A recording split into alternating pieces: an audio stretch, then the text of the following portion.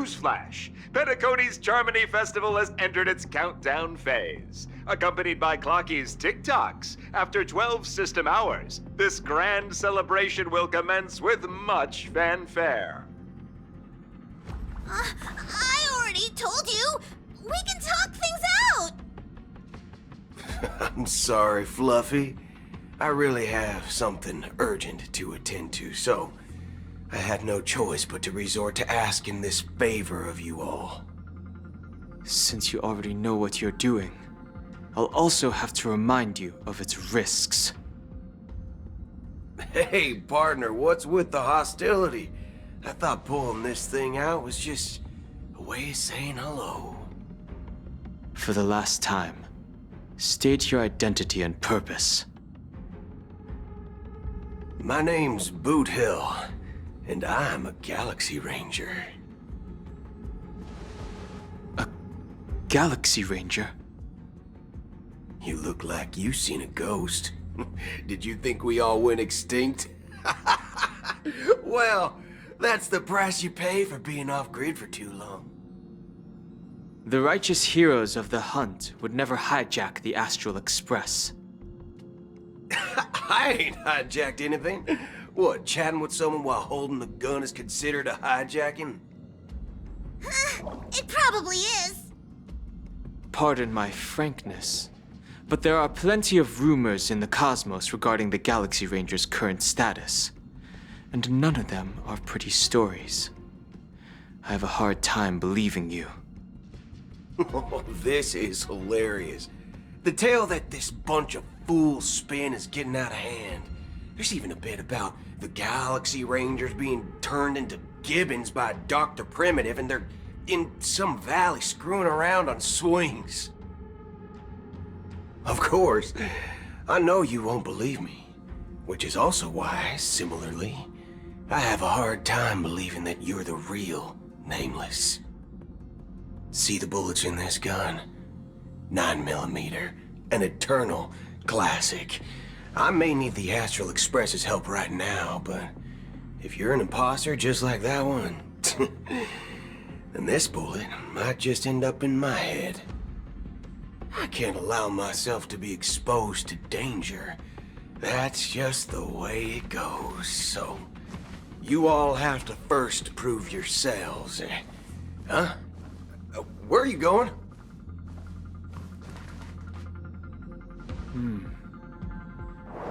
Recognize this? It's a model fudger. The Jade Abacus of Ally and Oath. The CN Joe really gave this to you guys? Model fudger? This is the Jade Abacus gifted to the Express by the Shenzhou Luofu's general, Jing Yuan. Its presence on board serves as the Shenzhou Alliance's official recognition of the Express. Is that enough? Not bad, kiddo.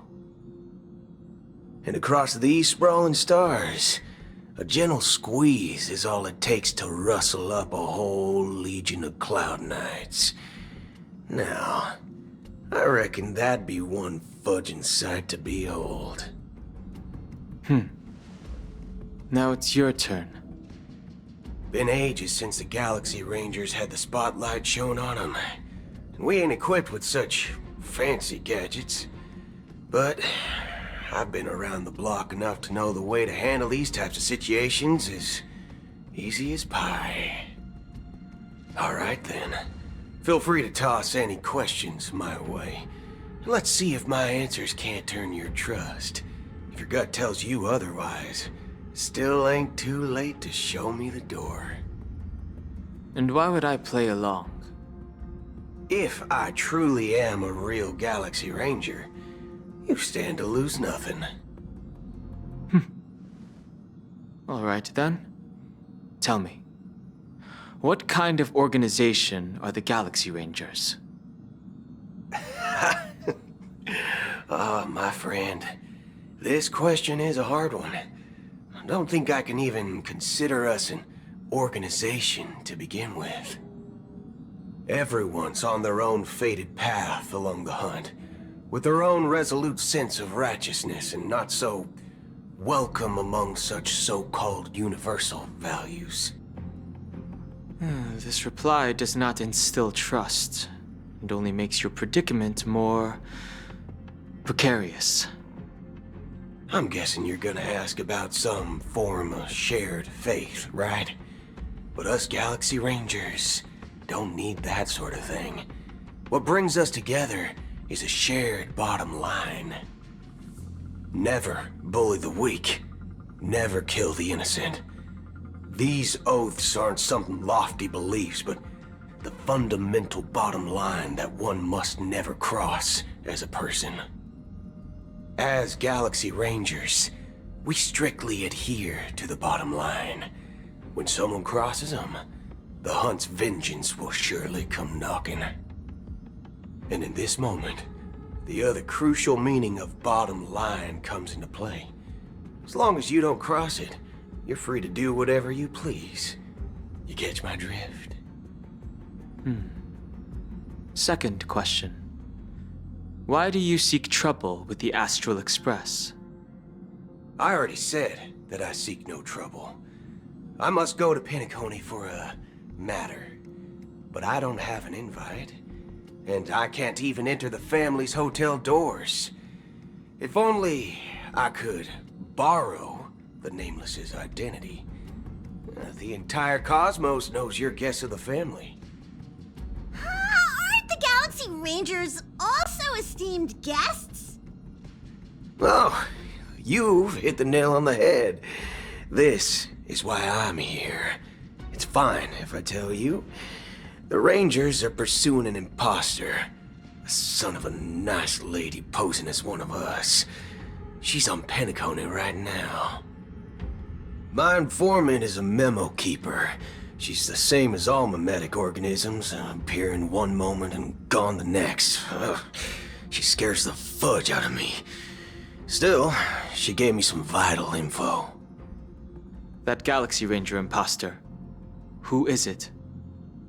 Is that the third question? Is it a hard question? It isn't. Just that you might not believe me. That person calls herself Acheron. And according to our informant, she could be an emanator of nihility. That's impossible. That's what I said. Don't worry. When I first received the news, I had the exact same reaction as you. IX never gives anyone so much as a first glance, and that's perfectly normal. What reason would they have to bequeath strength unto mortals? Then you must know that emanators can also conceal their own identities, which, for many people, it's better that way. Otherwise, there'd be wanton bloodshed across the cosmos, or even, perhaps, turning their back on the path they're supposed to follow.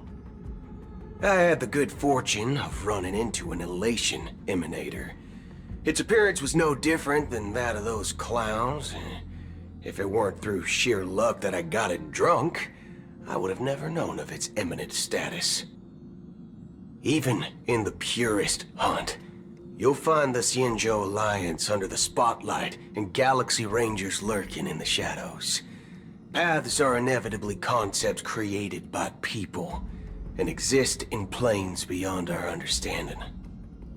To reckon that nihility emanators don't exist, well, maybe we just ain't nihilistic enough. So, do you understand now? Your companions are in danger, and it's pretty harrowing. If you don't want to believe me, you'd best send a message to them, but I'd advise you to move fast. We don't know what's happening in the dreamscape or how much of what the memo keeper said is true. And that Acheron, who knows what she intends to do?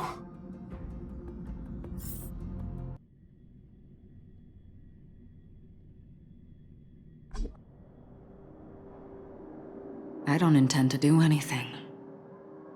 That's not up to you. Did you know? People who come to the land of dreams for the first time, they'll subconsciously stop to reaffirm that they're still walking on solid ground. And then they will unanimously raise their heads to gaze at the sky. Be it reality or dream, staring at the sky is instinctual for humanity. Since the day that the golden hour was completed, it's always been there, watching over every single night of decadence. But now this night sky has been mercilessly severed, dyed with the mist of nihility, and this whole event happened within the course of a single slash of a blade. A single slash of a blade isn't really accurate. It was actually 2 blades, just that the second one was faster. That's not the point. Many guests who weren't supposed to be invited have gathered at this banquet. Even if the harmony is all-embracing, I have no choice but to show some of them the door. For the sake of Penacony and the peace. The planet of festivities has no place for you, a puppet of nihility. Those who live in the shadows do not bear the right to tread the illuminated stage. Speaking of living in the shadows, there's probably not much difference between us. It's only polite to reveal your true self, at least when speaking to others. Penacony's Dream Master.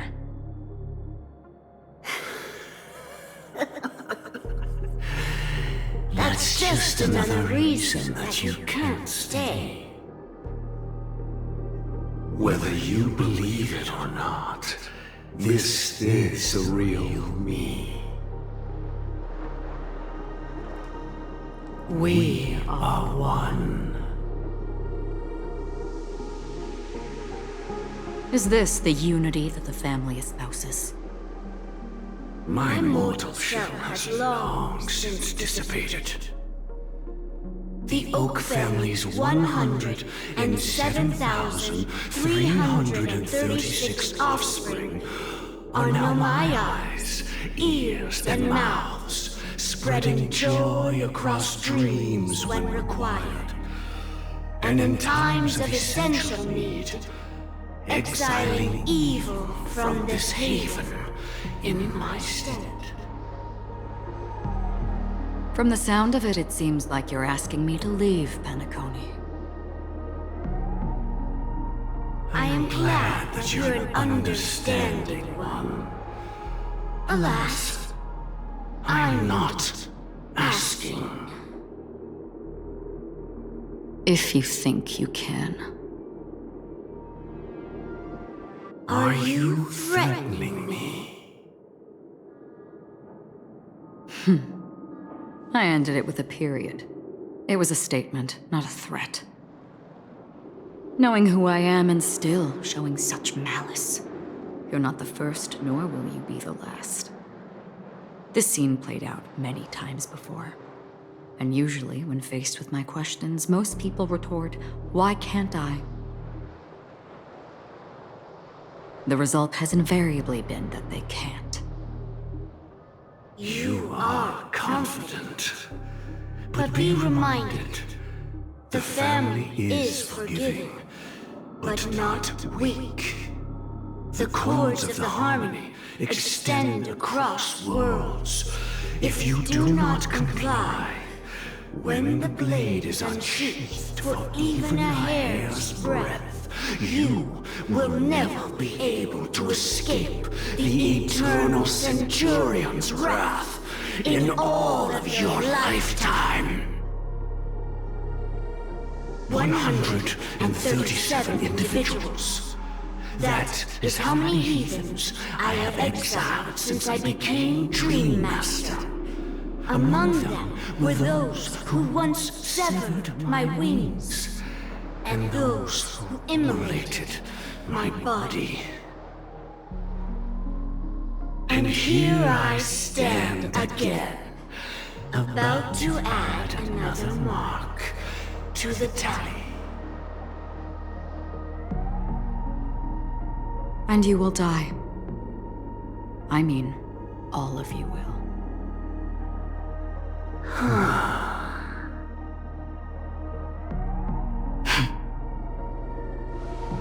But that won't come to pass. I'll do as you ask. I'll leave. A wise choice. I wasn't aware there was a choice. To you, that surely is the only option. Please bear in mind, you and Penacony are of different worlds. Those born on the far bank cannot seek solace across the river. Leave and never return. The radiance of the planet of festivities is overwhelmingly bright, luring in tricksters, wrongdoers, and criminals. But even the harmony itself will never welcome the self-annihilator of nihility. And even more so, when this self-annihilator heralds the destruction of everything. Your strength is obviously a gift of the sleeping and shapeless, immeasurable and fathomless, like a tributary spawned from the abyss that brings death and sin to all. Acheron, a befitting name. Take it from someone on the other side of your so-called river. You know better than I do that Penacony has already deviated from the harmony. Whatever your intentions may be, I foresee only one outcome. Its future holds nothing but nihility. Just like all the worlds that have drowned in their shadow.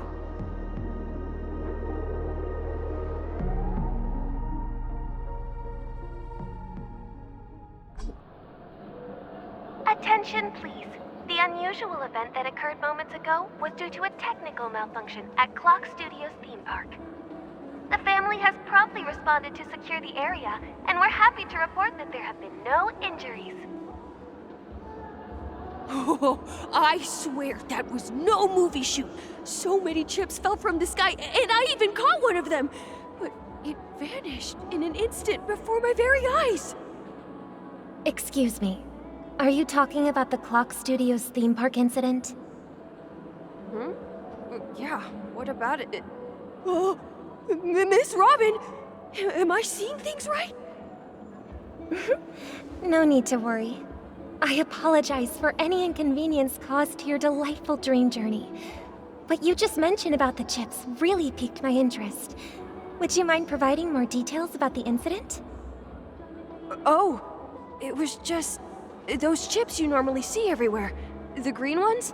They fell from the sky as if it were raining. And then those chips simply disappeared. It appears to be the Dream Sim tech the Iris family has been developing. Huh? Miss Robin, you mean those chips were all part of a performance? But I really... Shh. This technology hasn't been made public yet. It was originally planned to debut at the Charmony Festival, but it seems it's been leaked. Can you help me keep this secret? The raining chips, We're supposed to be part of my act. Oh, I see. Then it all makes sense now. I'll do anything to help make the Charmony Festival a success. Thank you. As appreciation, I'd like to give you a token gift. Oh, this button is... Press it at just the right moment in the celebration, and there could be an unexpected treat in store for you. All right. It looks like there are other guests who are also confused. I'll have to excuse myself. Please, enjoy the dreamscape. So many people talking about it. This commotion at the theme park definitely made waves.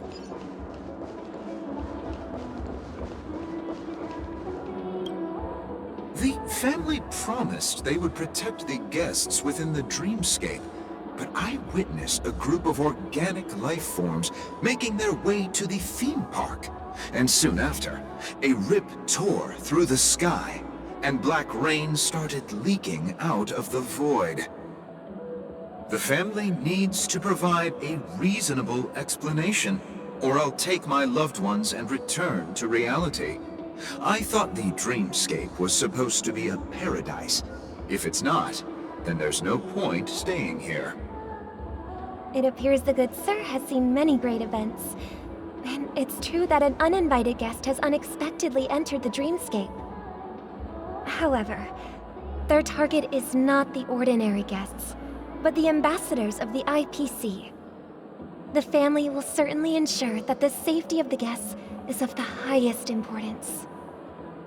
Miss Robin, I know the Bloodhound family has already sealed off the theme park and has control over the situation, but it won't resolve the problem.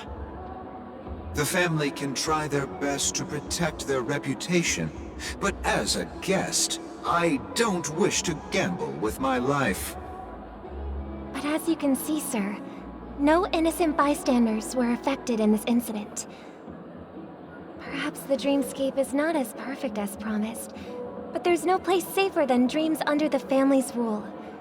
I believe you know this better than I do. If this incident happened in real life, how many people would be able to walk away from it? I could stay here, but keep in mind, guests come to Penacony to enjoy the dreamscapes. They do not wish to be entangled in a conflict between the family and the IPC, so let's not have any more unnecessary incidents. Of course. With the Charmony Festival about to commence, we will spare no effort in our preparations. Rest assured. To express our apologies, the family has arranged this gift for the guests. Thank you for understanding.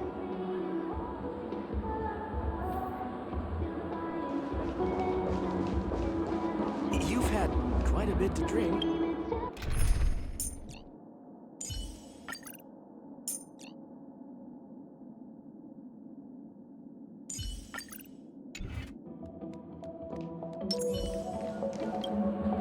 Hello. May I ask what happened here? Nothing to be worried about. There's been a small rehearsal mishap at Clock Studios theme park. Please stay calm. Hey, are you a fool? You don't even recognize Miss Robin? Who do you think you're talking to? Huh? I'm sorry. I've just been transferred to the Bloodhound family, and I'm still not too used to working on the streets. I didn't realize it was you. I'm so sorry. Hey, don't sweat it. You guys have a tough job. I know how it is. How's the situation looking? Oh, we've sealed off the theme park. Most guests are used to bizarre phenomena in the dreamscape, and so far, no threats have been detected. We can expect order to be restored soon. Rest assured, Miss Robin will intensify our patrols to ensure that no incidents occur. I trust you guys. But regarding what happened in the theme park, what do you hounds think about it? It's okay. Feel free to speak your mind. Well... Actually, I was there shortly after it happened. Is it true that the IPC's ambassadors came with ill intent? And that Galaxy Ranger who easily cut through the sky? Miss Robin, tell you the truth, everyone's been talking about it. The myriad factions on Penacony have already been causing unease for everyone. Thank you all for your loyalty towards the family. The planet of festivities has indeed run into some trouble. The representative from the IPC, he's trying to regain ownership of Penacony and is prepared for a hostile takeover. Of course, the family did not agree. The result of the failed negotiations is as you see it now. No wonder. So this is the main reason why the IPC staff are banned from entering the Dreamscape. Did they apprehend the troublemaker in the end? Don't worry. Mr. Sunday is currently tracking his whereabouts, and he'll have something to show for it soon. However, given the situation, the IPC surely won't let this go easily.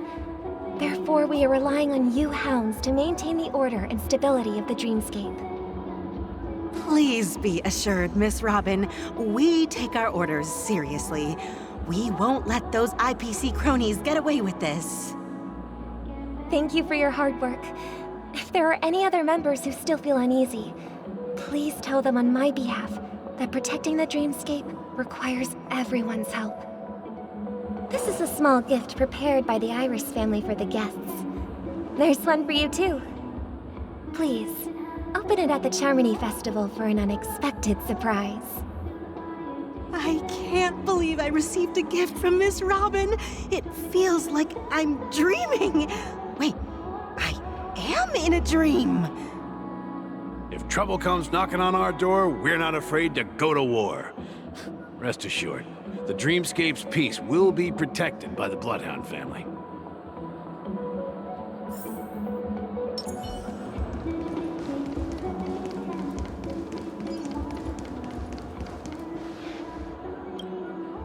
Miss Robin? That's the renowned cosmic superstar, Miss Robin! I didn't expect to meet a fan here. I'm honored. Welcome to Penacony, a world filled with wonderful dreams. I can't believe I'm actually meeting the real Robin! Shouldn't you be preparing for the Charmony Festival? Preparation is important, but the ceremony is fundamentally about sharing the Great One's harmony with everyone. If there's a chance to sing with everyone, I will not refuse. Regarding the recent mishap, I understand it negatively impacted some of our guests. As a member of the family, it's only right for me to come forward and offer my apologies to everyone. But, are you sure it was actually a mishap? Everyone saw those chips descending like rain and the red light tearing through the sky. Claiming it was merely special effects seems a bit far-fetched. Plus, I met that generous gentleman. He looked really out of it and kept talking to himself. Is this also part of the performance? Everyone, please do not panic. I believe that the family will give everyone a satisfactory answer in due time.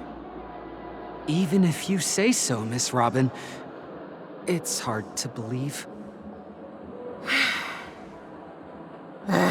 Some people just never listen, do they? It's never ending. It just goes on and on. I'm getting really tired of this. Miss Robin? Still, I suppose I should keep on helping everyone. I am the epitome of joy, kindness, and goodness, after all.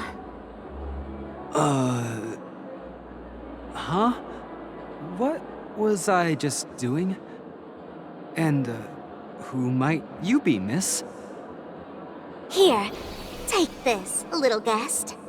This gift has been specially prepared for you by the family.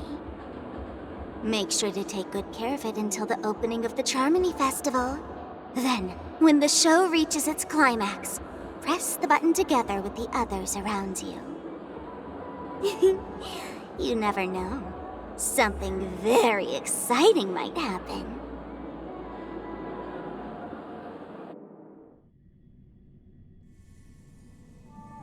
We're back to all began. You entered the golden hour from this place.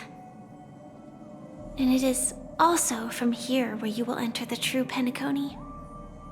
It is a pleasure to journey alongside you once more. But it's time I laid bare the entire truth before you. As you might have heard, I also go by another name. Stellaron Hunter Sam. I know you have many questions. Do you remember when we encountered death in that strange dreamscape? When I was caught by that meme? In that instant before it killed me? I saw the reflection of another dreamscape in its ghastly pupils. So, following the clues in the script, I came up with some theories about the meme. That's why I instructed Silverwolf to issue invitations, drawing everyone to the Dreams Hotel. I intended to call upon death before you arrived, to solve the riddle using more direct means, and then invite you to join. However, contrary to my wishes, I couldn't defy the script. And I didn't get a chance to explain it to you. It is how you see now. I was impaled by the bladed wings of death. The heavy pressure of concentrated memoria miasma exploded in my mind as if it was actually reality.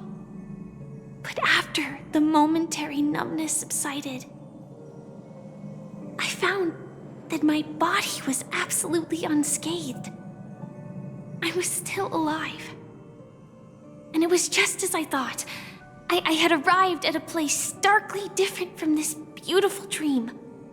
Beneath the dreamscape of Penacony lies another, more chaotic, more primal memory zone. Its name? Land of the Exiles. And so, then I returned to the hotel in the dreamscape, hoping to tell you of its existence. Yet I could not reveal my own identity. So, I could only divert your party's attention and lure you away from the battlefield. And after all my attempts proved futile, it wasn't until not long ago when a crimson blade of light shattered the high wall of the dream, causing you all to fall far into the abyssal depths of the dreamscape, that I was able to awaken you and your companions one by one. And that's it. That is all that's happened so far. I know it's tough to believe all this without reservations. I just want to say, you are very close to the final answer. Just one more thing needs to be done. And then I can prove it to you. Now, let's leave this place. Please close your eyes. Take a deep breath and visualize the dreamscape's outline in your heart.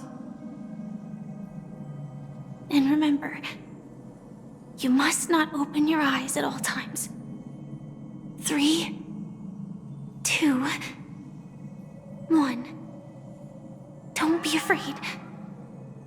The one who has come to greet us has arrived.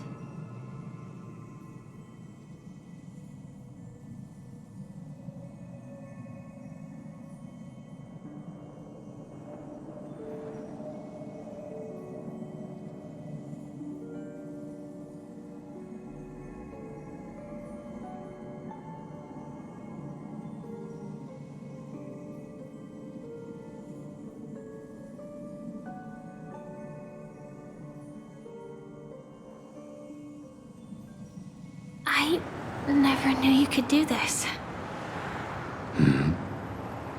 Do you have a driver's license? I do.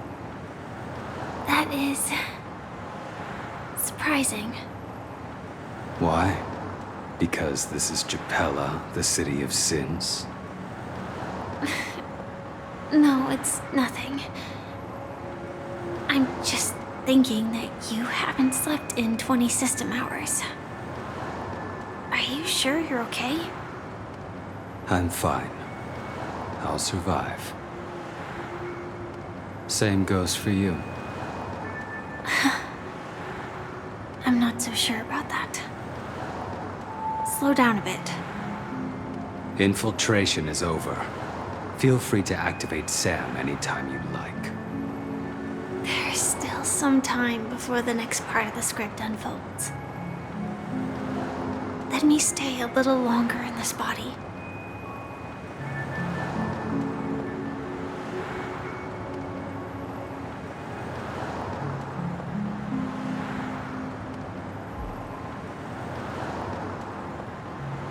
Such a long tunnel. Didn't feel this long when I set off. In half a system hour, it will lead us to Kafka. And then comes the downfall of the Japella Brotherhood.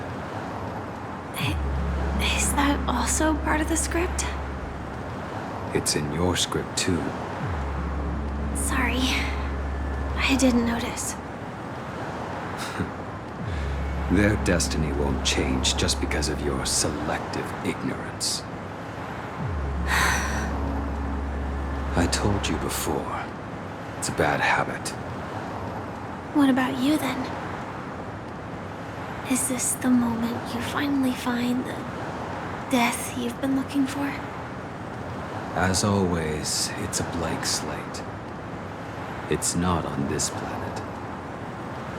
Why the sudden inquiry? Because I'm currently in a car with a sleep-deprived driver. I just want to get there in one piece. This car has full self-driving capabilities. I'll just put my hand on the steering wheel. Will that do?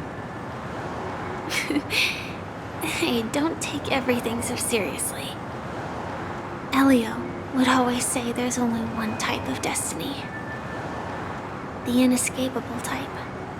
He can see the future, and we, likewise, are aware of our predetermined end. But before that moment arrives, we can still choose what we do. We all have this right, don't we? After today, Japella's name will disappear from cosmic history, and the Everflame Mansion will take its place. In the not-too-distant future, you'll receive an invitation. That's your next stop. Land of the Dreams.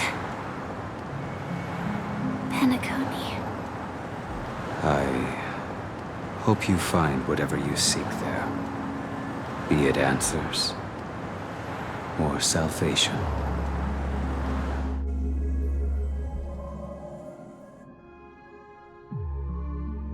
Yeah. Glad to see you're safe and sound. Close your eyes. This is the answer. Isn't it incredible? The monster that we have always known as Death is actually the guardian of the land of the exiles. It abides by a certain rule, abducting people from their dreams and bringing them here. The question that has been perplexing us, does death really exist in the dreamscape, appears to be a cognitive trap. It was laid by those orchestrating events from the shadows to cover up the truth behind the disappearances and the existence of this fortress known as Dreamflux Reef. Every emergence of that meme is related to the Watchmaker. Since Dreamflux Reef is where it brings its captives, it's likely that many of our long-standing questions will be answered in this place.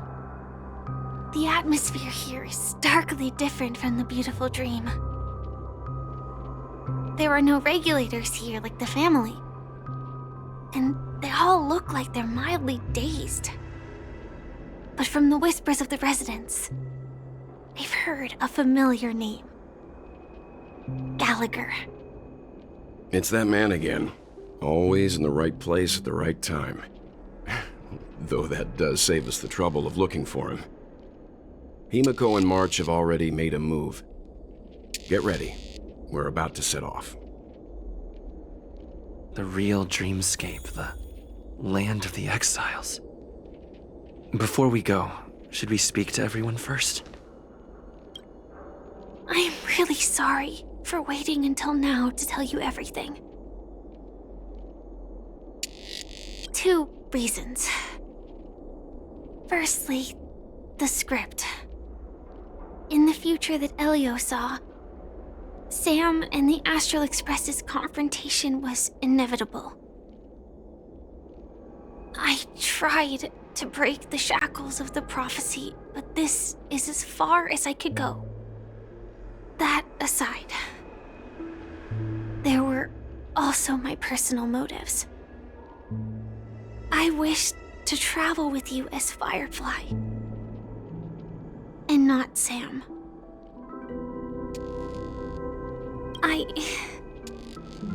I get it. Being cautious around a Stellaron hunter isn't a bad thing. Elio only gave me one instruction. Allow the Astral Express to pursue the Grand Legacy. It means that the Watchmaker's legacy holds great significance to trailblazing. And to you. Elio's scripts used to revolve and expand around certain specific Stellarons. But with your appearance, this condition has apparently ceased to be appropriate. Perhaps he also saw the impossible in the future. Do you still remember that medical cabin I told you about? Well, that's Sam. It belongs to the Iron Cavalry of Glamoth's Firmament Frontline. A Firefly Type 4 tactical heavy assault mech. It is the cradle of my vitality. And the meaning of my birth. And for the longest time it was how I should have looked to the rest of the world. The timescale of Dreamflux Reef differs from reality, so we mustn't lower our guard. You're sensitive to Memoria. A slight misstep, and you could get lost in this memory zone.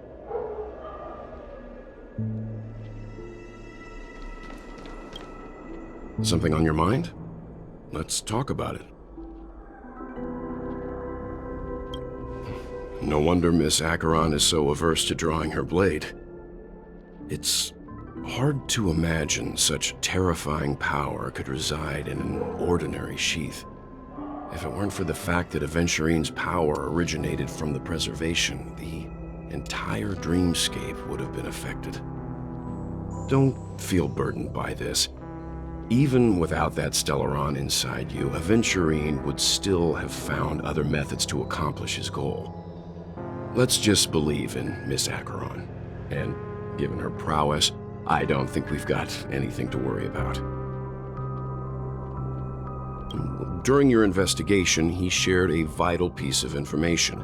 Mikhail, the former watchmaker who collaborated with the family to construct the Penacony we're familiar with today, had a falling out with the family for specific reasons. But this is precisely where the problem lies. You were clearly investigating a murder, so then why, as a security officer, is he changing the subject to talk about his past with the watchmaker? And now, with Firefly mentioning his name again, it's hard not to be suspicious. Before we found you, she'd already revealed her Stellaron hunter identity and shared a lot of information. Who would have thought that the Molten Knight's true identity was actually a young girl? For her, this is a secret that she cannot allow others to know. That being the case, I think we can believe she's willing to cooperate. But she didn't reveal all her secrets. I just can't shake the feeling that her situation is different from that of the typical dreamer. And I hope that doesn't lead to any dangerous predicaments. I hope you've regained a little composure. We'll move out when you're ready.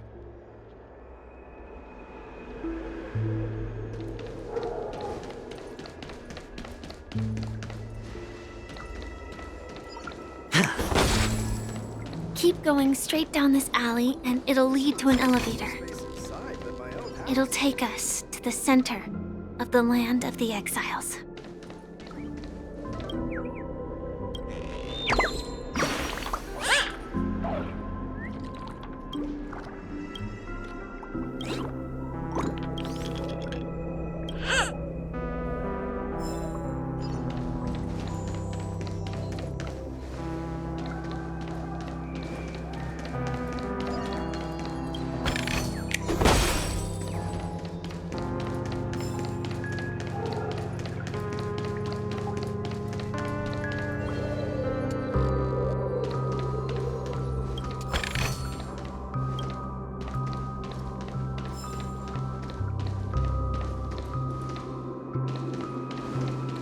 What a huge clocky. Looks like the watchmaker also left his mark on Dreamflux Reef.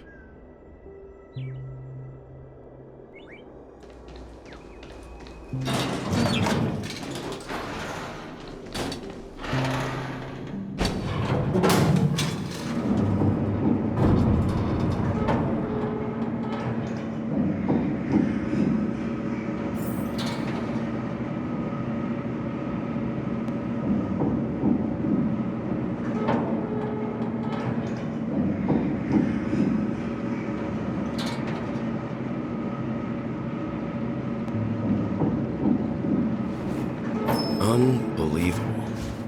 To think there's a settlement of this size within the dreamscape, and all beyond the family's reach.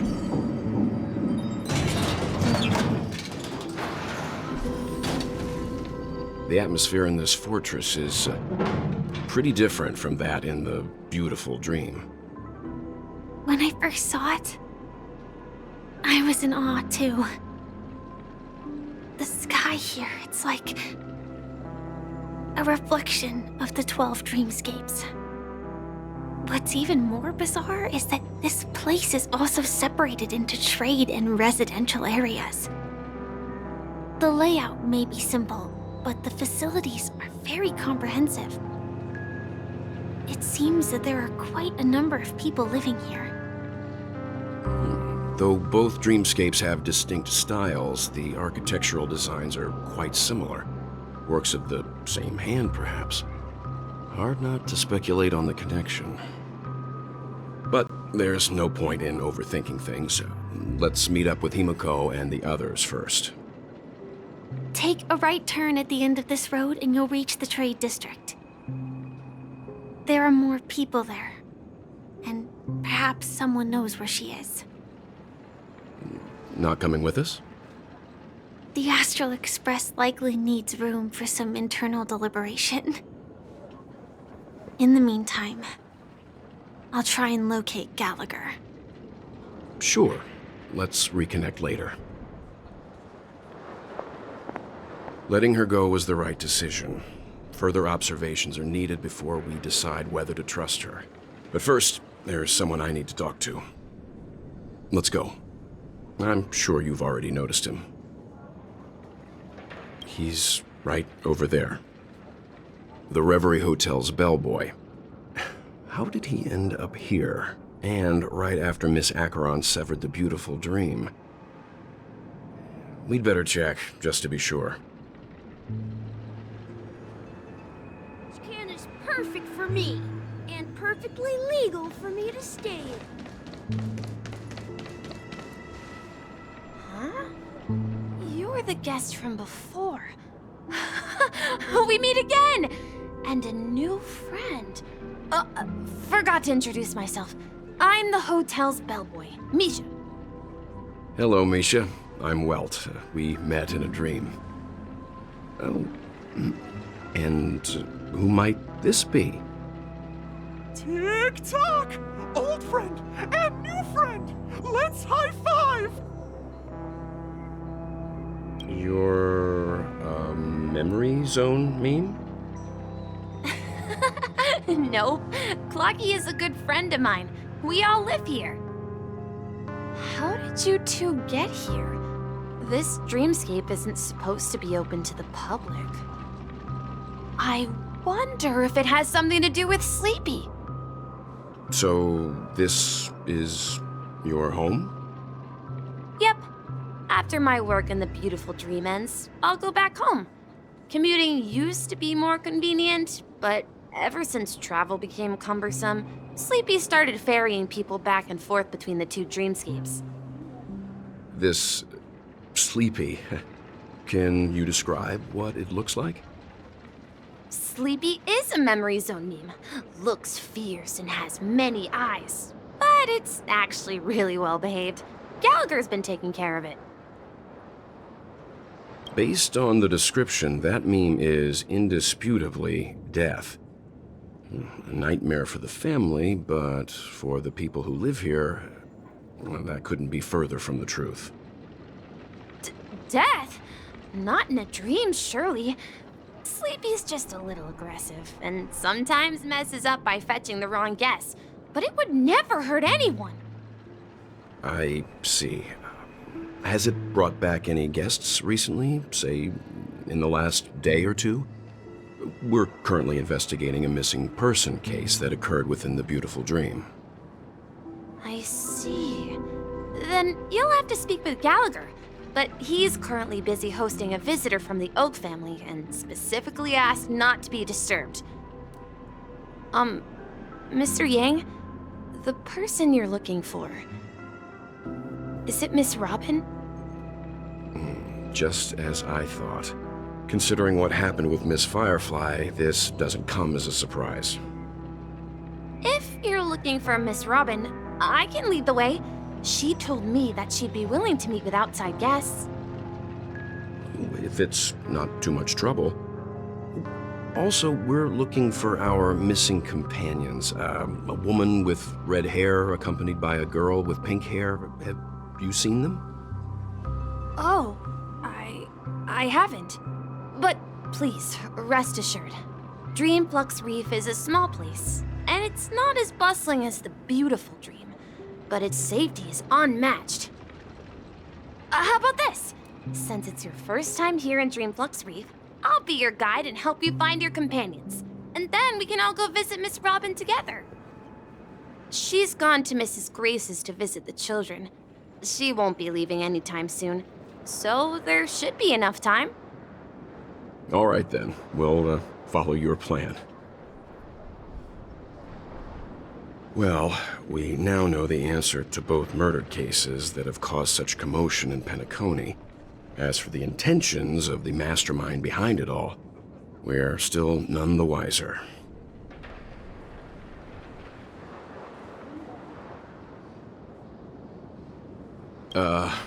No idea. But its connection to Gallagher is worth digging into. Regardless, we have to find him. Say, you mentioned before that you saw a Clocky that only you could see, right? I can't shake off this strange feeling. Am I really still so young at heart? Forget it. It's not important. We'd better just follow Misha.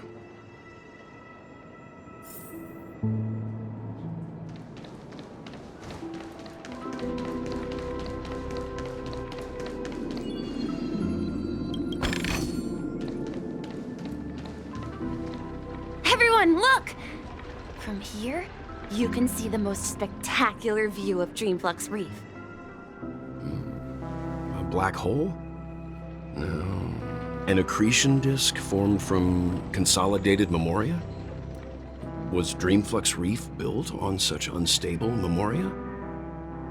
Oh, so Mr. Yang is also versed in Memoria dynamics. I was just trying to figure out how to explain this huge hole to everyone. I bet you guys have a lot in common with Miss Kami.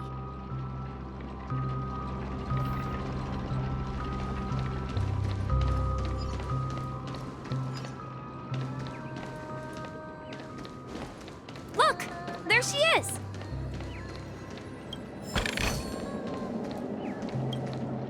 My calculations are finally done. In another 10 system hours, the above dream will swallow the dream below. My hypothesis was correct. This place will cease to exist as the dream devours everything. Who are you all, and why haven't you left yet? This place is about to disappear. I'm Kami, a dreamscape surveyor specializing in Memoria dynamics, and this is my life's work that I'm researching. See that huge gaping hole? It was just a narrow rift many years ago, but now it's grown into a giant hole. The surrounding Memoria has been flowing towards the other end of the hole at a constant velocity, slowly but surely. But the scary part is, according to my calculations, the flow rate of Memoria has recently changed, and it's faster than ever before. It's almost as if something is sucking it in from the other side.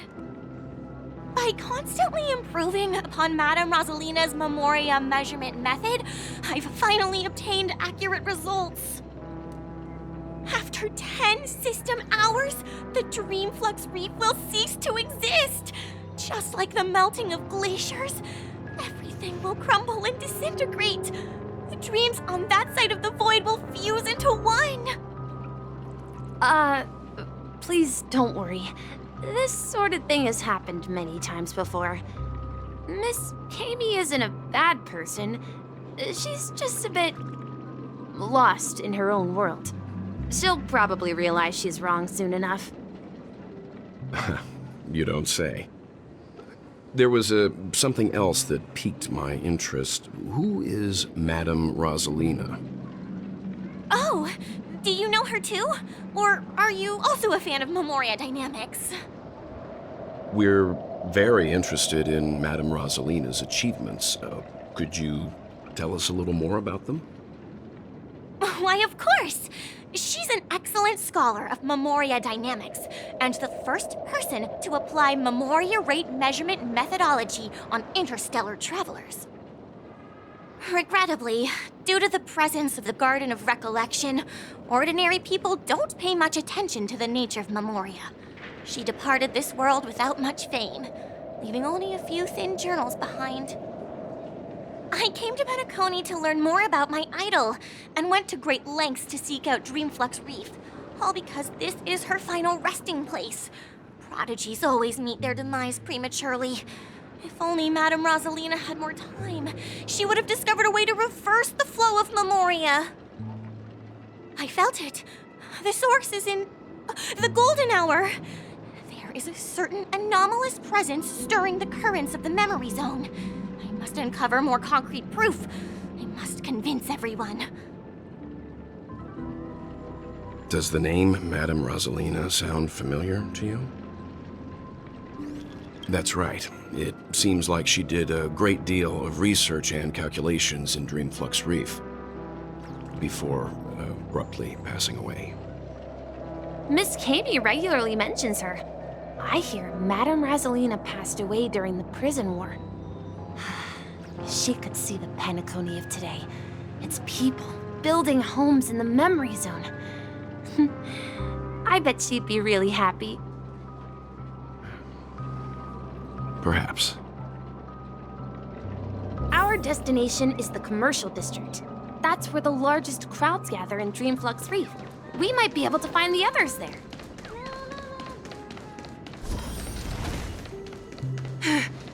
Let me go! Please, come to your senses. I'm begging you. Ghost! There's a ghost! Don't come near me! Oh my. I'm human and so are you. Can you get a grip? Mr. Yang and Mr. Trailblazer, I've been waiting for you. Quickly, come help. I bumped into a member of the family on the way here. He was so scared, and I just wanted to calm him down. But... Let me go! Let me go! I've only done good in my life. Why can't I rest in peace after death? Well, this is how it turned out. Me? A ghost? Don't make me hit you. He thinks he's dead. Although, when I first fell in, I also thought the same. Dear guest, this is not the afterlife. This is Dreamflux Reef. That's right. Did you hear that? Repeat after me. Dreamflux Reef. You're talking to someone invisible. If I'm not dead, what am I? I shouldn't have pushed my luck and tried sleeping in my dream. Curiosity kills the Papashi. Stop asking! You'll alert the monsters. All the dead are right here. All of them. You're not talking about the Memory Zone meme, are you? Don't say that name! It's all your fault. They're coming!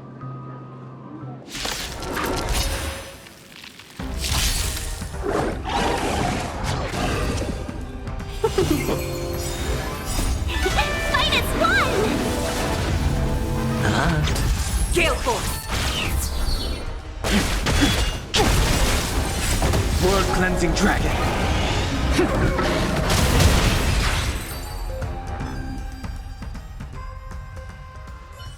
He passed out.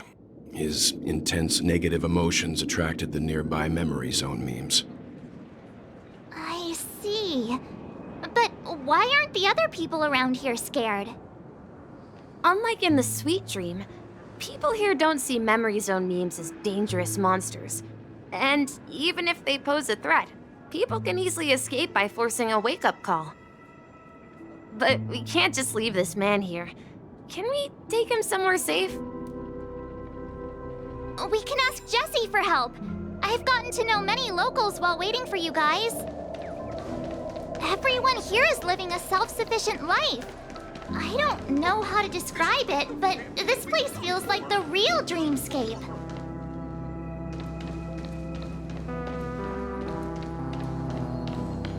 Let's see how you handle a stroke of genius like this.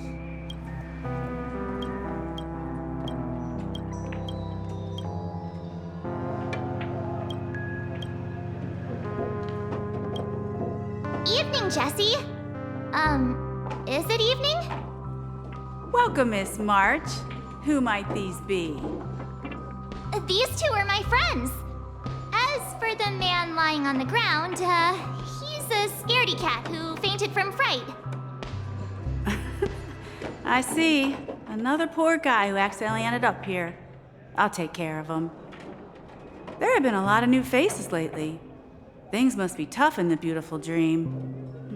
The few remaining havens of freedom in Asdana will soon face trouble. Do such things often happen here? Not really, but they're becoming more frequent now. Guess it's one of the signs of the Sweet Dreams collapse. This man has had quite the shock. Could you help me find a Halovian lady, March? Her songs can heal mental wounds. A Halovian lady? That must be Robin. She's also here in Dreamflux Reef. Huh? Robin? But I thought she... Oh, right. If Firefly is here safe and sound, then it means Robin must be okay too. Misha is about to take us to her to find out what happened. But before that, let's meet up with Himiko. You were with her earlier, right? We met some stowaways in the residential area. Most of them came from neighboring star systems. I heard that places like Dreamflux Reef are scattered throughout the memory zone of Asdana. Like islands in the ocean. They existed before the family arrived. I also heard that when Dreamflux Reef took shape, it was the center of all dreamscapes in Penacony. If that's true, it's no wonder there are so many similarities between this place and the Sweet Dream. Himeko must be gathering information. Let's hurry up and get going.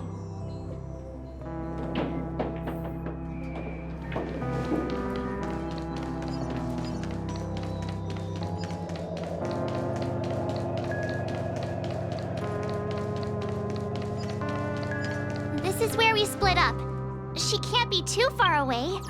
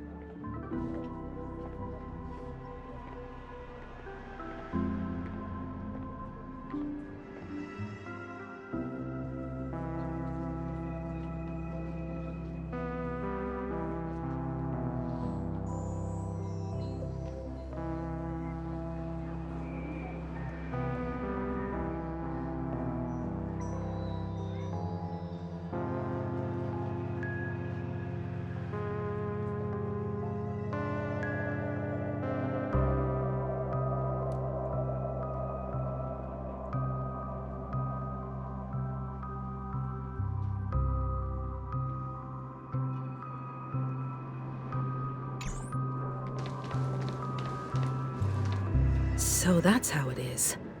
I never imagined we'd gather the remaining details here. To borrow Gallagher's catchphrase, what an unpredictable twist of fate. Himeko, here they are.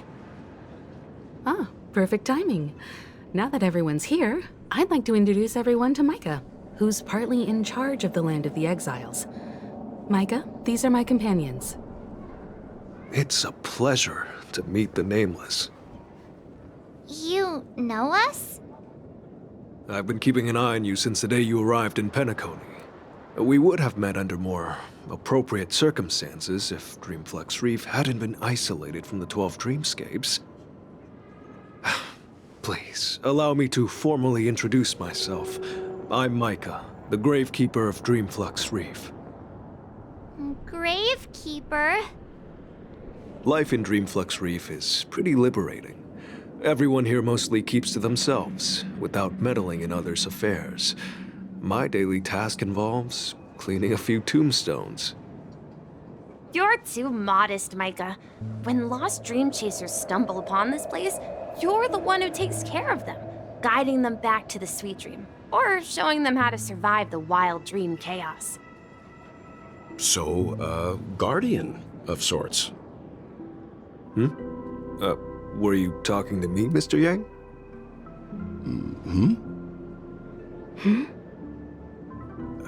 On that note, Mr. Mika, which tombstones are you referring to? We didn't come across any graveyard when we arrived.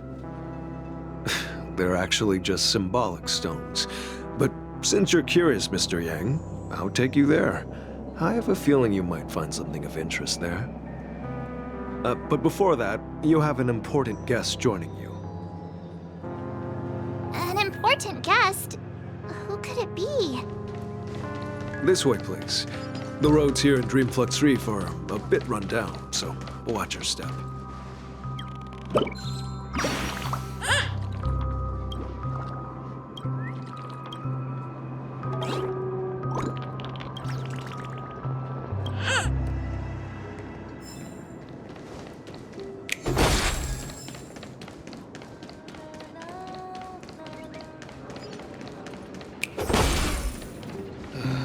I'm just a wallflower.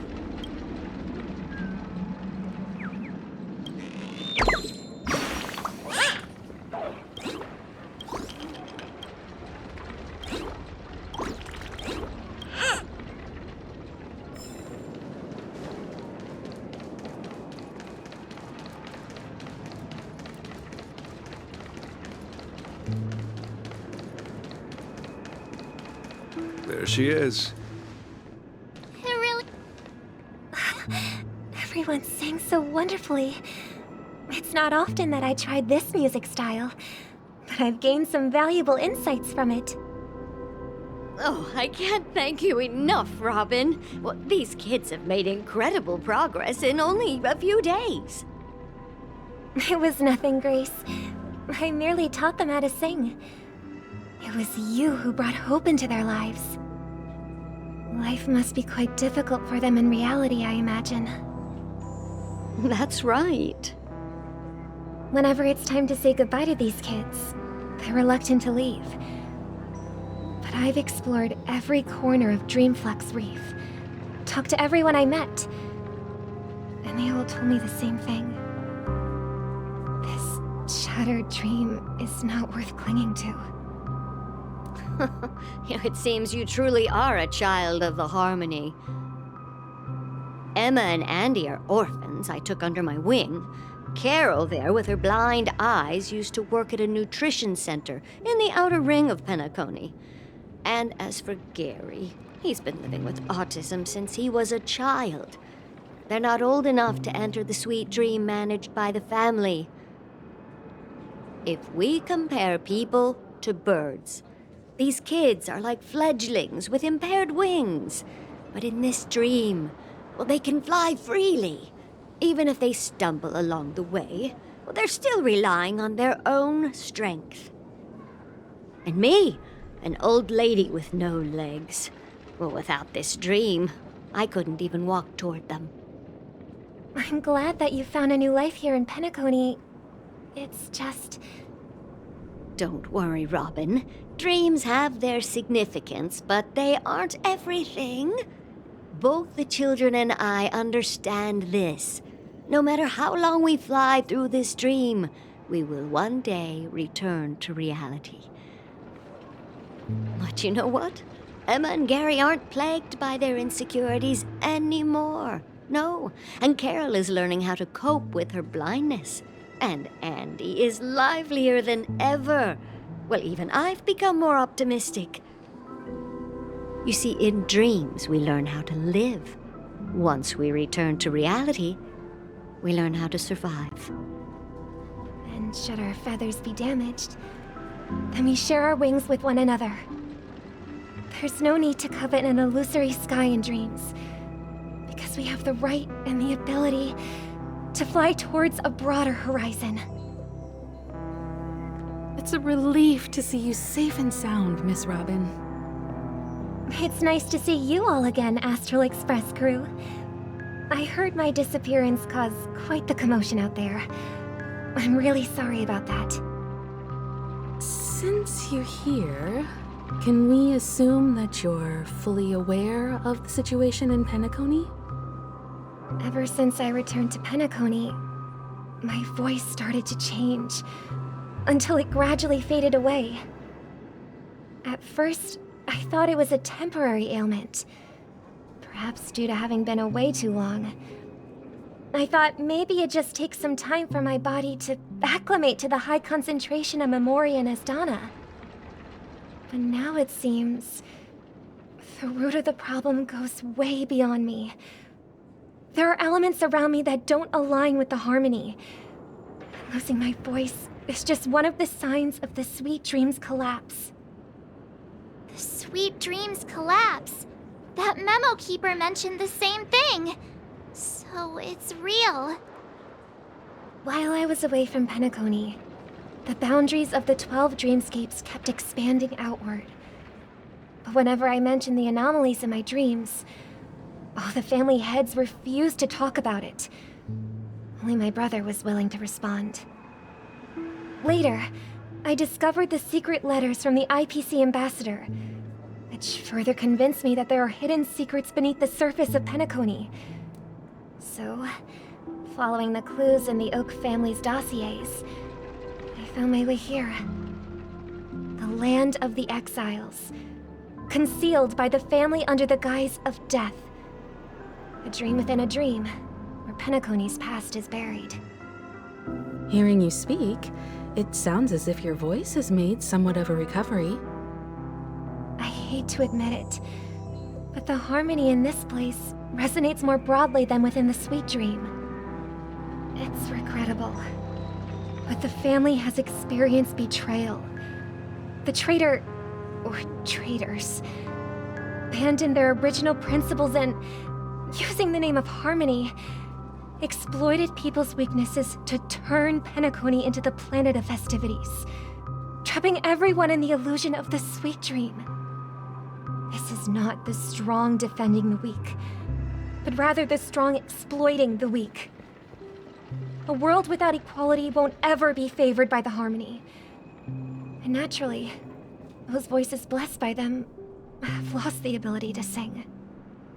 Could there be another force influencing the family's shift in philosophy, Miss Robin? Considering what happened with Acheron, it's difficult to conceive of another entity within the realm of the harmony capable of influencing everyone. Unless a power surpassing that of an emanator is involved. I'd heard about what happened to the Xianzhou Alliance, but as far as I'm aware, the family hasn't faced any such external interventions. Who knows? Perhaps I've just been away too long and missed something. Regardless, I cannot accept my home is moving towards the very opposite of what the harmony represents, while still claiming to uphold it. I must uncover the reason why Mikhail cut ties with the family, and who exactly it was who betrayed us all. Do you remember our arrangement, Mr. Micah? Well, here's my answer. I've decided to forgo my role, and never step foot on the Charmony Festival stage again.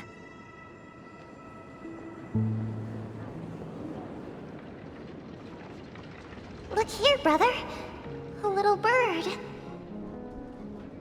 Looks like a fledgling Charmony dove. But Charmony doves don't live here. So how did this little bird get here? Maybe its parents abandoned it? It looks weak and frail. Why don't we find something soft and make a nest for it? This place is too dangerous for a fledgling. Let's take it with us. We can put it on the wooden shelf in front of your window. Okay. A bird like that must have a beautiful singing voice. But where will it live? I'll ask the family head to build a cage for it. A cage? But then it won't have the freedom to fly, right? Let's see. What is it that has captured the attention of the two best interpreters of the Great One? To the point that they've forgotten how to enjoy their dessert. Oh, poor little thing. Doesn't look like it's doing well. Do you want to rescue it? I do. But I don't want to lock it up in a cage. Why? Even if it's small and not fully feathered, and can't sing. I didn't come into this world just to be locked up in a cage. Birds... they should be flying free in the sky. That's quite the romantic idea. And what about you, a young scholar? Do you agree with your sister? I think she's right.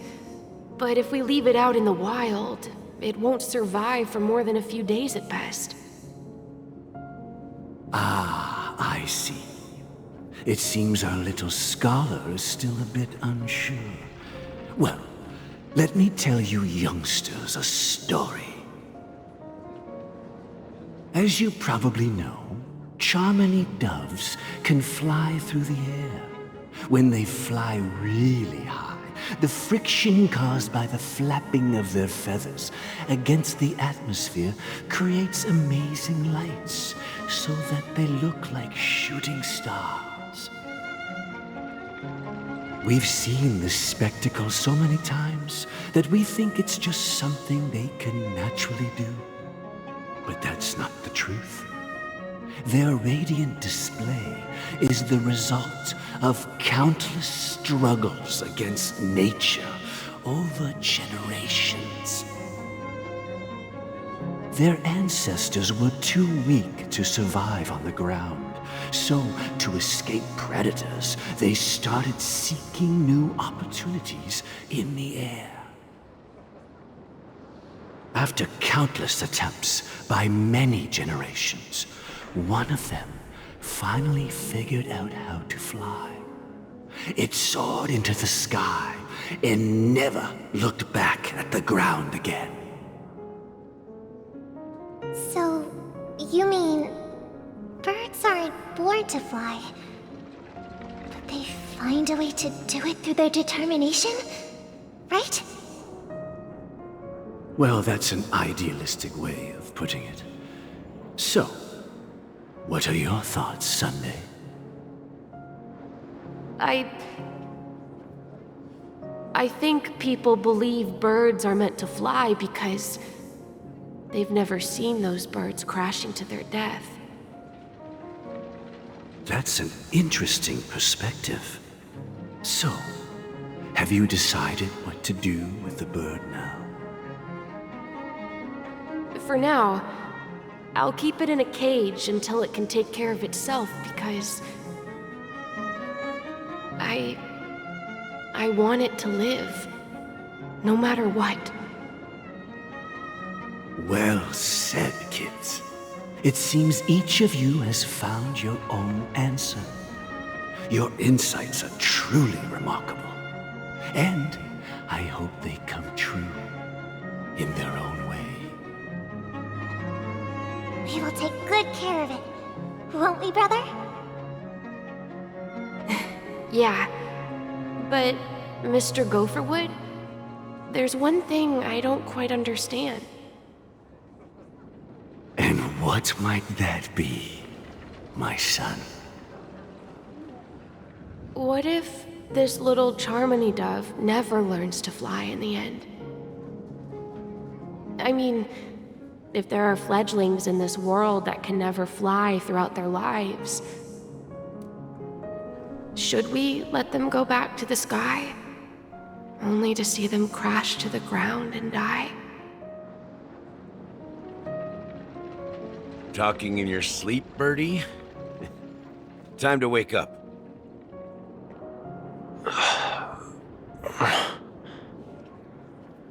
Huh? Need a hand? I'm still alive? Yeah. Happy about that. Where is Robin? Tell me. Now. I knew that was going to be the first thing you'd ask. Don't worry, your sister is here, safe and sound. She's probably walking around the streets now. If I were you, I'd be more worried about myself. After all, right in front of you is the guy who just stabbed you in the chest with a dagger. If you wanted to kill me, you wouldn't give me the chance to speak. Just tell me your demands, lackey of the Watchmaker. So, you figured out who I am, huh? No wonder you had the guts to go against the Dream Master and the Four Families. Looks like I made the right choice. Choice? You are aware of my plan and see through my act. Time is running out, so let's drop the charades. I'm suggesting we cooperate. Cooperate? What makes you think I'd cooperate with you? The fact that the famous Robin has chosen my side. Plus, some clues about a traitor and a bright future for Penacony. Any of that catch your interest? I find it hard to believe a man who's full of deception. Fine. You don't have to trust me. What you should trust is the sense of justice inside of you. Show me Robin first. All right, as you wish. Here she is. Huh? What's your trick this time? Just kidding. I mean, this lady will lead us to Robin, right? And the crew, too. There are too many people who you owe an explanation. That'd be great. Please follow me, Honorable Oak Family Head. Now, all the actors are on the stage.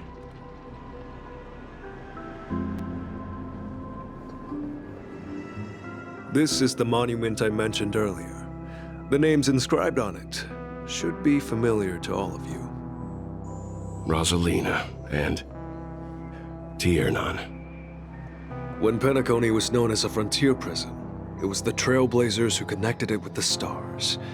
They were the heroes who saved Astana, and their names deserve to be immortalized, not just on this small stone tablet, but in the annals of history for all of time. However, today, the planet of festivities is nothing but sweet dreams. That heavy piece of history is all a distant memory. Just like that prison. If their names are inscribed here, then that means... According to Micah, they died long ago. Rosalina was killed during the War of Independence.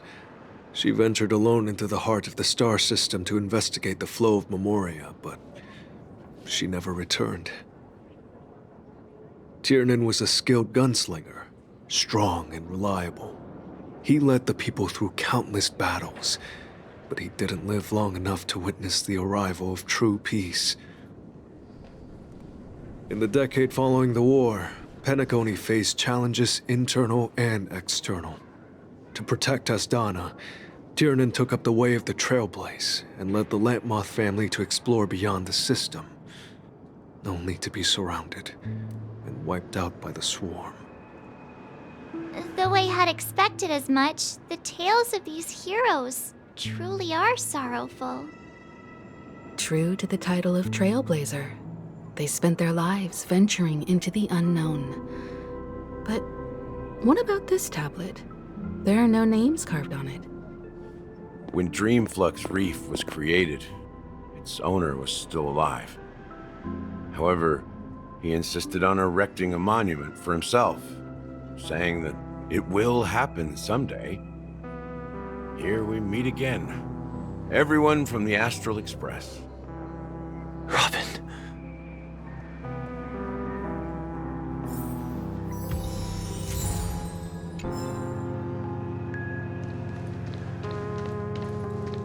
Brother.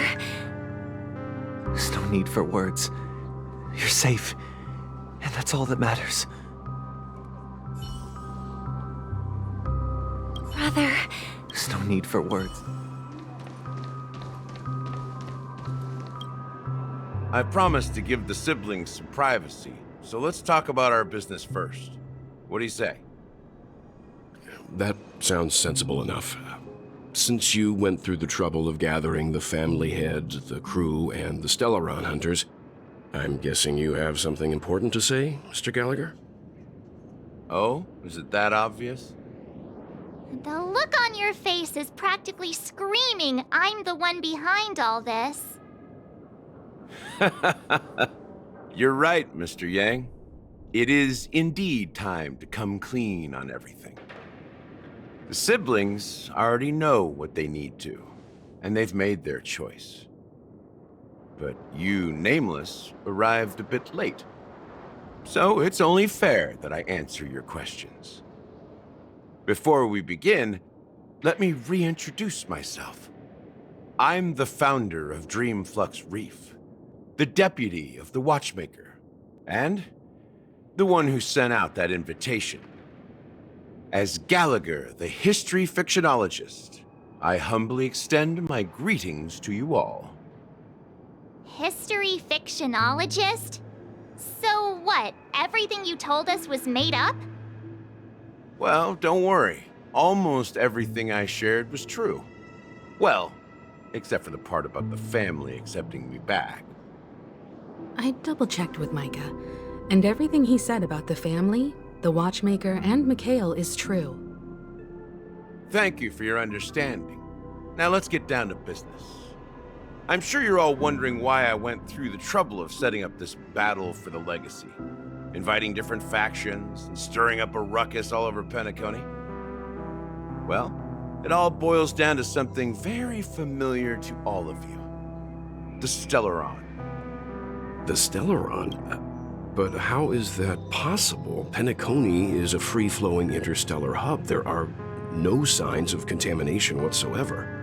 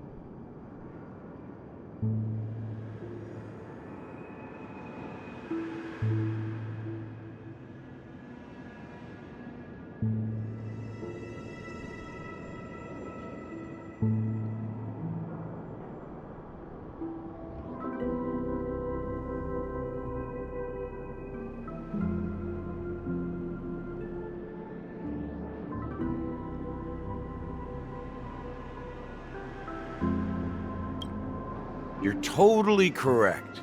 So, care to take a guess at what that means? How keen. Well, what should I say? I expected nothing less from the person here who is the most familiar with Stellarons. The sweet dream doesn't come out of thin air. If you think of the memory zone as the sea, creating the land of the dreams is like filling that wild ocean with earth to make an island. To achieve this feat, without the help of an emanator of remembrance or enigmata, the only way is to use a Stellaron. And that's not something you can achieve with a simple wish. It requires vast quantities of knowledge, time, and manpower. I'm sure you get what I'm hinting at. In Azdana, the planet of festivities itself is a Stellaron disaster. The planet of festivities itself is a Stellaron disaster? It all started a long time ago, back when the Watchmaker and his crew liberated the frontier prison. They faced countless challenges as they began building Penacony from the ground up. That's when the idea of using the Stellaron came into play. The Stellaron first entered the Azdana system during the war. The Nameless warned everyone against the folly of attempting to tamper with such a power, and most heeded their words. But there are always people in the shadows with ulterior motives. The turning point came after Tiernan's death. With two of the Nameless gone, the Watchmaker had to go to the front lines.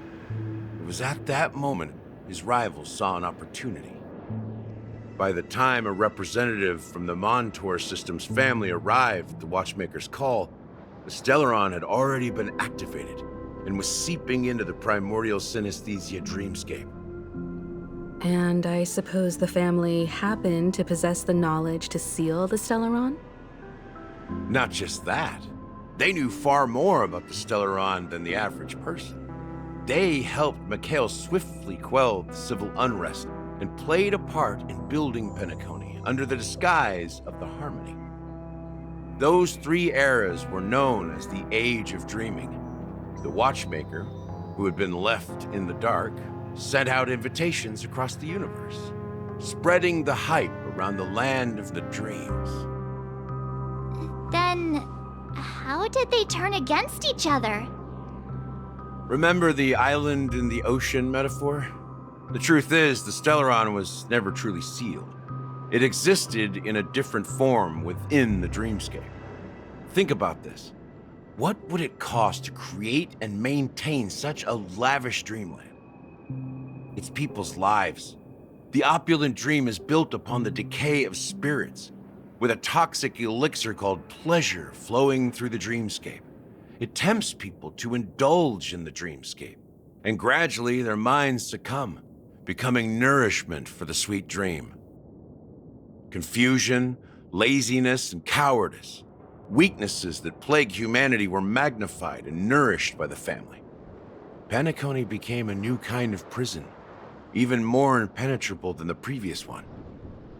Sadly, we realized this far too late. By then, the family had a firm grip on Penacony, swiftly quelling any opposition that arose. At my wit's end, I had to use the power of the Enigmata and sought refuge in this chaotic realm. Over the years, I created a meme within this dream for our use. Dormancy. That's its real name. We exploited a loophole. You see, regular people can't fall asleep again while they are inside the dreamscape. So this is the true meaning of the impossible. You sent out invitations in the Watchmaker's name to find forces capable of resolving the Stellaron disaster and draw them into Penacony to uncover the truth. It's not just that. Above all, I wanted to see what happens when the major factions engage in a struggle for the legacy. Since this is the Watchmaker's first announcement in decades, the traitor within the family is bound to reveal themselves. So, the legacy is just a facade. If you want to consider the Stellaron as the legacy, I'm totally fine with that. If that's the case, where is the Stellaron now? That's a question for Mr. Wings. The Stellaron is still under the family's control, and as the head of the Oak family, I'm sure he holds all the answers.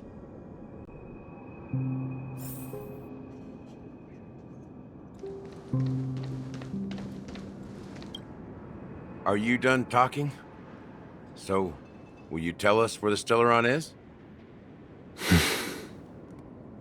It is the Penacony Grand Theater itself. As I suspected, it's the embodiment of the family. The edifice that first materialized within the sweet dream. That's what turned Penacony into its current state. As for the person who employed its power, it is in fact Mr. Gopherwood, the current Dream Master. Well, that was easier than I thought. Did you conduct your own investigation already? Correct. When I was trying to track down the person who murdered my sister, apart from you, Gopherwood was my second suspect. Confronting me first turned out to be a smart move on your part. I didn't have other options. The Dream Master has been elusive, and even the heads of the families can hardly get an audience with him. Moreover, Mr. Gopherwood has been kind to my sister and me. And I didn't want it all to end like this. What do you mean by that? To be honest, My brother and I are also victims of the cancer of all worlds. We grew up as orphans, and were adopted by the family when they came to help. Mr. Gopher Wood recognized our potential and brought us to Penacony. But I can't just stand by and watch Mr. Gopher Wood become an enemy of the Harmony. I won't use my voice to support an evil cause. I won't step on that stage and sing, no matter who the traitor is, or what orders they give me. I won't let the Charmony Festival become an event that destroys Harmony itself, or the paradise in our dreams. Indeed. For the paradise in our dreams. As the head of the Oak family, I'm responsible for ensuring Penacony's promising future. Robin and I will head into the Sweet Dream and confront the Dream Master. And if it turns out that the family has truly strayed from the Harmony, I'll fight alongside you. We'll put the Charmony Festival on hold and make sure Mr. Gopherwood pays for his blood debt.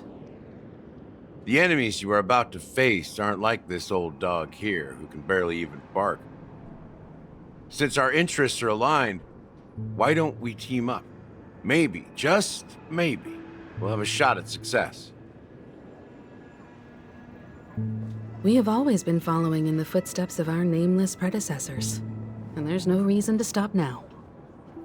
Yeah, we Nameless won't back down from a challenge. Isn't that right, Mr. Trailblazer?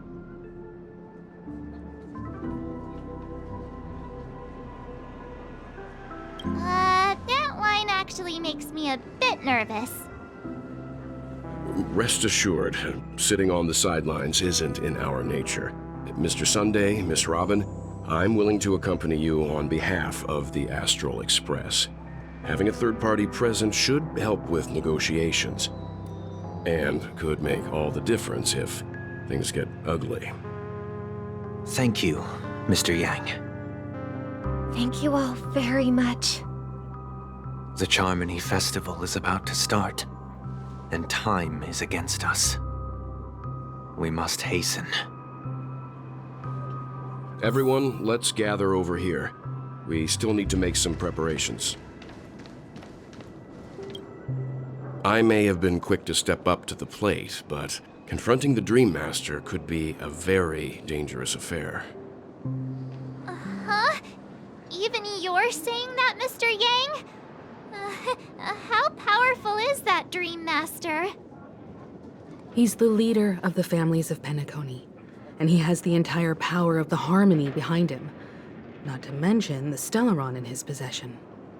We must proceed with great caution. Maybe you can just stay behind this time, Mr. Yang? No, that won't do. Even if we count Robin as an ally, something felt off about Mr. Sunday just now. Although, I can't quite put my finger on it. I have to make sure he won't turn against us when things start to get dicey. You're still carrying the keepsake the IPC envoy gave you, right? May I borrow it for a moment?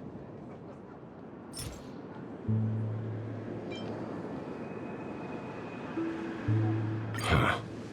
I knew it.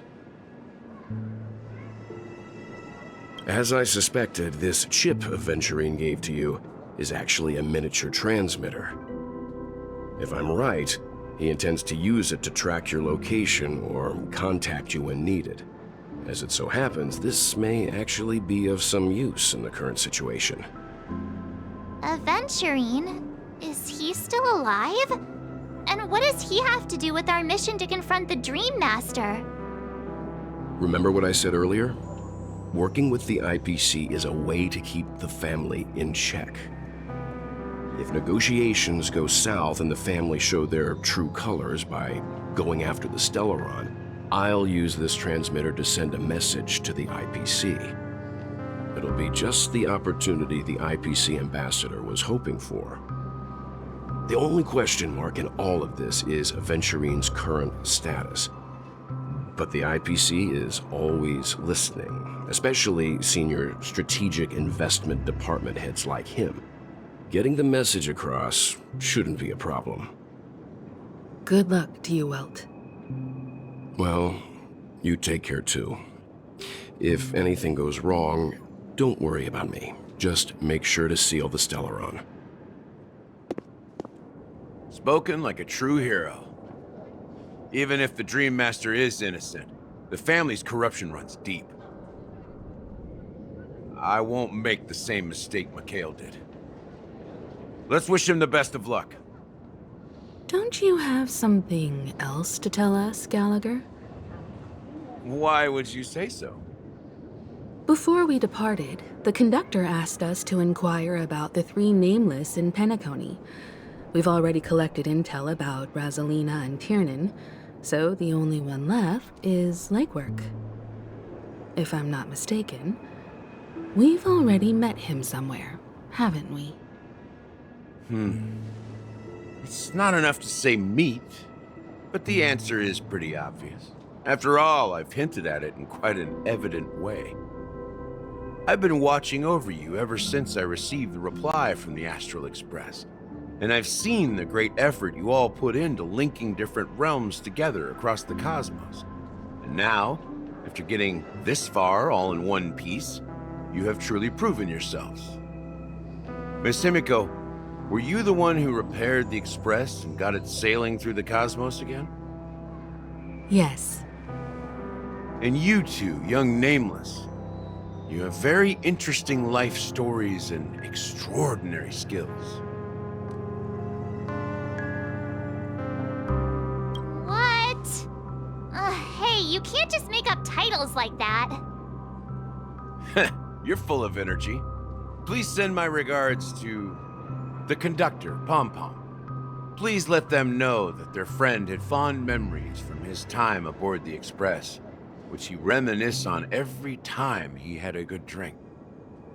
As for the last Nameless, he embarked, disembarked, and embarked again, traveling in a great circle, ending up back where he started.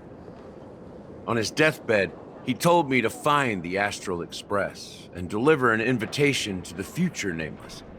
He left behind a special gift, a true legacy. Something that belongs only to the successors of the Trailblazer. Come with me. Now is the time to reveal it.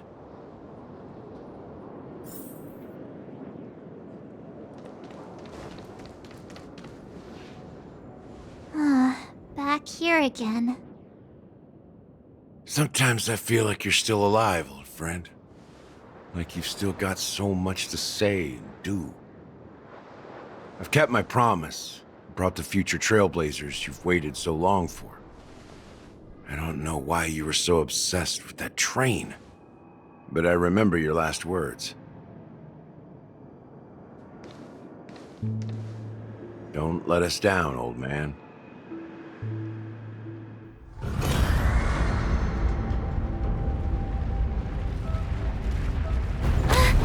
What's happening?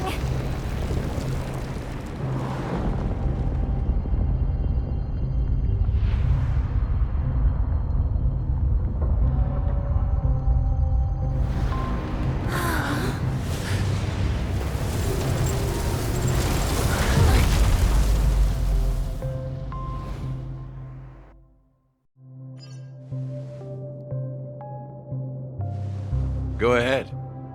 His resting place lies in the garden up ahead.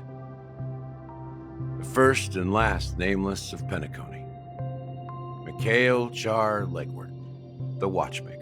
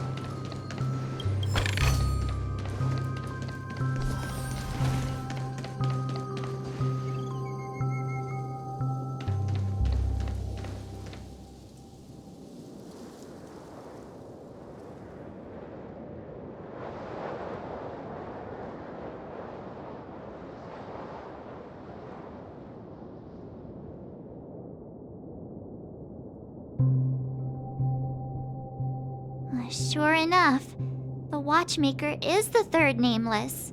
Even I could guess that one. The legacy he left behind was a dream bubble. I believe inside that bubble, there's something that holds meaning only for the nameless. After all, when I checked its contents, I found nothing inside. Maybe some Trailblaze runes? Even more mysterious than me. Well, let's have a look.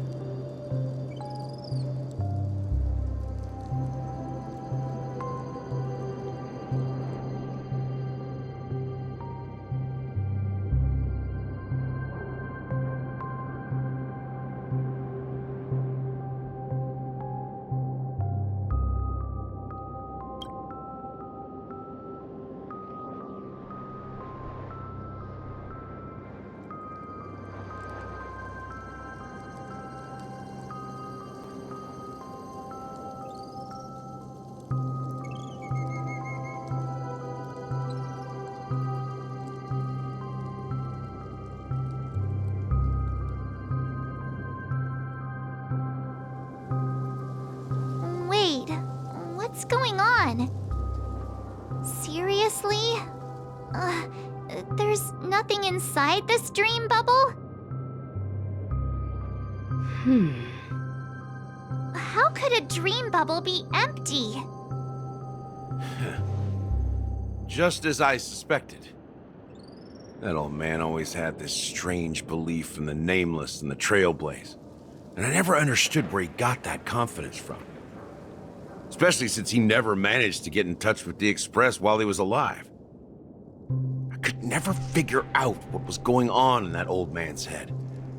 But this empty dream bubble is so typical of him. He was always full of weird fantasies and incomprehensible romanticism. That mischievous old man. Well, I didn't expect him to leave anything concrete behind anyway. Don't think that's the case, Gallagher. I'm sure Mikhail has left us the most precious thing of all. Don't start getting all philosophical on me, all right? Just as Mikhail believes in the nameless of the future, we unconditionally believe in the nameless of the past. How could they leave with regrets for the future when they were ready to dedicate their lives to the land they loved? There must be something contained in this dream bubble. It's just we haven't figured it out yet. You also have faith in the watchmaker, don't you, Gallagher? Well, I'm a follower of the Enigmata. My philosophy forbids me to have faith in anything. That's why I understand what faith means in the path of Trailblaze. And I also want to know what he left behind. I'll leave it to you guys then. Can I borrow your pet? I need to make a trip back to Golden Hour and check something at the Dreamscape sales store. It's for Mikhail, and for the future of Penacony.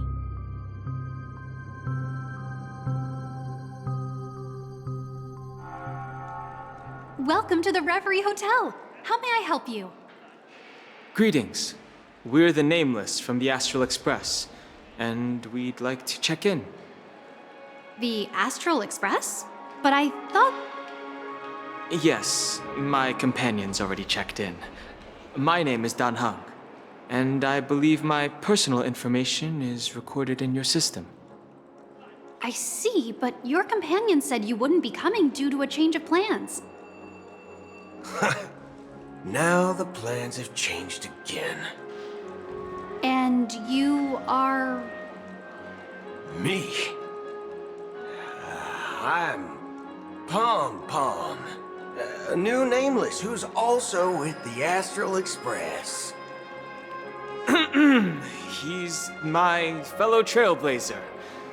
We responded to the family's invitation before he boarded the Express. So he wasn't registered in your system. Is it possible to accommodate him as well? Oh, I see. Another one of the Nameless had a similar situation. Seems like a lot of people are joining the Trailblaze these days. Since there's a precedent, it shouldn't be a problem. Just give me a second to contact your companions. I'm sorry, dear guests, but it seems I'm unable to reach the other members of the Astral Express. What do you mean by unable to reach them? My apologies. This is the first time I've encountered a situation like this. However, the system indicates that those guests are still in the dreamscape. How about this? Give me their room number, and we'll go check on them ourselves. I'm afraid that's not possible. I need to verify both of your identities before I can share any guest information. How about you just wake up someone? Let's say, Welt? I'm sorry, but there are strict rules regarding forced awakening. It cannot be done without the proper clearance. So nothing works, huh? What's your solution then? Are you saying we sleep here? At the reception? Please be patient. We need to contact your companions in order to confirm your identities. And now it seems you need to confirm our identities before you can contact our companions. It seems so. Oh, fudge! Look, nothing personal, but if you can't handle this, go find someone else who can, okay? Please calm down, dear guests.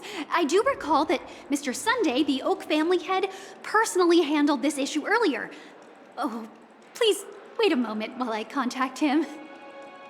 I don't think she's trying to give us a hard time. She really just doesn't know what to do. I have a bad feeling about this. You tried to contact them on the Express earlier, but they didn't respond. Something doesn't seem right. I need to leave for a moment. You can stay here with the receptionist. Sure thing. Just don't keep me waiting forever.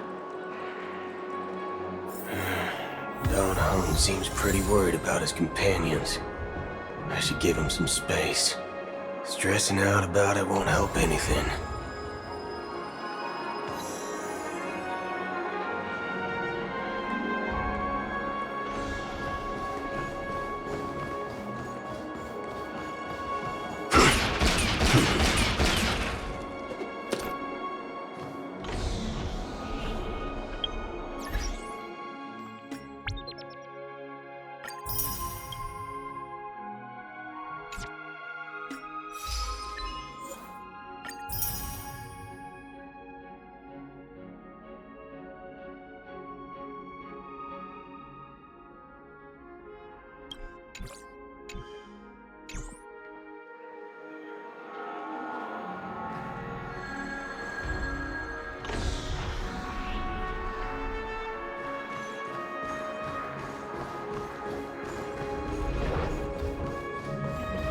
Why is it detecting life forms?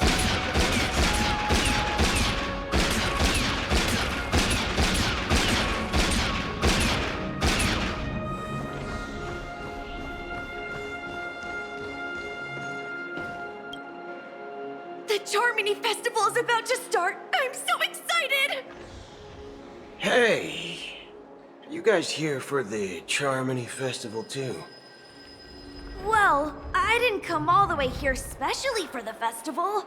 Honestly, I don't really even know what it's about. But I heard it's a lot of fun! Well, back in my homeworld, Anaria, we have festivals like that all the time. My dad threw me a birthday party one time that was just as extravagant as the Charmony Festival. Oh, come on! The Charmony Festival is a once-in-an-Amber Era event! How can a birthday party compare? Well, you never know, right? Maybe on her world, birthdays only happen once in Amber Era. Anyway, let's forget about that. Have you heard about the, unsettling things happening in the dreamscape? Unsettling things? What could possibly go wrong?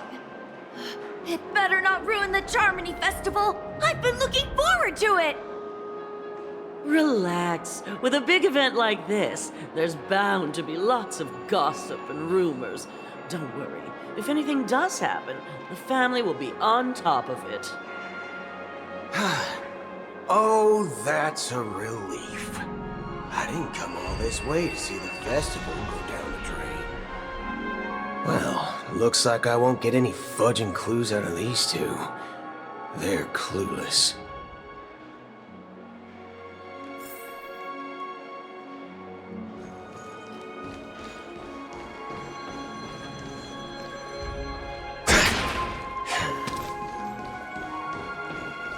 Face recognition.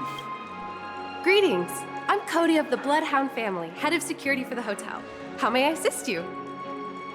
Hello.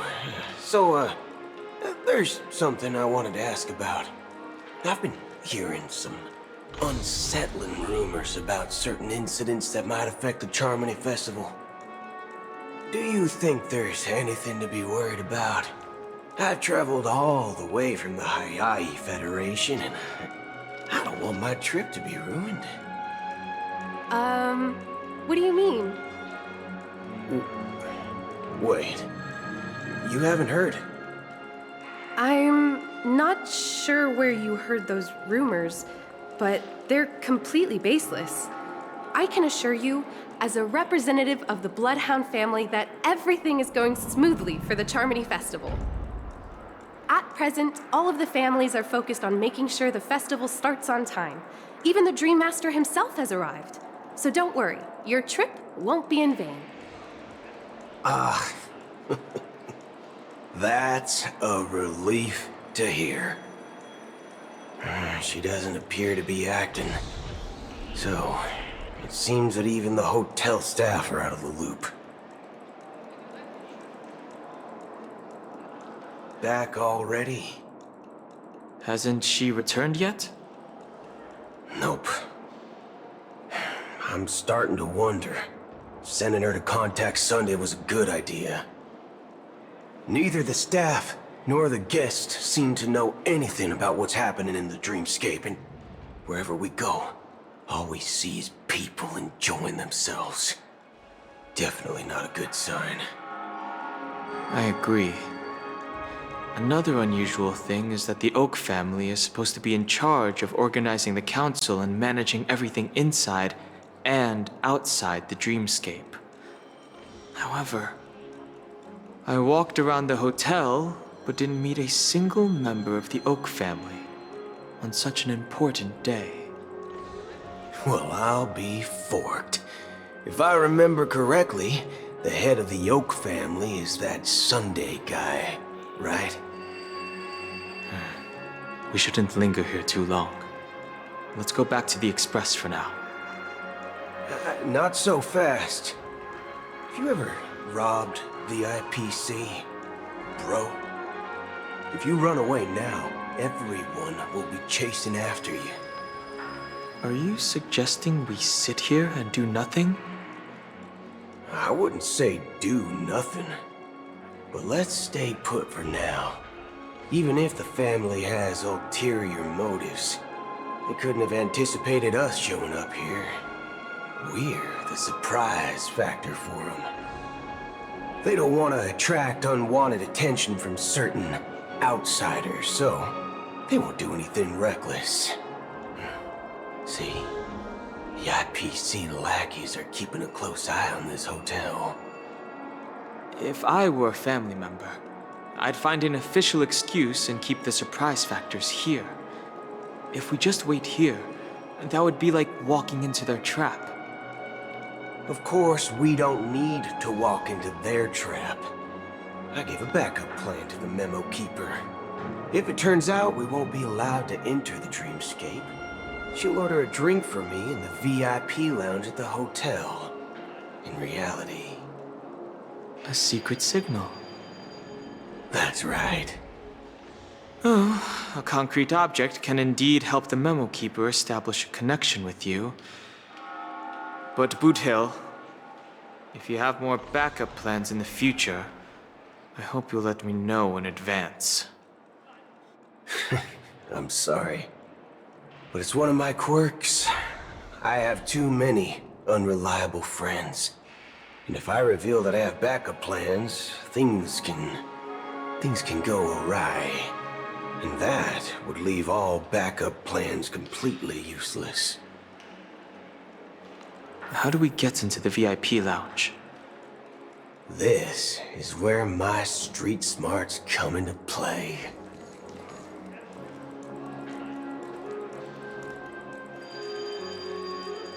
What? Face recognition failed, you lousy robot.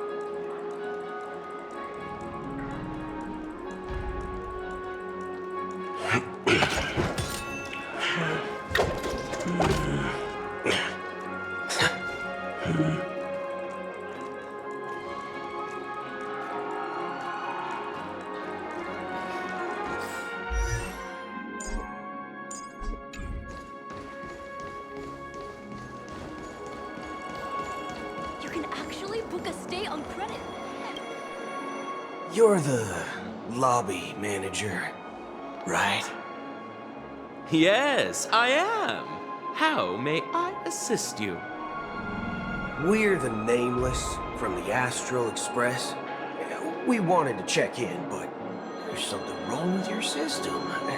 The lady at the front desk said she would contact the manager, but now she's nowhere to be found.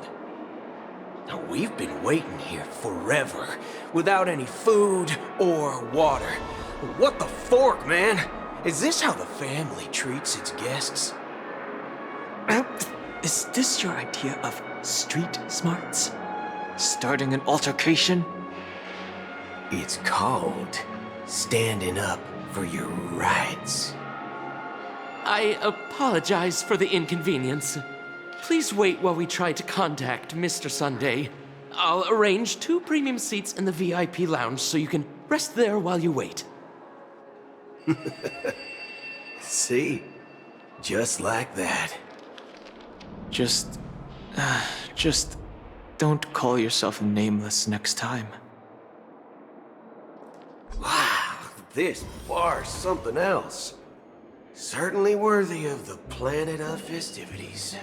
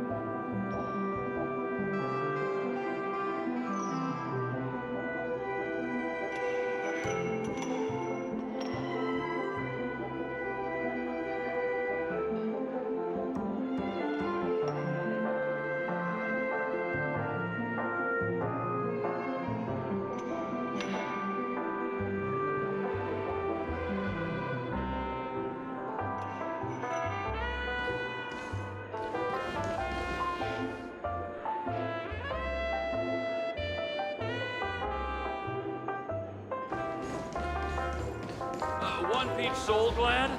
Shaken? Good evening, gentlemen. Hey, I have an order for a bottle of Hasdana's White Oak. Can you help us find it? Hasdana's White Oak?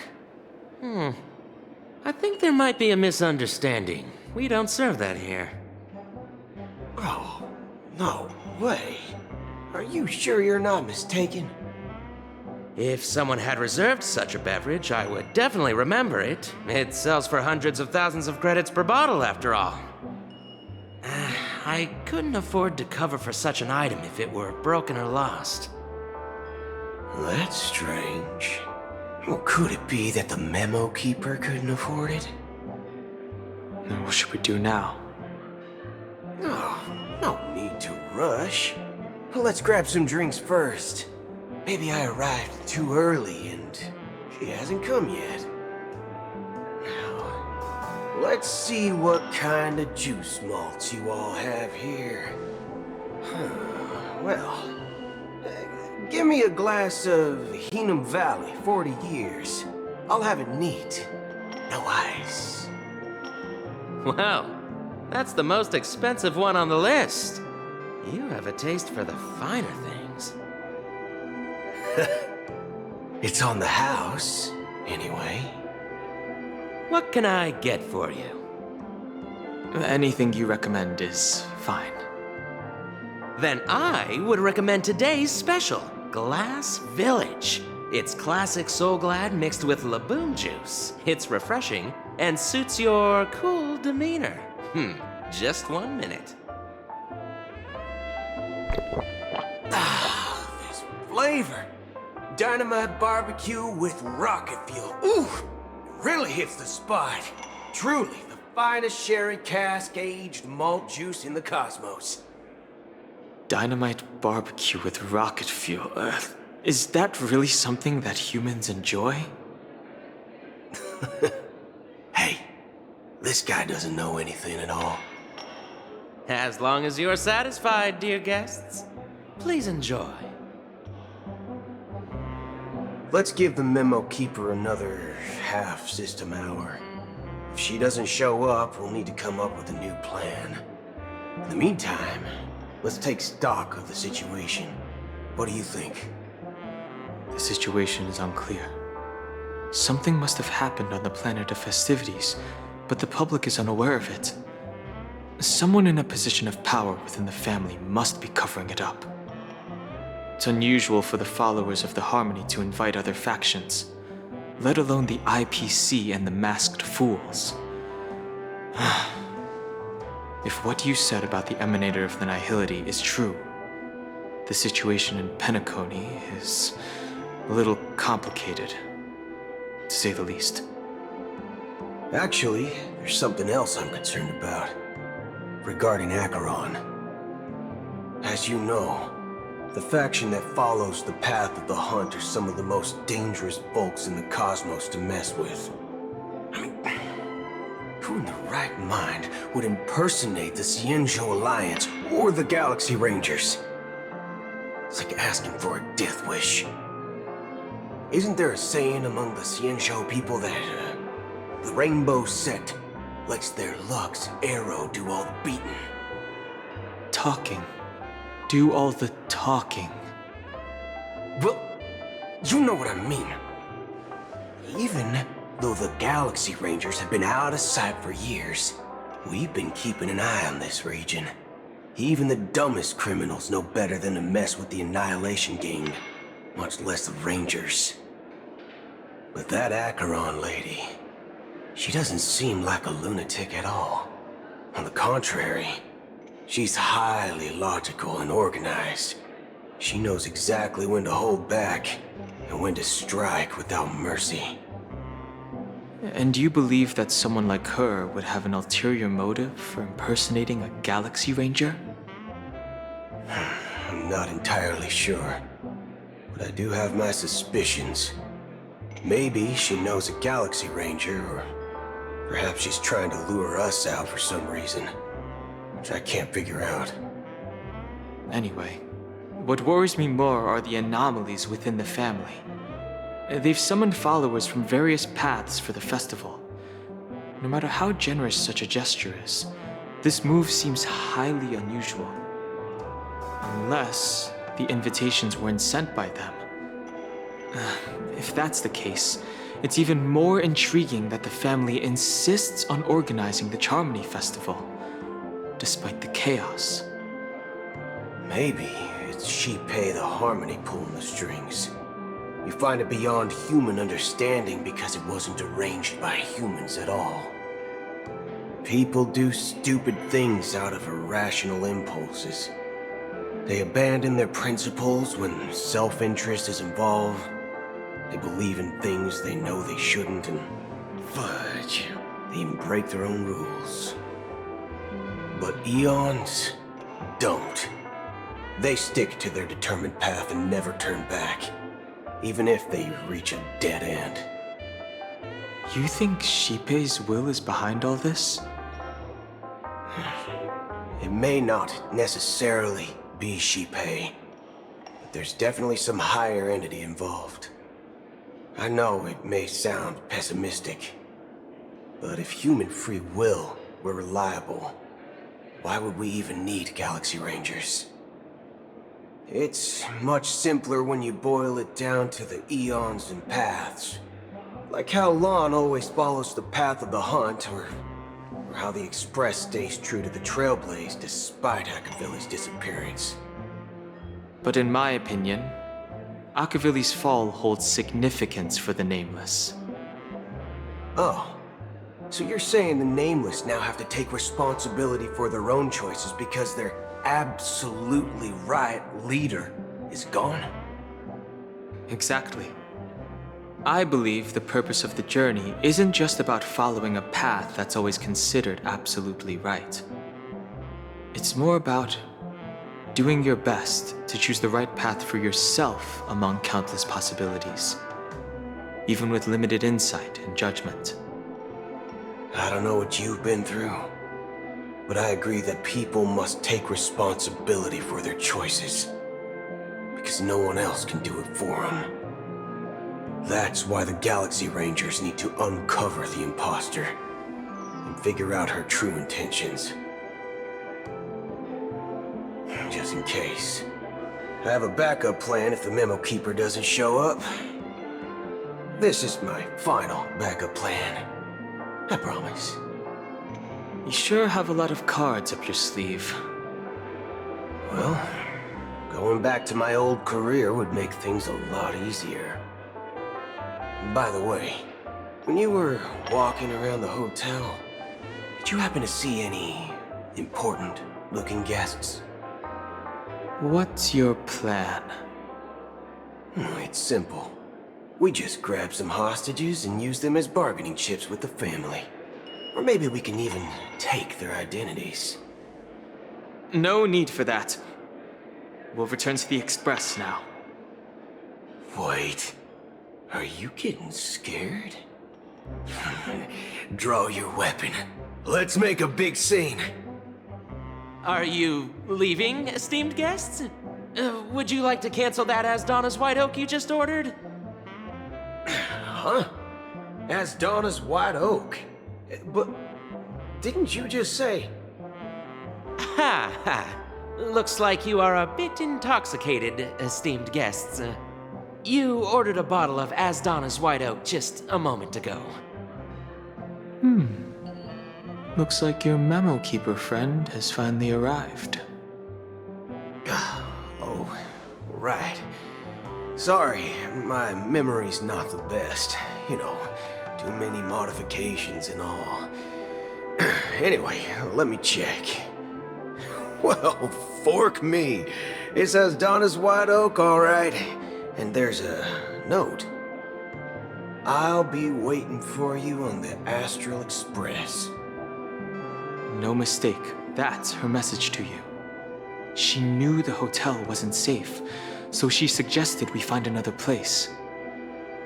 Well, looks like we took a detour, but now it's back to the Astral Express. So, what are we waiting for?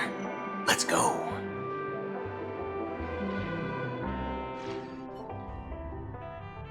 You're back?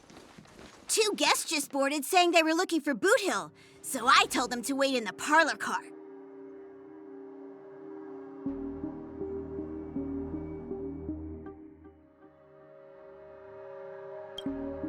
Oh, just in time. Two guests? Yeah, or two. Look, Look, we welcome all passengers on the Astral Express, but sneaking in like that, you have no regard for etiquette. My apologies, conductor. It was an oversight on my part. I assumed you were already acquainted with the garden. Given the chaotic situation in Penacony, the Nameless are the only ones we can truly trust right now. You are the Memo Keeper. Pleased to meet you, Dan Hung. I've seen you in others' memories. And as for Boot Hill, this is our first face-to-face meeting. I hope you enjoyed that bottle of Astana's White Oak. You sure have a refined taste. Finally, Memo Keeper. Well, let's cut to the chase. Spill everything you know. That's precisely what I intend to do. But before that, please allow me to introduce myself. My name is Black Swan, and I serve the Garden of Recollection as a Memo Keeper. As for Acheron's story, I'm sure she knows it better than I do. Greetings. I'm Acheron. What? You Garden of Recollection shirtbag! You betrayed me! I apologize, but she did that at my request. Due to certain reasons, I have been exiled by the family. Thankfully, this Memo Keeper came to my aid and helped me escape their surveillance unnoticed. To be honest, it was more like stalking than helping. And the process was far from unnoticed. But we did escape. I asked her to guide me to a place beyond the family's reach and to contact a few trustworthy individuals. Namely, all of you. Trustworthy? Son of a nice lady. You think I'm dumb or something? How about this? I'll put a few bullet holes in your head and see what secrets spill out. Then, we can talk about trust. It doesn't have to be like that. I'm willing to answer all your questions, but not right now. If my cover hadn't been blown, we might have had more time, but at the moment, we don't have any other options. No other options? What do you mean? This is the only way I can ensure everyone's safety. I kindly request an immediate warp jump out of the Astana star system.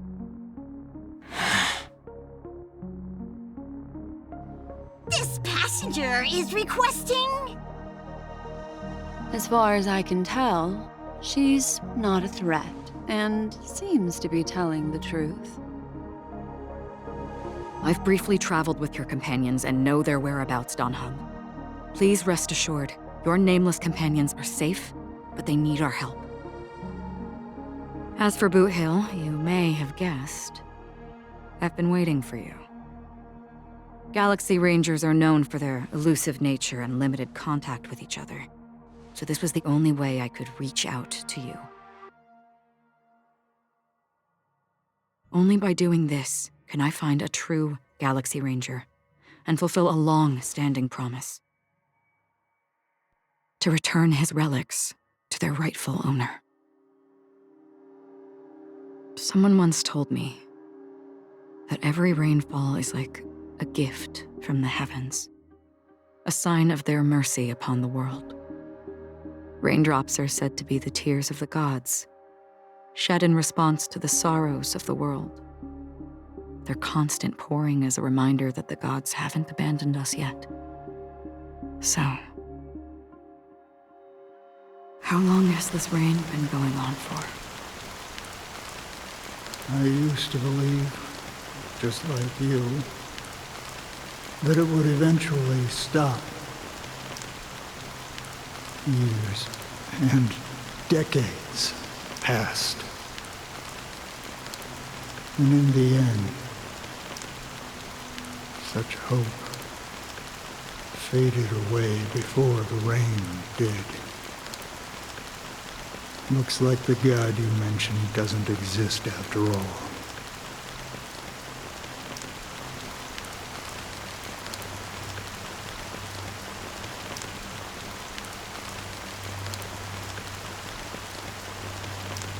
Well,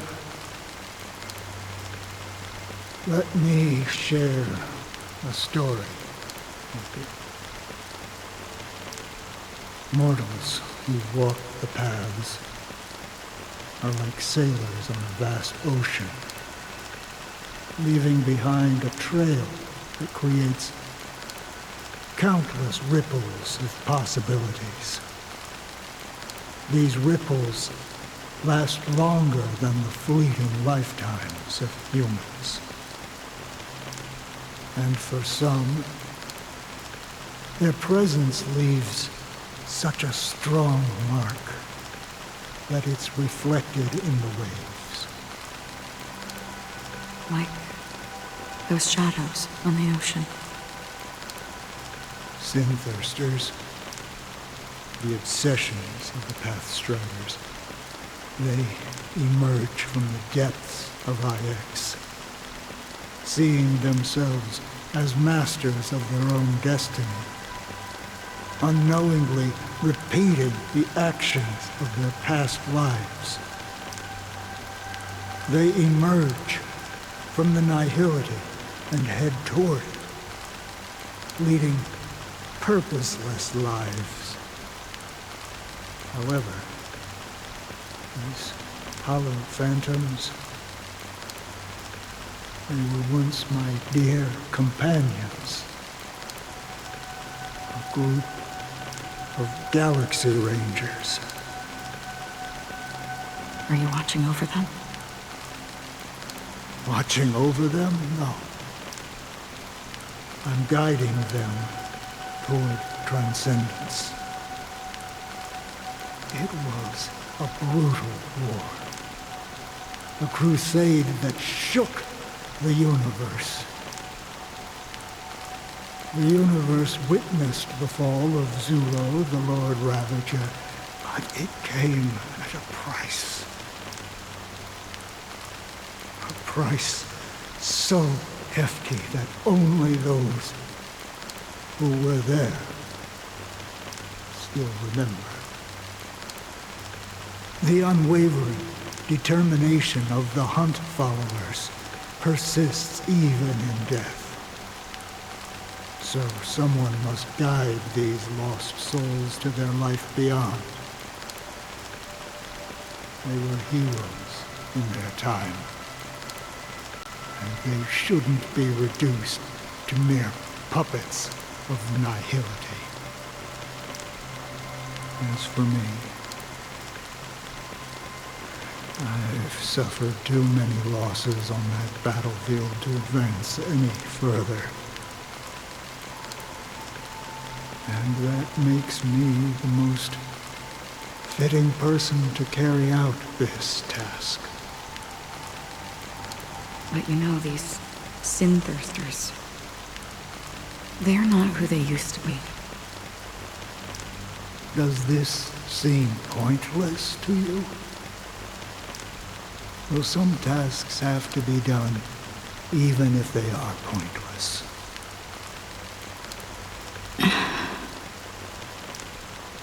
I can help you. For what? For the meaning of the nihility.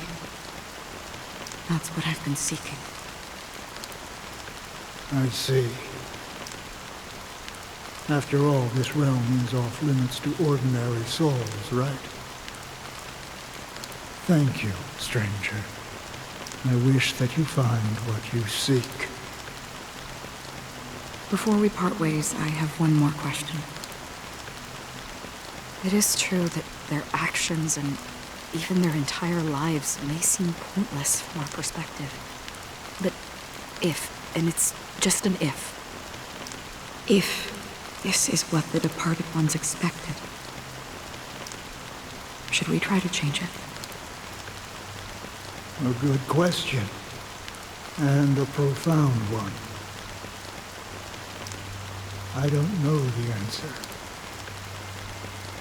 What I do know is that one day I too will pass away. And when I bid farewell to this world, Someone will stand at my grave and place a bouquet of flowers on it.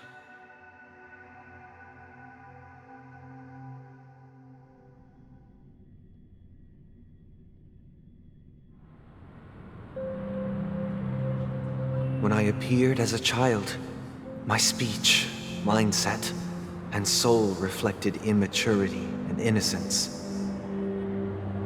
As I grew into adulthood, I left behind my childlike side.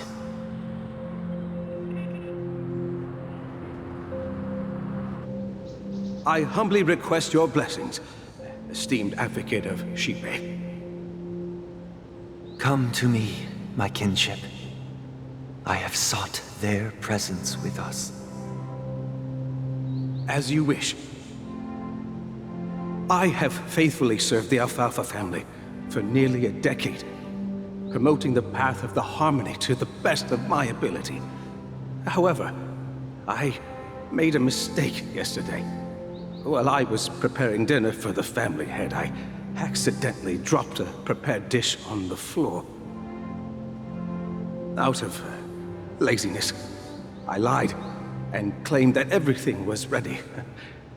Although the head has dismissed me as punishment, it has been tough to sleep with the guilt still gnawing at me, as I worried that the seeds of evilness may have taken root in my soul. So, I confess to you now to seek atonement for my sins. Do you sincerely repent and vow to change your ways? Yes. Have you examined your soul and confessed all your sins? Oh, yes. Are you willing to accept the process of atonement? Yes. Very well. Show your dedication and goodwill to the family, and you shall be reinstated among them. Now, please, leave in peace. Oh, praise Shipe. And thank you, esteemed advocate. Next, please step forward. I wholeheartedly confess to you. Please, pardon my sins. Rest assured, I have implored their presence to be with us. As long as you are sincere, absolution will be granted. Oh, great. You know, I arrived in Penacony as a stowaway. I sold everything to get a ticket. My house, my land, and my 2 children. I see. Please, go on. Well, my children were starving, and I hoped they'd have a chance at survival if they became slaves here. If I can strike it rich here, I'll lift them out of that situation and give them the life they deserve. But the Bloodhound family got wind of it. They're on my tail, hunting me down. I thought I could bring my kids here. It was all my fault. All my fault. The family is ready to forgive all sinners. I'll ask the Bloodhound family to cease their pursuit. You don't need to live in fear anymore. Oh, thank you. Thank you. I'll work my hardest to redeem my children and make them part of the family. Praise the harmony! Next, please step forward. Hey! Long time no see, Mr. Sunday. The most esteemed individual in Penacony, and the next leader of the Oak family, right? I have sought their presence with us. Let us proceed. Sure, let's just get this over with. I have sinned, please forgive me. I wasted half a pizza at breakfast, and a bottle of Soul Glad. That's it, nothing more. When we wrap this up, I've got a robo-ball game to catch, you know? Do you seek to atone for your sins through good deeds? My sins? Wow, starting to sound like a saint, huh? Well, let me tell you something. Neither the family nor you have the right to judge me. You think nobody knows what your precious family has done? About the watchmaker? Huh? Don't kid yourself, Featherbrain. Those dream chasers might be fooled by your act, but don't fool yourself. Before you start spouting off your holy verses, answer me this. Where does the power of the Oak family come from?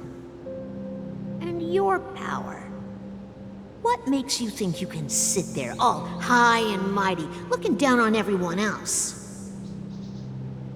Well, I've spent enough time in confession today to enter the Harmony's paradise, right? Then I'll take my leave. Good luck with your election, and, don't make me regret my investments in you.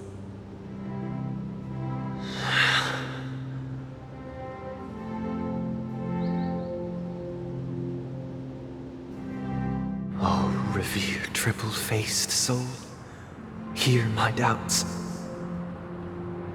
Who can judge the strong when their power hides their crimes? Who can vouch for the weak when they will pay any price to survive?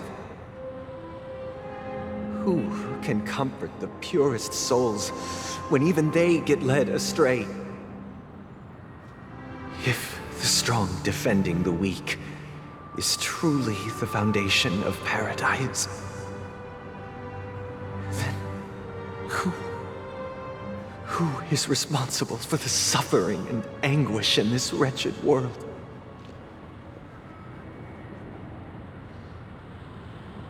Brother? Brother? Brother, are you all right? I'm fine. I've been working long hours, and I just made a trip to Dreamflux Reef and back. So, I'm a bit out of sorts. But it'll all be over before we know it. You've been working non-stop on the Charmony Festival, Mr. Sunday, and no one could have predicted this incident. Even if the Stellaron does pose a grave threat, I still feel sorry for all the trouble we've caused you. No need to worry about troubling anyone. The Charmony Festival was meant to spread joy and harmony across the cosmos. But now that we know the truth, I'm afraid we'll have to cancel it.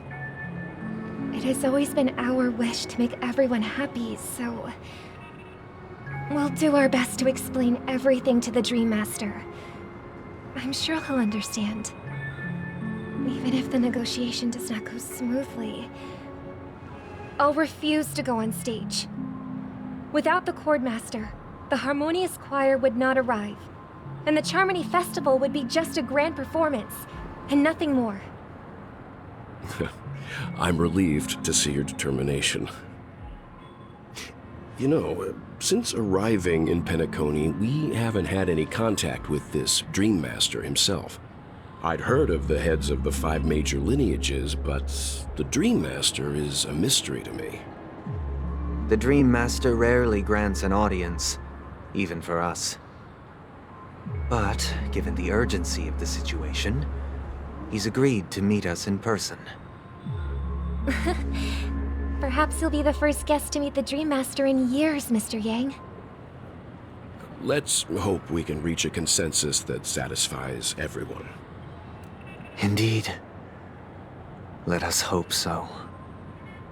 It's about time. We'll have to get ready for the meeting. I apologize for any inconvenience caused by the urgency. Don't worry. I'll be waiting here. Oh dear, it's Mr. Sunday! Hey, come over here!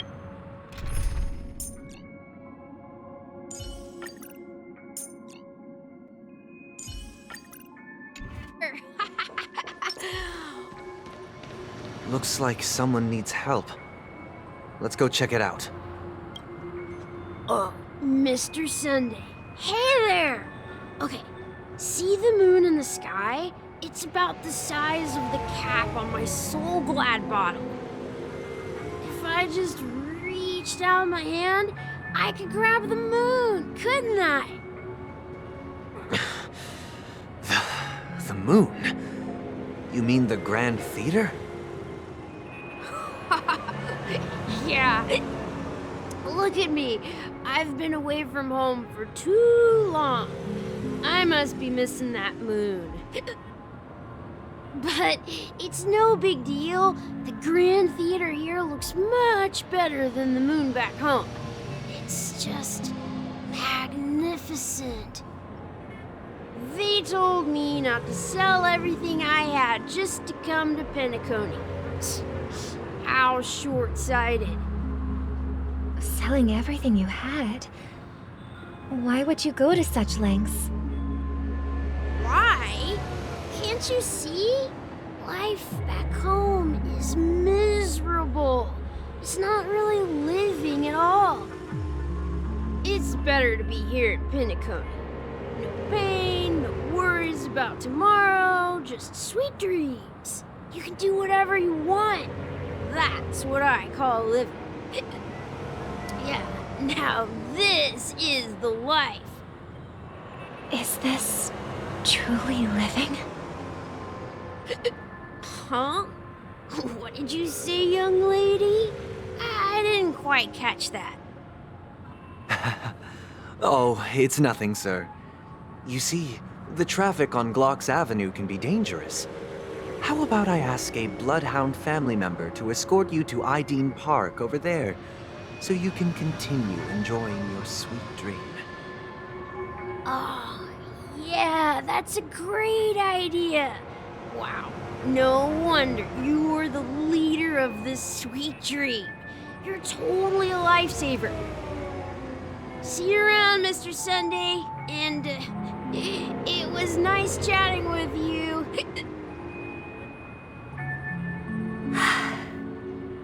What's up, sister? This is the land of the dreams. But why do they live like this? The man we ran into, he doesn't seem happy at all. Even though sweet dreams are nice, they're just illusions. But for him, they're the only way to survive, even if it means giving up on reality. That's not really living at all. I suppose you have a point. But, in my opinion, that's how most people live their lives. Why do you say that? You think that man is not actually living, but that's not quite accurate. Even without Penacony, people create their own illusions called self-value. People believe they have a predetermined value to fulfill. Gaining value means gaining power, and those deemed worthless are seen as the weak. However, value doesn't come out of thin air, and there's a limit to it. To accumulate value, people have to take from others, so the weak get exploited and oppressed. Are you suggesting that this is not how things should be? Exactly. But, ironically, people don't think there's anything wrong with it, because they uphold the illusory notion of self-value, and even the weak believe in it. The survival of the fittest. That's where all the tragedies in the world come from. People come to the sweet dream in Penacony to escape from that reality and find solace. No tragedies exist here. Only happiness, although in its nascent form. Isn't that the same paradise we yearn for in our dreams? Perhaps that man is just an exception. Let's not jump to conclusions. We should experience the dreamscape ourselves, just as I did at Dreamflux Reef. Yes, seeing is believing. I'll accompany you. The Dream Master hasn't shown up yet, so we have some time for a stroll.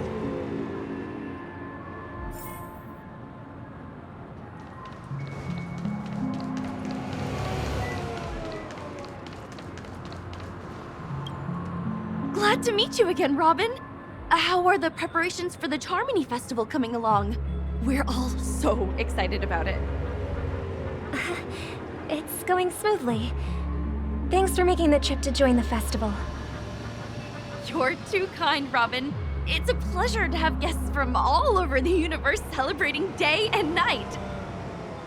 I can't stand being lonely or bored, so this jubilant dreamscape is perfect for me. But if this went on forever, would it get boring too? Nah, not at all. Who would get tired of having so much fun?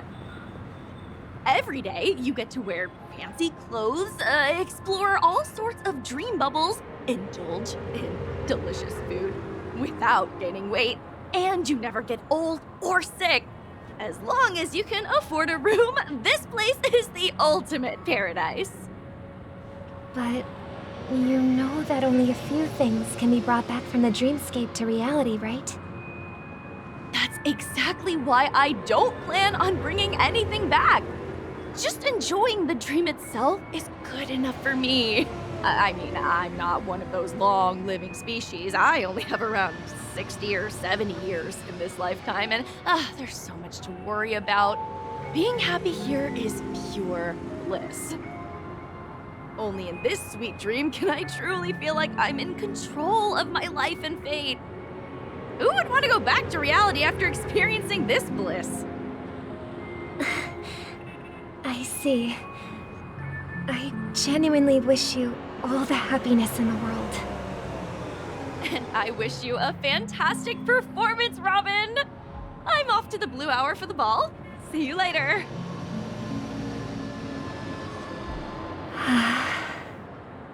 Seems like that guest's perspective didn't resonate with you either. She had a valid point, and I could sense her genuine happiness. It's just that... What you're trying to say is, she thinks she's in control of her life, but in reality, she's just escaping from reality and seeking solace in this sweet dream. Once she steps out of this sanctuary, everything will be lost. Well, she did make mention of being able to afford a room, didn't she? However, the paradise in our dreams, it doesn't have to end. No, and the paradise we yearn for shouldn't be just a fleeting dream either.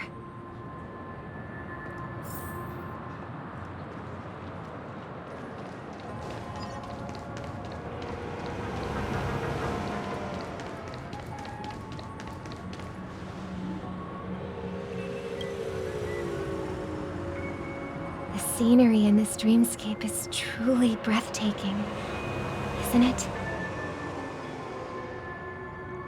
Oh, Robin. Can't believe I'm meeting you in person here. What an honor. You're right. Even though time stands still in this dreamscape, it always feels fresh. I find something new every time. A philosophical mind. I hope I'm not intruding. Oh, not at all. Now, with little time left, I yearn for meaningful conversations, especially with someone as esteemed as you. Do you mind if we chat? It's my pleasure. No need to be formal. Just speak your mind. You said, with little time left. Please, forgive me for being blunt. But is that why you came to Penacony? Yeah. I was part of a war, and while escaping from the Sarkosian mothership, I got exposed to some radioactive materials. And then, all my comrades died, and my hometown was wiped out by neutron bombardments. I couldn't bear to live with everything I knew gone. That's when I heard about a possible solution here, so I came. How heart-wrenching. I hope the family has been able to help you. They have, and I'm truly grateful for that. They provided me with a comfortable room, the most advanced life support devices in the cosmos, and a stellar team of caregivers. My physical body is now in the dream pool, sustained by life support. The me you see here is whole, rational, and no different from any other person. But I can't say the same for the me in the hotel room. My true appearance? No. I hope you never have to witness it, Robin. So, you'll be living forever in this dreamscape, right? Just being able to live at all is good enough for me. Whether it's in this dreamscape or not, well, I don't really have much say in the matter. My world has been torn apart, and my life could end any second. So, even if this whole place is an illusion, it's still my paradise, and I'll treasure every moment I spend here. How I envy those everlasting things. That old man's story. It's so tragic. Fortunately, this sweet dream gives him joyful memories to hold on to for the rest of his life. That's precisely why this sweet dream in Penacony exists. However, even the sweet dream has its limitations. While it provides solace to the disillusioned, it can't completely eliminate pain in reality. There will be a way out. Penacony is already on the right track.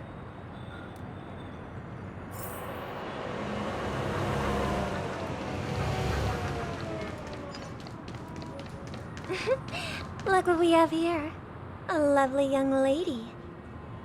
Wait, is that me? Brother, what a surprise to see you again. Show yourself. Your trick won't work on us. I've heard that a skilled mass fool received an invitation too. That must be you, right? Did you enjoy yourself?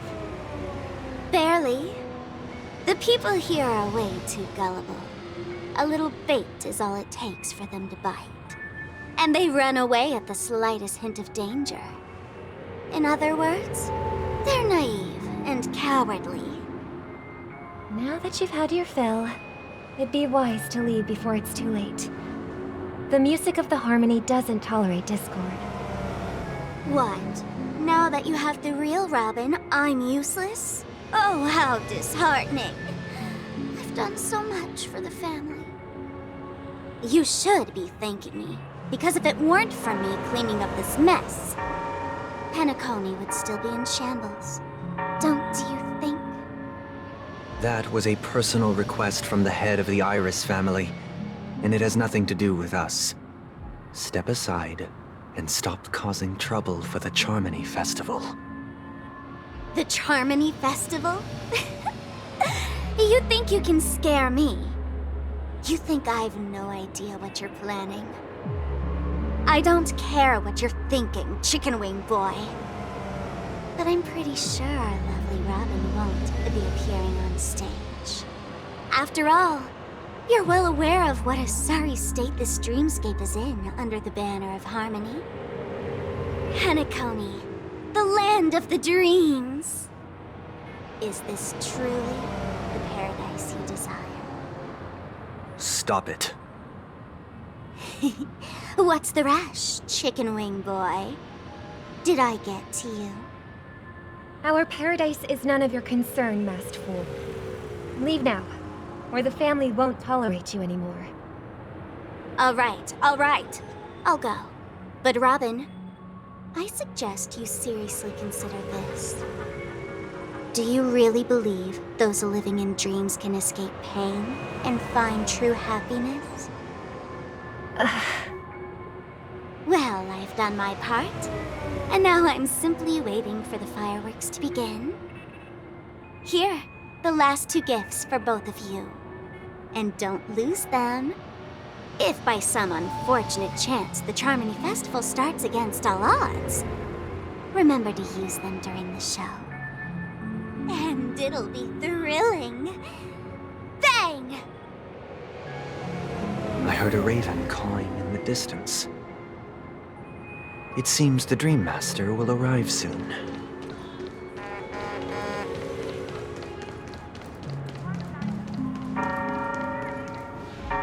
Let's wait here for the Dream Master to arrive. Okay. By the way, brother, I heard you no longer have a sweet tooth. Back when we were kids, you used to steal my desserts. Seems like a lot has changed during my absence. What exactly happened?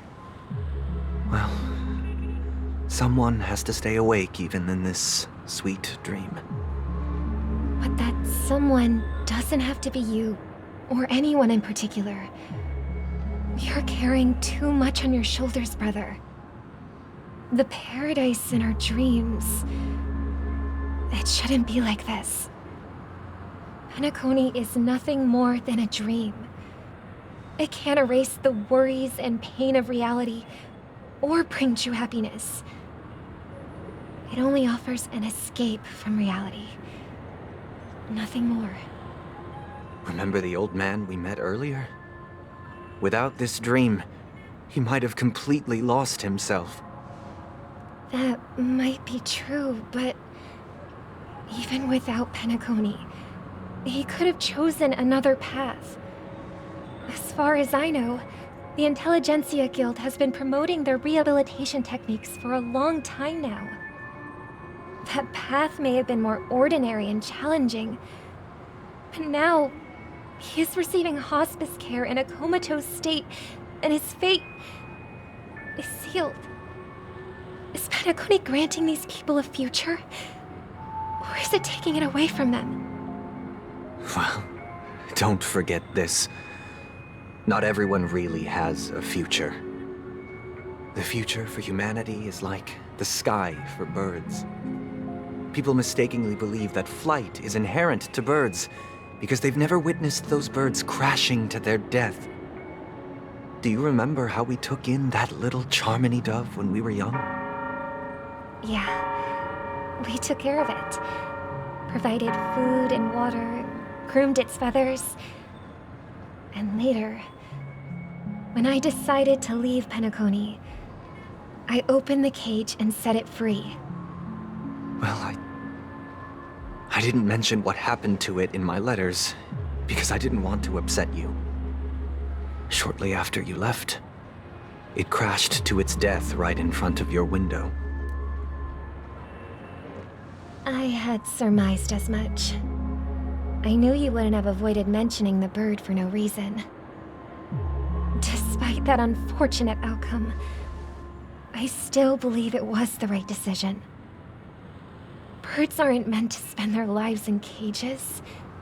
They belong in the sky, even if they can't fly.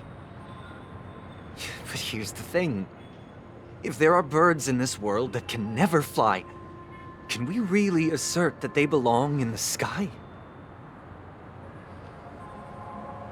Are you implying that the same goes for humans too? Let's take the Astral Express as an example. The Nameless made tremendous efforts to bridge worlds, gaining fame across the universe. However, only a few extraordinary individuals can endure such a perilous journey. That's because the pursuit of the Trailblaze exceeds the capabilities of ordinary humans. Otherwise, why would this path be filled with broken rails, an abandoned express, and even a fallen Eon? That's just sophistry. If that were true, then only the powerful would have the right to determine the future. Unfortunately, that's exactly what happens. Another name for the future is self-value.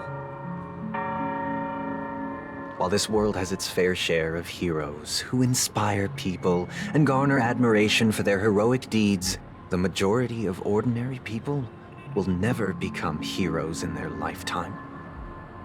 Some are born weak and vulnerable.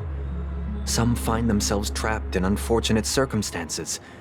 Some fall victim to malice and cowardice. When it comes to survival, everyone is equal. And the weak can only watch as their value gets constantly diminished by external forces. That's why we should care for the weak and support them as if their suffering were our own. That's what the Odes of Harmony have always taught us. While the Harmony holds noble aspirations, the strong will always be strong, and the weak will always be weak. Even in this carefree dream. Human nature contains greatness, but it also harbors inherent weaknesses that can't be eradicated.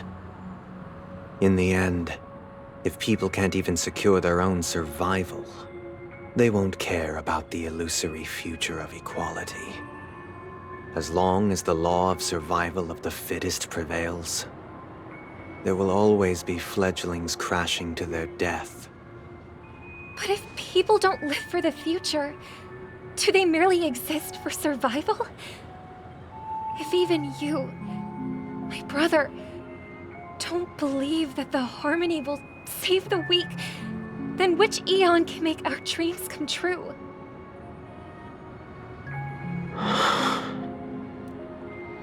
People often forget that when the first bird took flight, the entire world envisioned a future where no more fledglings would ever crash to their death. Are you reading, sister? What are you reading? Mr. Gopherwood gave me a picture book. It's about the story of the harmonic strings. If I could become a chord master, I'd like to summon Dominicus, the harmonious choir. I want to sing with everyone and spread our wishes so that all can feel happiness and joy. I see. Then, I would summon the harmonious choir too. Don't you have a wish of your own, brother? Of course I do. It's just that it includes your wish and everyone else's. I long for a true paradise where everyone can find peace. Then, let's build a stage there and invite everyone to our performance so that both our wishes come true through the power of the harmonious choir. It's a deal then. Yeah, it's a deal. But how can I become a chord master?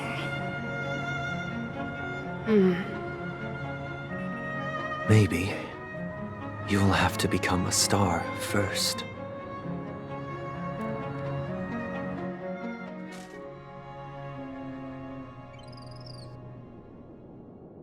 You're back sooner than I thought. Any results? Yes. And now, it's up to us to forge ahead. Since he's already carried out his last wish, my final mission is complete. But pardon me if I sound curt. It's good to have determination. The path Mikhail left for you is not an easy one to tread. Why else would he have chosen to sleep in solitude, staking everything on some nameless in the future. But you have the numbers. And in numbers comes strength. So that might just delay your inevitable a little more. Got any more encouraging words? As I see it, relying on Welt's negotiations alone is far from enough. Regardless of whether the other party will be compliant, negotiating simply allows us to meet them as equals and won't grant us an upper hand. Penacony is our rival's home turf, and we already have very few chips left to play with. Rather than idly sit around while the family's got us blocked off, an offensive approach might be a wiser course of action. We're more familiar with the Stellaron's properties than most, and since it's the key to stabilizing the sweet dream, it's vital to the family's interests. By attacking their core interests, they're bound to retaliate hastily. And as the saying goes, haste makes waste. That's right. As long as we pose a threat to the Stellaron, either with words or otherwise, we have a chance at gaining the upper hand. But the problem is, on the eve of the Charmony Festival opening, how exactly are we going to get close to the theater? Family security will be airtight, and if we brute force it, even if we succeed, it's too risky. So, no one's gonna say anything? Then I'll raise my hand. I know the answer to this question.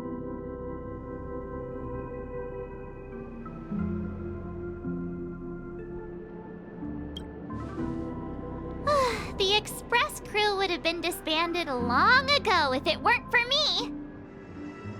So, I heard that before the Charmony Festival begins, there'll be a pageant to kick off the festival. It's called the Soul Glad TM Festivity Auditions, or something, and it's going to be held in the moment of Scorch Sand. As long as we clinch the top spot, we'll be able to attain the title of Festive Superstar, and be able to personally bask in the graces of Miss Robin. Not that that's important. What's crucial is that we can enter the Grand Theater before the audience arrives. So, how do we go about participating in these festivity auditions? I've already procured special invite tickets from Miss Robin's fan club. To tell you the truth, I had been preparing to join the auditions all along, but now it looks like even if I scrape through, I probably still won't have the chance to shake Miss Robin's hand. So they're still running this thing, huh? It was originally just a publicity stunt, set up by Mikhail to drum up attention. But it looks like it might be worth a shot. We'll follow Marge's plan. Mr. Gallagher, will you be joining us? I'm afraid I won't have the time. As a virtual character, I've already completed my final mission. Whether Penacony can awaken from this dream is all down to you. Should we ever cross paths again? I'd love for you to visit the Express. All right. I'll have to add to that databank of yours you've got on the Express. And Miss Firefly, we thank you for all your support. We're faced with a formidable enemy. As long as the Astral Express and Stellaron Hunter's objectives are aligned, we're willing to cooperate with you. We've already come this far together. I'd like to join you for the rest of your journey on Penacony. I'm pleased that we can finally fight shoulder to shoulder. I couldn't ask for a better ending. This is also the spirit of the Trailblaze. Now, everyone, let's prepare to move out.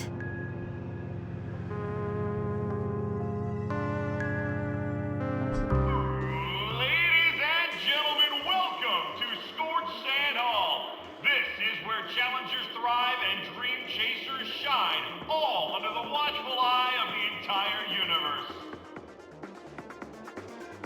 If you have ambition, dreams, and the drive, dear friend, the next superstar of Penacony's Charmony Festival could be you! Oh, wow, they've really outdone themselves. Oh, I'm starting to get excited. Behold, here come 4 friends with spirits high and full of steel. Are you aspiring to be the superstars of the festival? Is he talking about us? Yes, you! There's no doubt about it. I see you have all the potential of a superstar in you. Excuse me, you 4. What are you hoping to get out of all this? As the last group of contestants, how confident are you in overcoming all of the challenges? Would you be open to a brief exclusive interview with us? It'll be quick. Your journey is long and fraught with peril, yet under a sky blanketed by banners, you vie for the crown. The sword and rose! Protect the beauty! The beauty, the beauty! Magnificent and majestic! A knight's head is hard as steel. Brother Lance's focus is stubborn as a heel. We don't all have to be winners, but if we don't have fun, we'd all be sinners. People are pouring in. It kinda feels like all sorts of baddies are showing up. Let's get in there quickly and enter the competition. Ladies and gentlemen, please, make way. Make way. Coming towards us now is one of Penacony's top 10 wealthiest tycoons and the soul-glad business empire's founder, Mr. Ideen. Allow me to introduce myself. I'm the director of Soulglad's factory, Ideen Lena. My 4 friends, introduce yourselves to the audience across the cosmos. Hello, everybody. I'm Himiko, a nameless from the Astral Express, and these are my companions. Don't you guys need to hide your identities? Can't hide it anyways. Penacony is plastered with our posters. And because the Astral Express is so well known, the family won't dare to make any rash moves.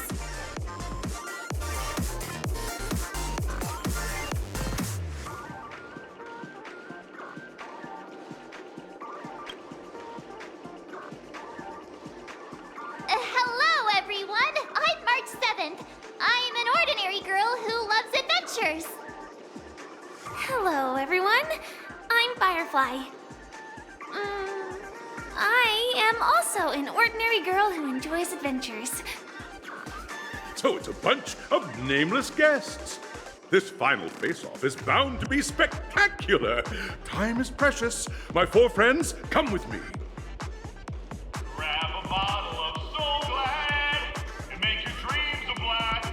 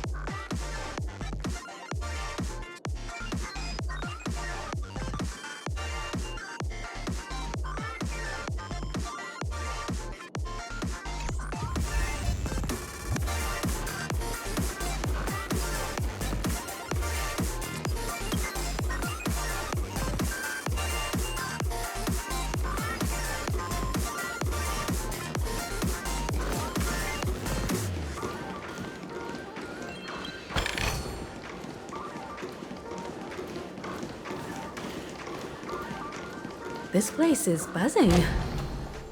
That's right. This venue is a miniature representation of that time known as the era filled with boundless possibilities.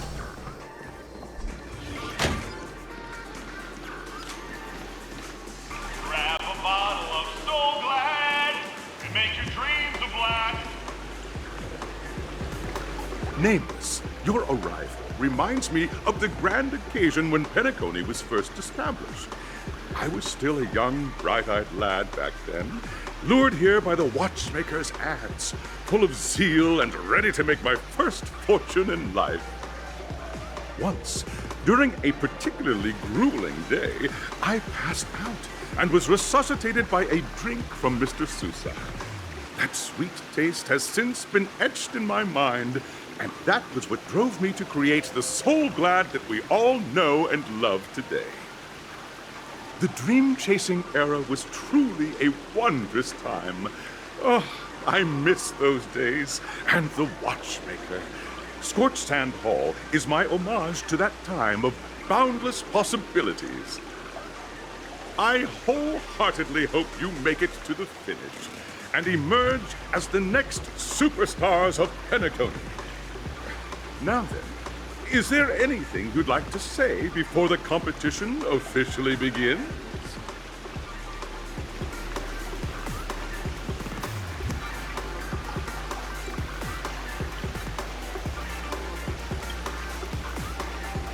Ha! That's the trailblazing spirit. How about you, Miss March? Hello, everyone! Next up, get ready for the Mega March 7th Adventure, where I'm going to break the speedrun world record! Trailblazing into the uncharted and challenging the limits. That's Miss March 7th for you. How about Miss Firefly? I hope that by the end of this journey, everyone will have achieved the outcome that they hoped for. Ah, a wonderful wish! Miss Himiko, what are you expecting from your team? Safety first, everyone. Simple words, but full of warmth. Waiting for you are 3 stages, each connected to that era. The first 2 stages offer 2 distinct paths to choose from, with unique challenges on each route. And in the last stage, you will face off against a champion who has defended the title to this very day. A beloved contender whose noble virtues are unrivaled. Those are the rules. Simple. Everyone clear? Now then, I hereby announce that the 33rd Scorched Sand Festival of the 20th season, sponsored by Soul Glad Enterprises, has started.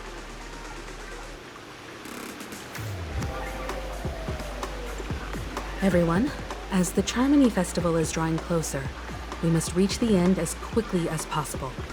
Factoring in efficiency and safety, splitting up into 2 groups is the best choice. March and I haven't known Miss Firefly for too long and aren't overly familiar with her. It'd probably be better if the 2 of you paired up. Fine by me. Let's do it. All right. I don't have a problem with that.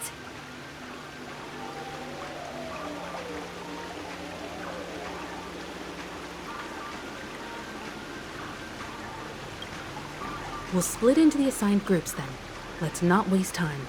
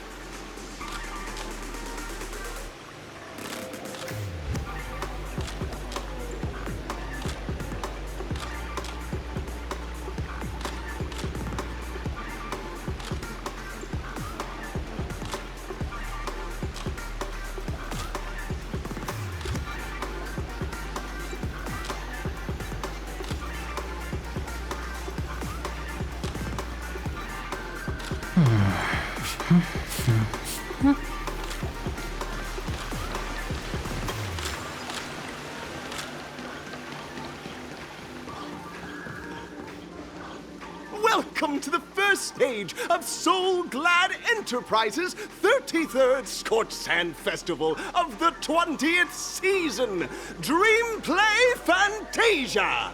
In this stage, you can choose between two challenges, the School of Acting or School of Action. In the School of Acting challenge, you have to complete 3 performances from 3 scripts and move the panel judges. In the School of Action challenge, you have to defeat 3 groups of enemies convincingly and reach the end. Now, make your choice.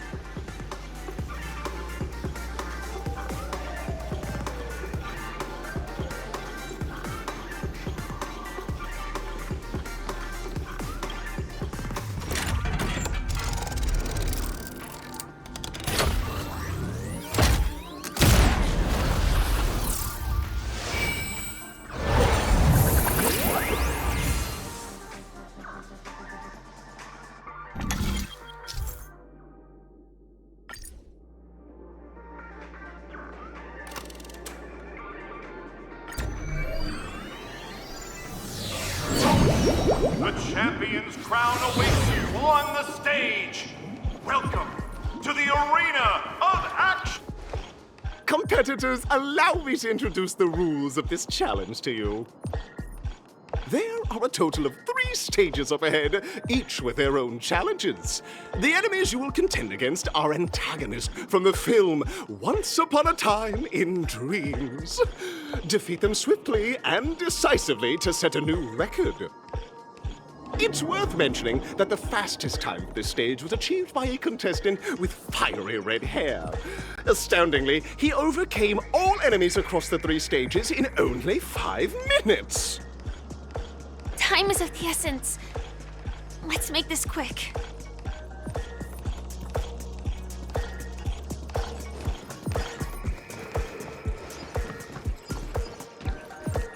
Contestants, you are about to confront the monsters of the primordial dreamscape. During this period, as dream chasers who've come to Penacony, defeating them is your first step towards success. All the Soul Glad is ours! Don't even think about plundering the Soul Glad from us!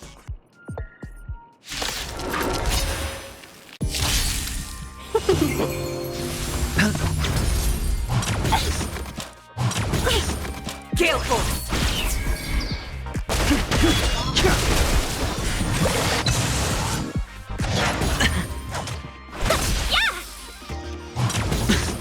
It's on me. No dirty watch your head. Bust. Or maybe I'll take it all. Oh, Grace. Bullets! From the blue!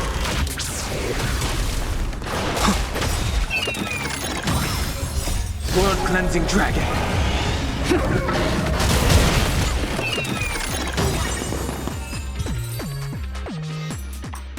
Soul Glad! My Soul Glad!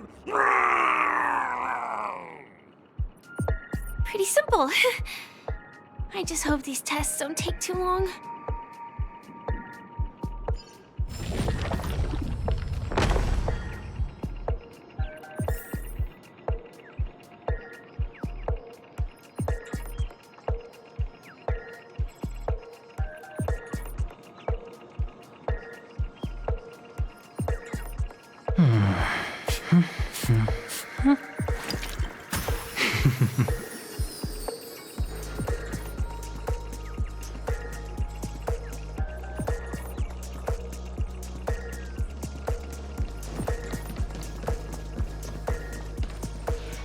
Congratulations on becoming the first group of Dream Chasers! Answering the call from the Watchmaker, you are disappointed to learn that Penacony isn't paved with gold. Resigned to your current plight, you start from the hierarchical dredges, biding your time for a chance at success. Just as you're about to give up, a downpour sparks a business idea. you enter the umbrella business! But just as things are looking up, you encounter a competitor. Defeat them and emerge victorious from this trade war. Why is our opponent Soul Glad? Because this is Soul Glad Enterprises' 33rd festivity auditions of the 20th season! Isn't this just product placement? To safeguard the integrity of Soul Glad, I will soar high into the sky and become its shiniest star. Whoosh!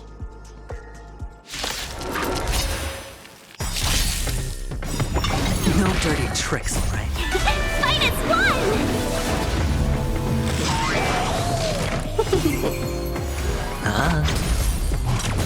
Can we talk? Gale Force! World Cleansing Dragon.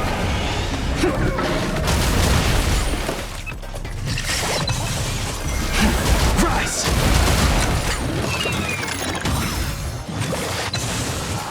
Yeah! Can we talk? Fight is one! World Cleansing Dragon.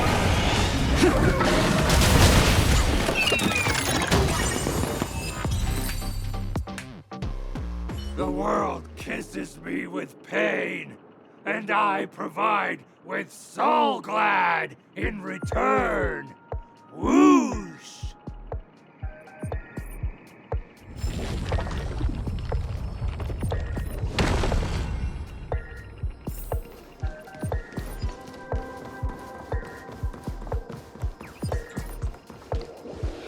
Congratulations to our two Dream Chasers for establishing yourselves as budding stars in Penacony. However, now you face a competitor selling at low prices, pushing you to the brink of bankruptcy. No matter how lengthy the battle, you always persevere. Topple this powerful opponent, and the tides will turn, paving a way to success. None will take my Soul Glad away from me. I will use the Transmutation Arcanum to turn into a dinosaur! Roar! Oh, dinosaur! Devour my enemies! Roar! Grab a bottle of Soul Glad and make your dreams a blast! Roar!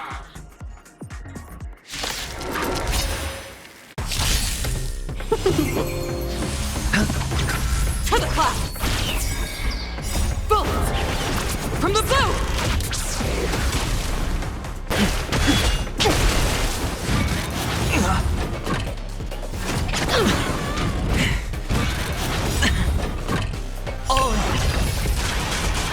Bust. Or maybe I'll take it all! Watch your head! Gale Force!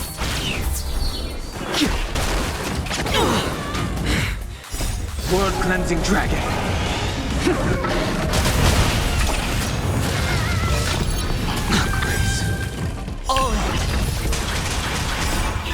Fight is one! Rise!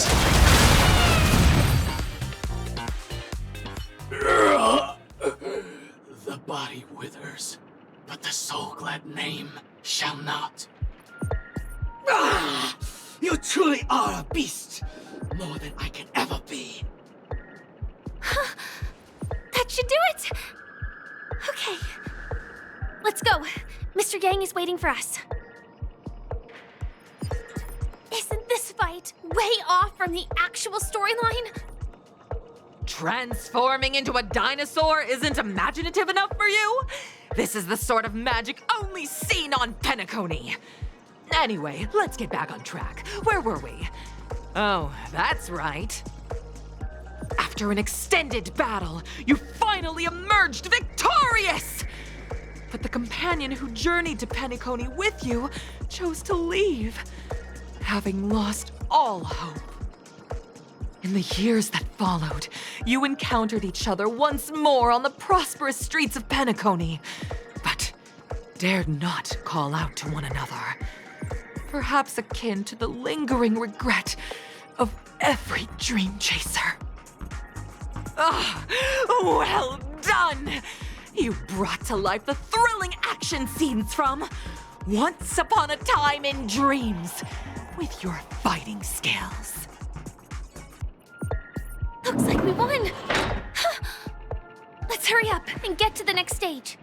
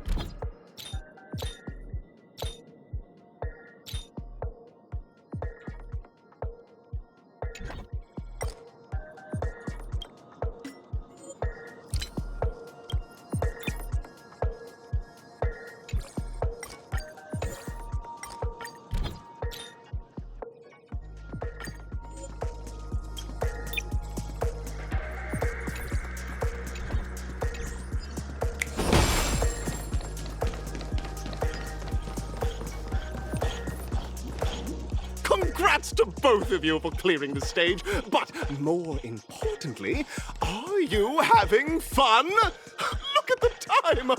You finished much faster than that red-haired contestant did. That red-haired contestant. Who is that exactly? You'll find out eventually, but only if you clear the next test first.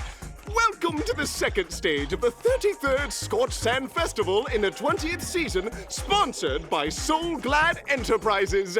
Gunfire time! You have the option to choose Gunfire and undergo Brother Hanu's trial, or Time, where you'll face Clucky's trial. And now, make your choice!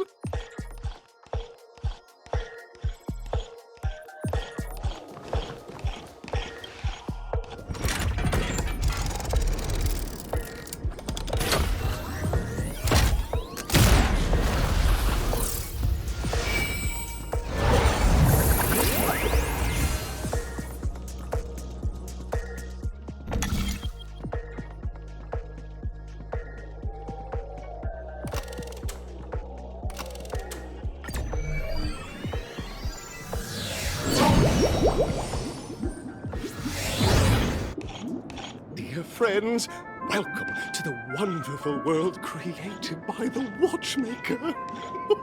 Awaiting up ahead is the titular character from the beloved Clocky animation, Clocky! It's said that the Watchmaker dreamed up the idea of Clocky when he was just a boy.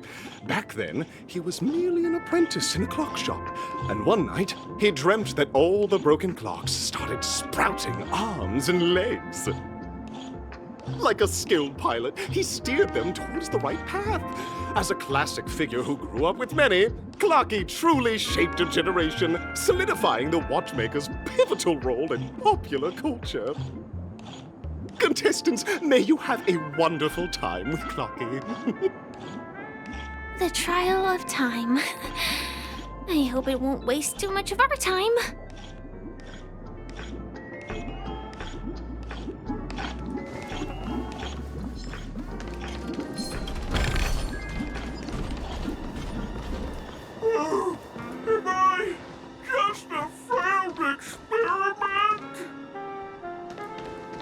that statue.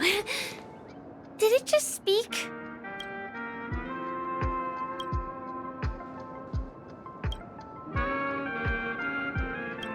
Am I just a failed experiment? I'm just an expendable failure of a clock, aren't I?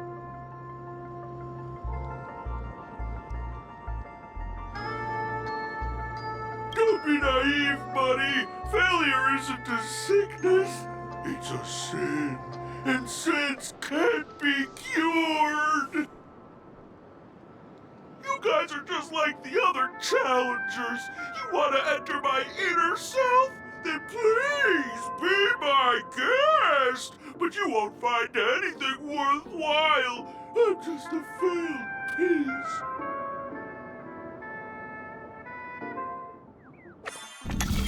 See? I'm just empty inside. Tick-tock! It's time for me to make an appearance!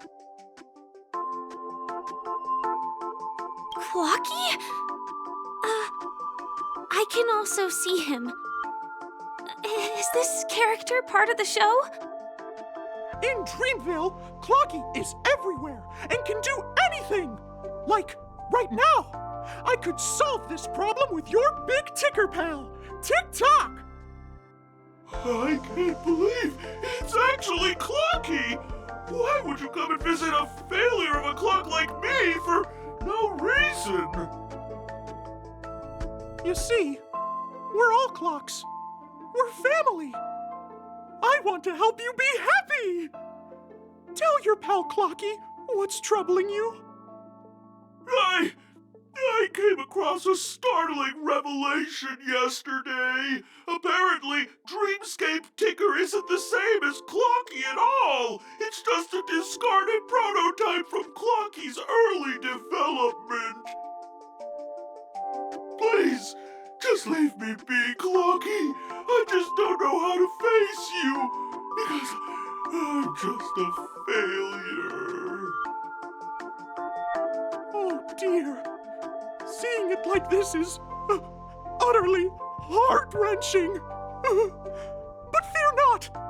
We're here to help it rediscover the missing parts of its inner self and guide it out of despair.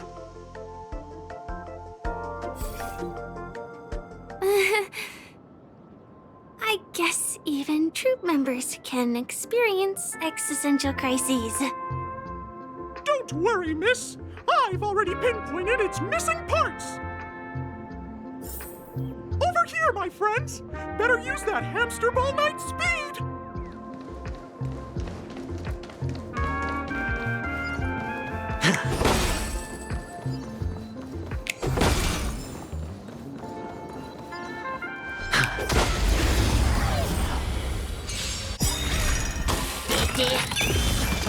Bolt!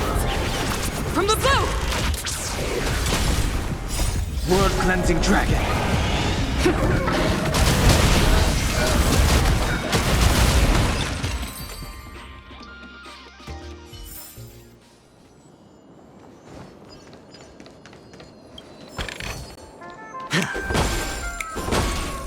This must be one of the missing parts that Big Ticker needs. We're here!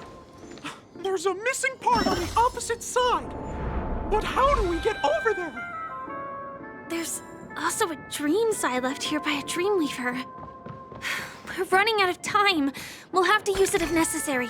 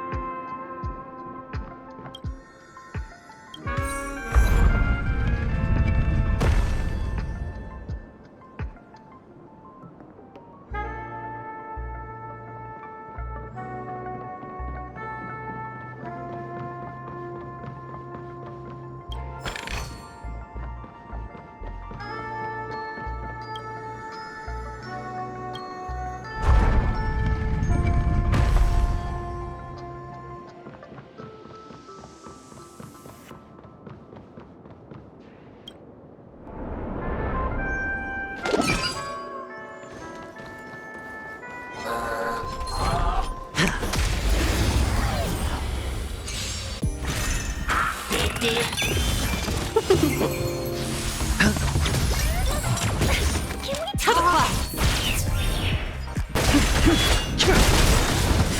World cleansing dragon.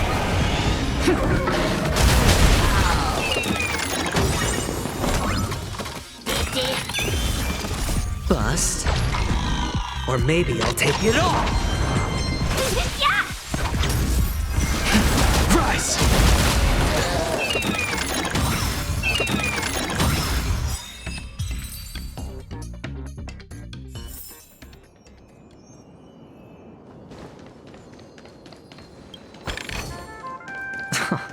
This is hardly enough for a seat at the table.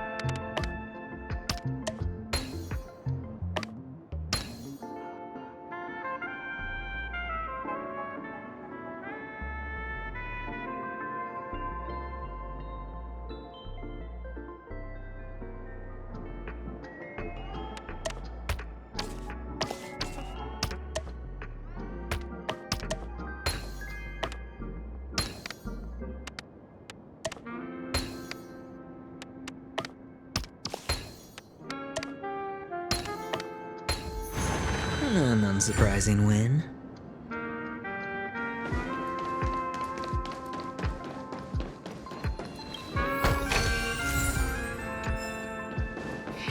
Tick-tock! Do I hear Tweet! Help, help, help! Tweet! This man's body is boiling hot! Tweet! Is anyone there? Tweet! I can't take it anymore! Tweet! Oh dear! It's an origami bird! What's it doing in Beyond Overcooked's tail? Is that Cookie? Tweet! Please save me! Tweet! I'm being roasted alive! Tweet! A roasted bird? Oh! This is horrible! Let's save it! Quickly!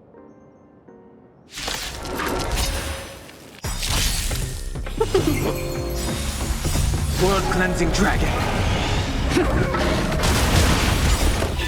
Fight is won!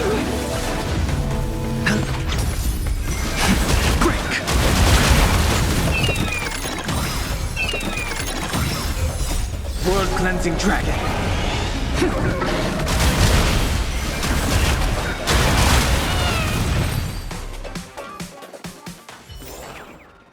As if victory were ever in doubt. Thank you, guys! Tweet! I feel I'm about 70% cooked! Tweet! Thank goodness you're okay! But why did you burrow yourself into that fella's tail? Because that fella stole one of Mr. Big Ticker's pots! Tweet! I wanted to help retrieve it, but I accidentally got myself stuck in the oven! Tweet! Go ahead and get it, but be careful! It's hot! Tweet!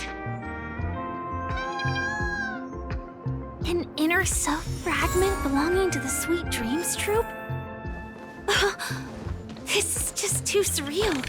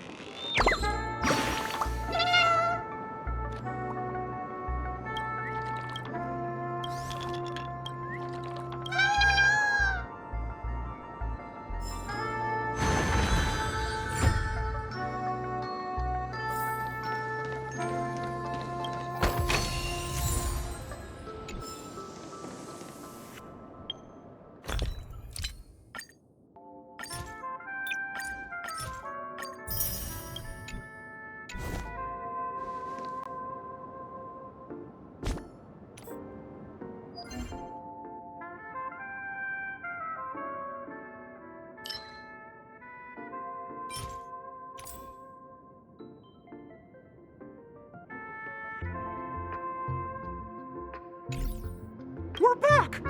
As long as you have these, you'll be able to find closure. Tick-tock! Wow! This sudden surge of joy! It's working! Tick-tock! Next, we just need to enter its emoscape, help connect its pathways, and we're done!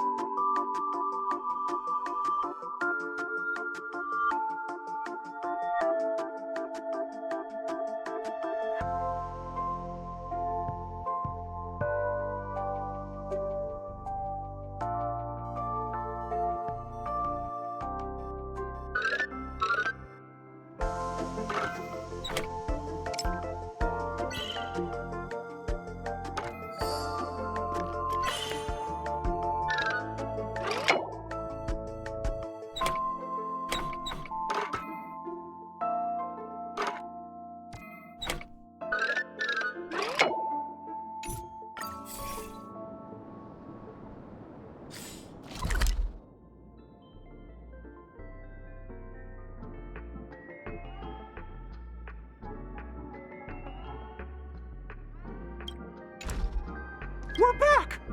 As long as you have these, you'll be able to find closure. Tick-tock! Wow! It's working!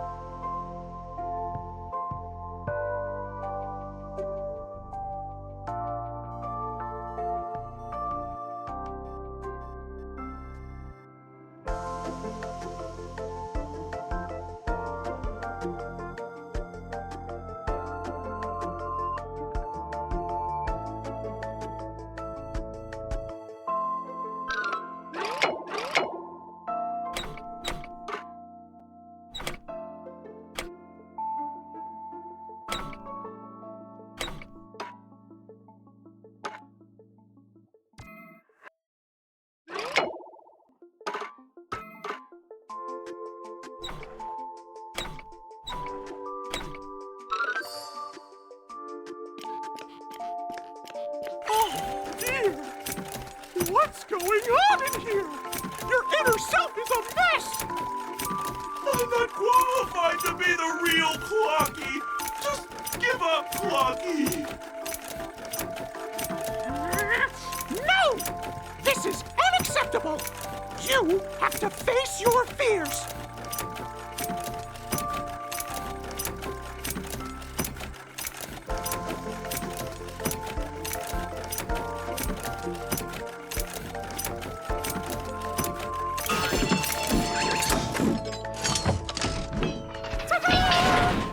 Success!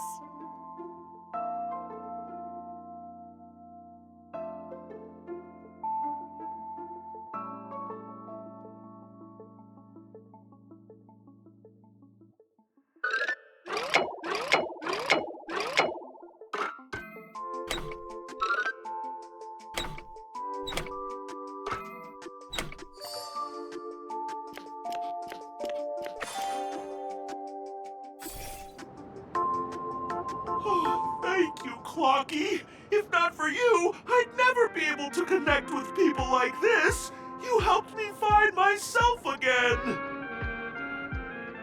No problem at all. As the guardian of Dreamville, it's what I'm here for. Tick-tock! Oh, my friends, you still have other important things to do, right? Go forth, my friends! When the moment comes, all the Dream Tickers and I will cheer for you! It's all done! Victory's in sight! Let's head to the final stage.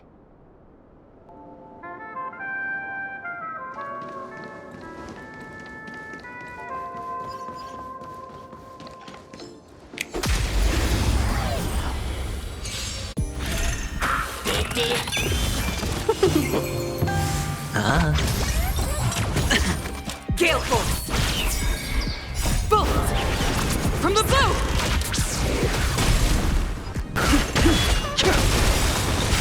World Cleansing Dragon.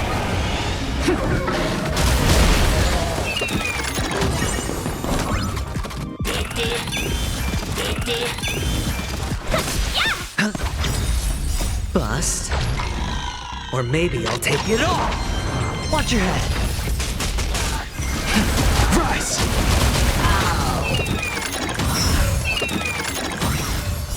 World Cleansing Dragon.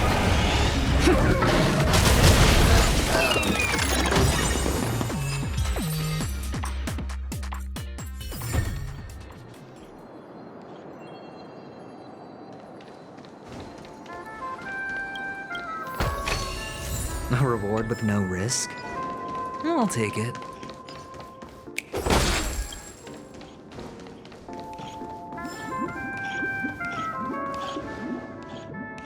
Congratulations to both of you! Oh, you've overcome all obstacles and proven yourselves. But, unfortunately, there is only one who can be Penacony's festive superstar. In the final stage, you will face the defending champion. If you fail, you will lose the opportunity to become the festive superstar. Welcome to the 33rd Scorched Sand Festival's third stage in the 20th season, sponsored by Soul Glad Enterprises, Superstar Showdown.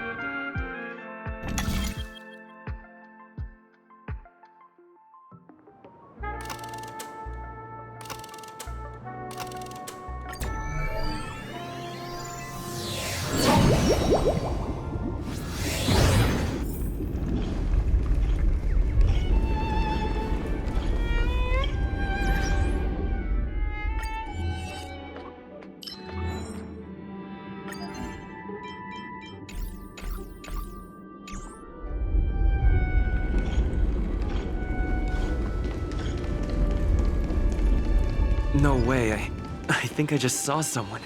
Someone extraordinary.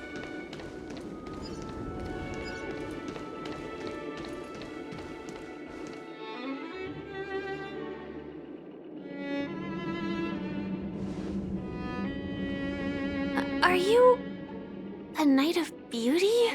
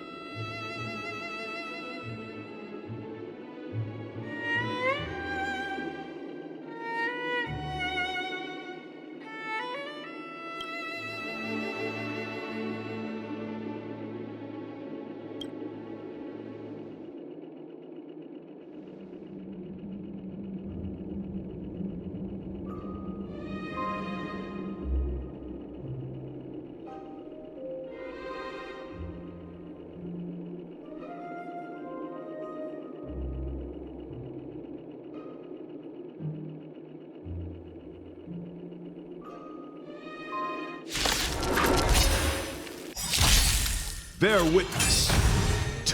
No dirty tricks. We're in trouble now. A thousand wonders to fight as one!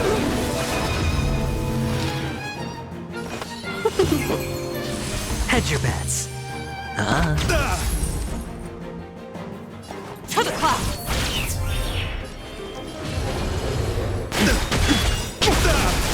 Awaken, dormant skin. World-cleansing dragon. Rise to the challenge. I sense a storm. Heaven surge. Rise! Let the duel commence. Welcome, customers. Yeah!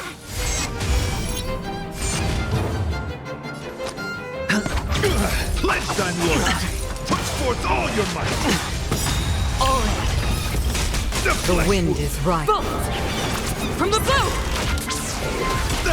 The dice have bust. Or maybe I'll take it all. The flesh wound. Spirit never dies.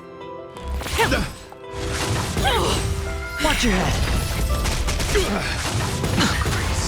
All in. The flesh wound. Heaven surge. Break. Challenge. Awaken, dormant skin. World-cleansing dragon.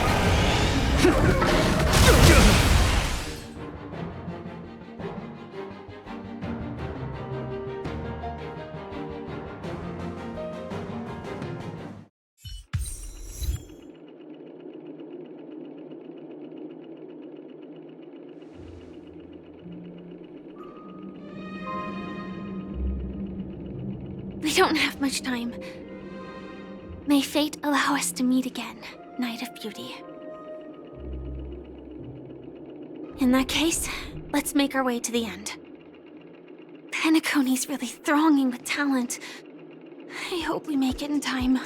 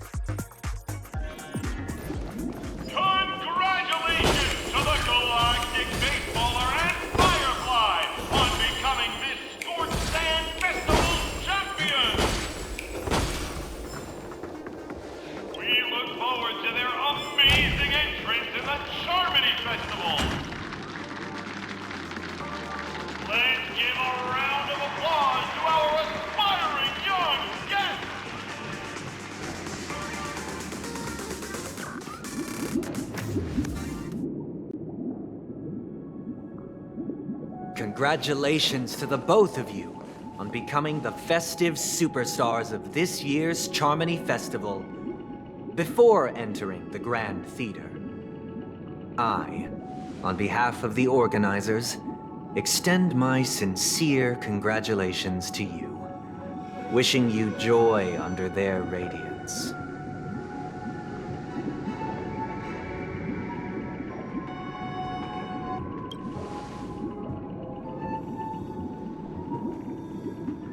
As previously promised, my sister, Mr. Yang, and I have met with the Dream Master.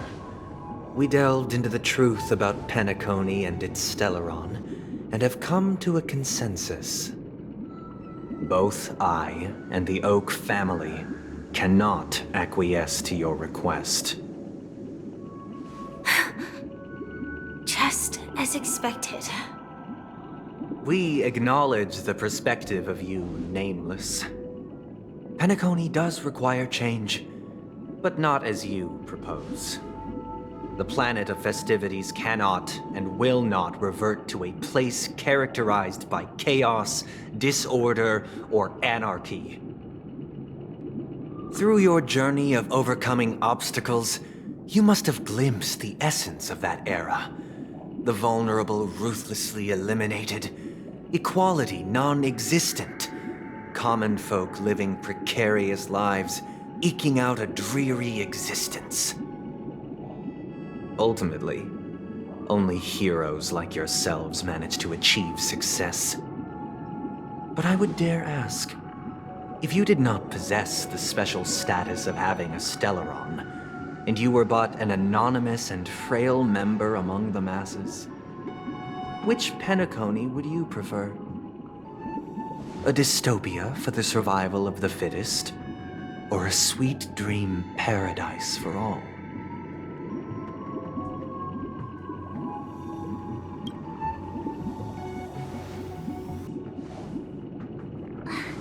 That's not the point! Don't let him mislead you! Mr. Sunday, even if the members of the Oak family can't fully agree on what to do about the Stellaron, now's not exactly the time to be holding an extensive discourse about Penacony's past and future, is it? The Stellaron issue concerns the life and death of everyone on Penacony. If anyone has a better suggestion, the crew is more than willing to listen. Also, it'd be best to tell us the ins and outs of that meeting. This way, we'll at least know what Welt and Ms. Robin are dealing with, and the reason why they failed to make our appointment. Ah, Navigator. That is precisely my intention. With all present, let's begin by discussing the details of that meeting.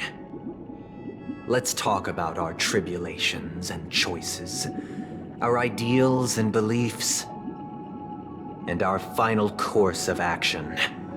The only path to take.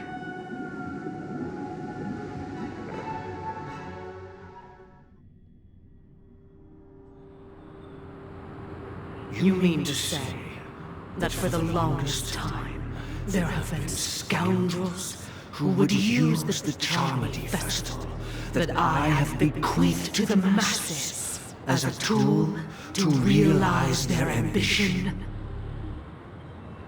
Indeed, Dream Master. Once the Charmony Festival begins, the Stellaron's powers, along with the song, will be broadcast across the entire planet of Penacony. And then everyone in their dreams will be unable to awaken. This is indeed surprising to me. The dreamscape is maintained by the collective effort of the 5 families. If someone were to use the Charmony Festival to recklessly disseminate the power of the Stellaron, this individual must hold a position of great authority. Do you have any suspects? I'd like to ask, did you really not know of the Stellaron's existence? I would have never thought that this Nameless would point the spear at me.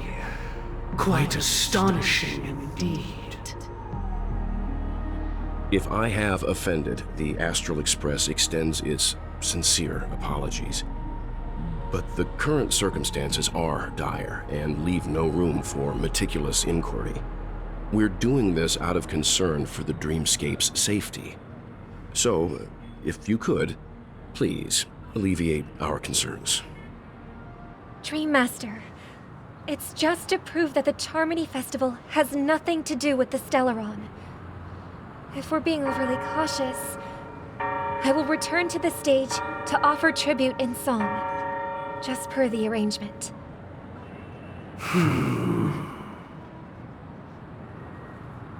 Sunday, Robin.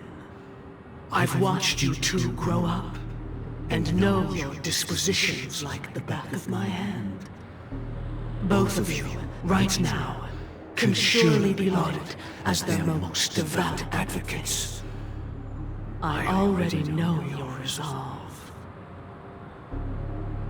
The magnitude of this matter is enormous, and cannot be taken lightly. Since Mr. Yang has asked with such earnestness, I will personally respond in kind. If there is a need, the entire Oak family will be mobilized to heed your call. Someday, might I ask you to beseech them to cast their light unto me, and question me in their stead, so that no lies may be concealed? I will do as you command. Robin, could I entrust you to be present as a witness, to document the truth, and to proclaim my innocence, so that all slander may be utterly dispelled? I will do as you command. May thy will be carried out on earth, just as it is in the heavens. Oh, triple-faced soul, please sear his tongue and palms with a hot iron, so that he will not be able to fabricate lies and make false vows. Let us begin. There is nothing else to prepare. Understood.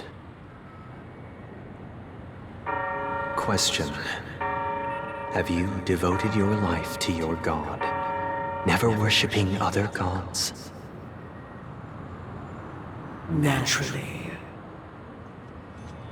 Do you love your god as you do yourself, always heeding their admonishments? Naturally.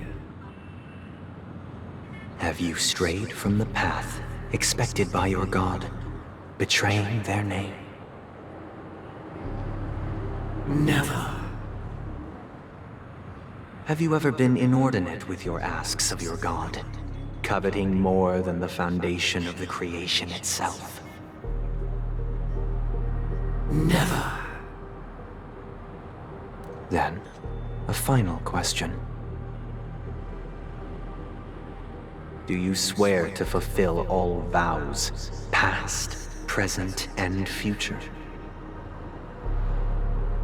With the Eon as my witness, if I do not deliver on my words, or if I renege on my vows, may I be cursed in accordance with divine law.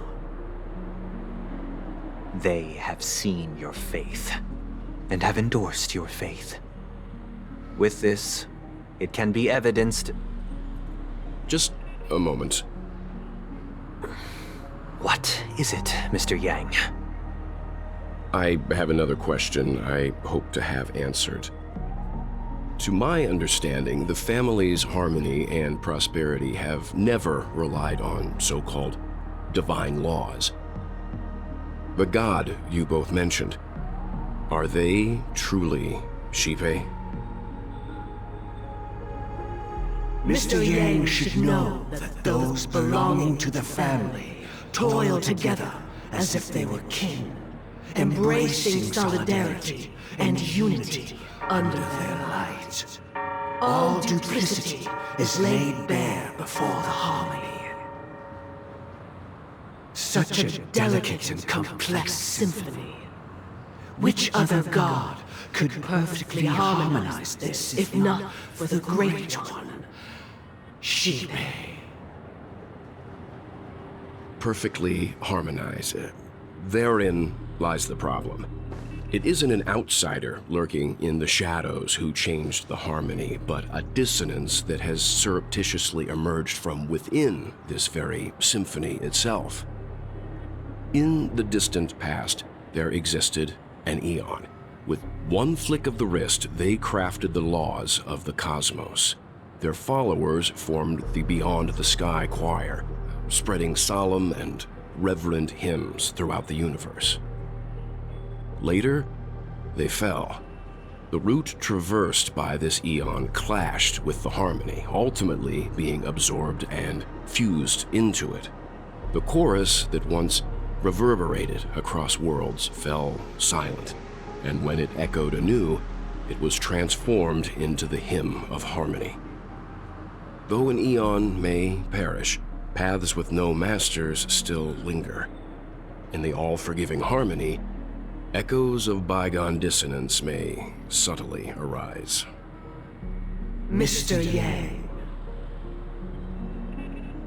being overly astute can be a detriment, especially when you find yourself alone and without allies. So this is how it is. For the sake of our grand cause, Sunday, please afford these two an opportunity to rest. What?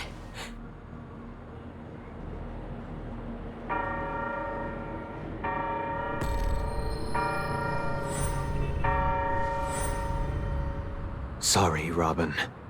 It's just you. I did not wish for you to know this. It's a pity that things have turned out this way. So, this is the true reason I can't sing? The shadow that envelops Penacony is actually... We were never children of the harmony. Our ideal paradise could not have been crafted by Shibe. True bliss can only be guaranteed by the one who transcends the many. Within the foundation of law, humanity establishes civilization, and through harmony, we obtain order.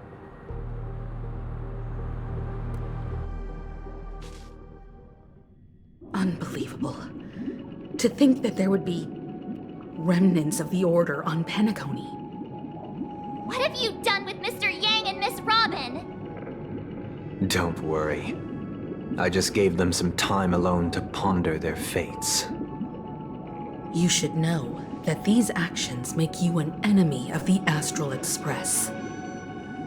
Should we need to stand against the Nameless, it would only be myself and the Oak family involved. But we haven't reached that point yet, have we? Your efforts for the justice of Penacony are evident to everyone, and have been widely observed.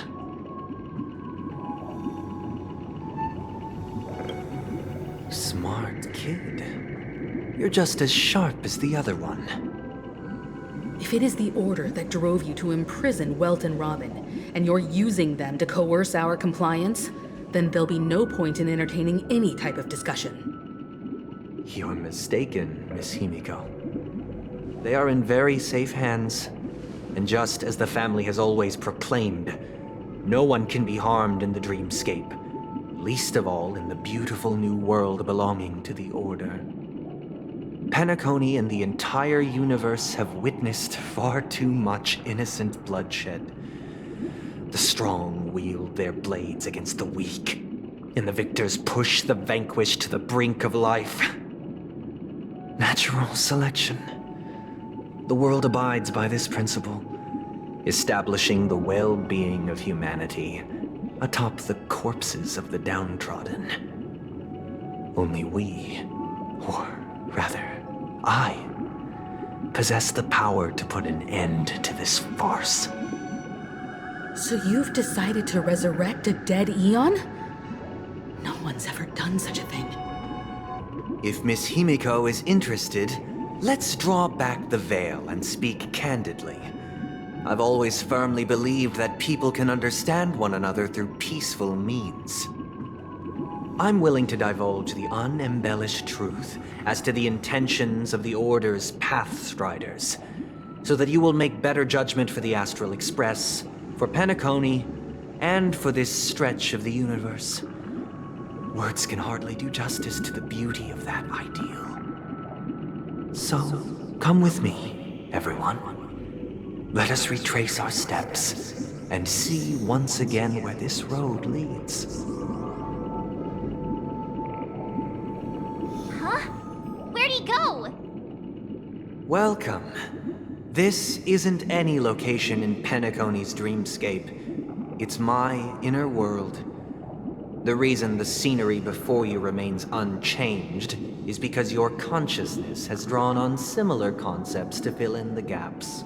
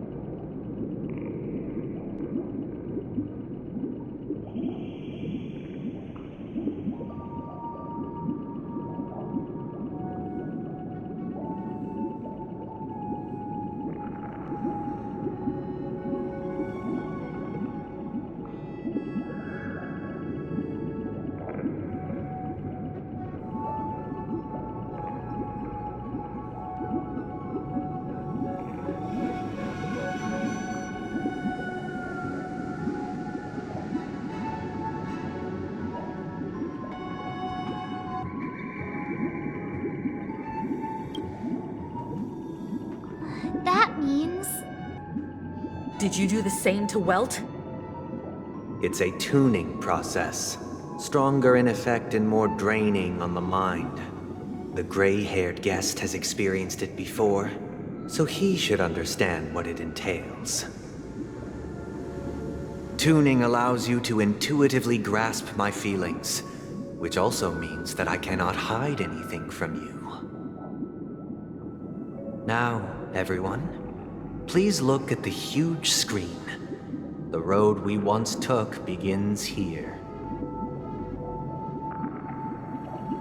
From this point on, you will witness the numerous decisions I've faced.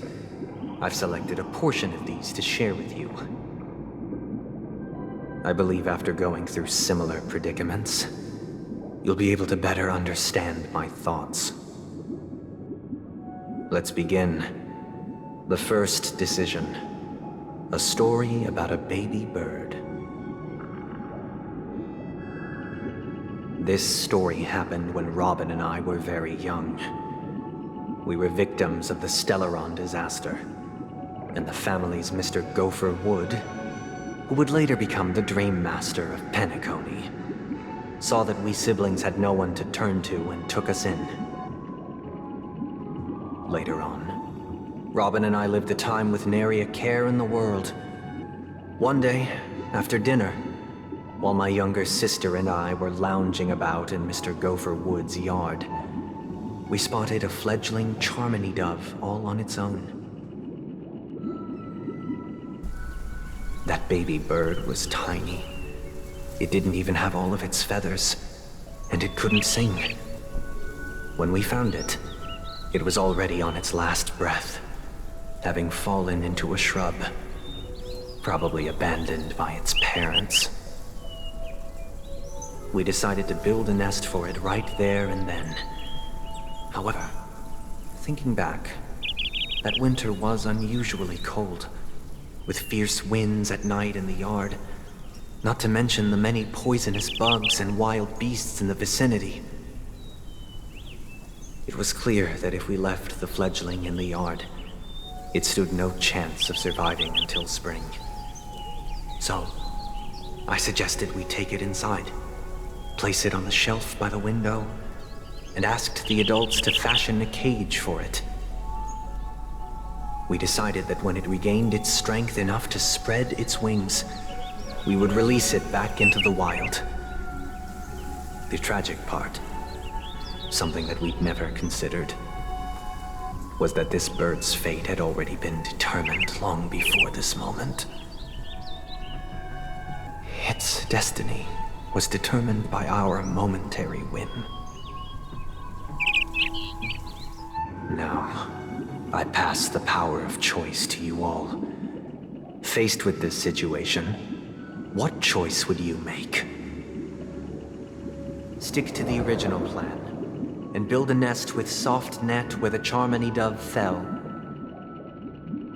Or build a cage for it, and feed it, giving it the utmost care from within the warmth of a home.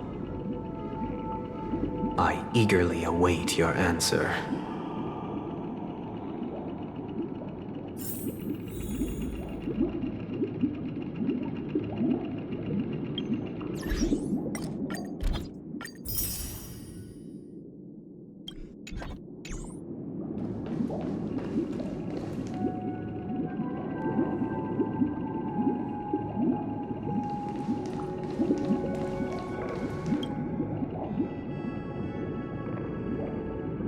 I'm happy to see that you made a choice similar to ours. If your mind is made up, let me reveal the outcome of this choice. We passionately nursed it back to health, preparing only the best food for it every day. We even preened its feathers. Later, on the day that Robin left Penacony, we opened the cage door and let it fly back into the sky. I watched it for a long while by the window, probably about 3 or so days.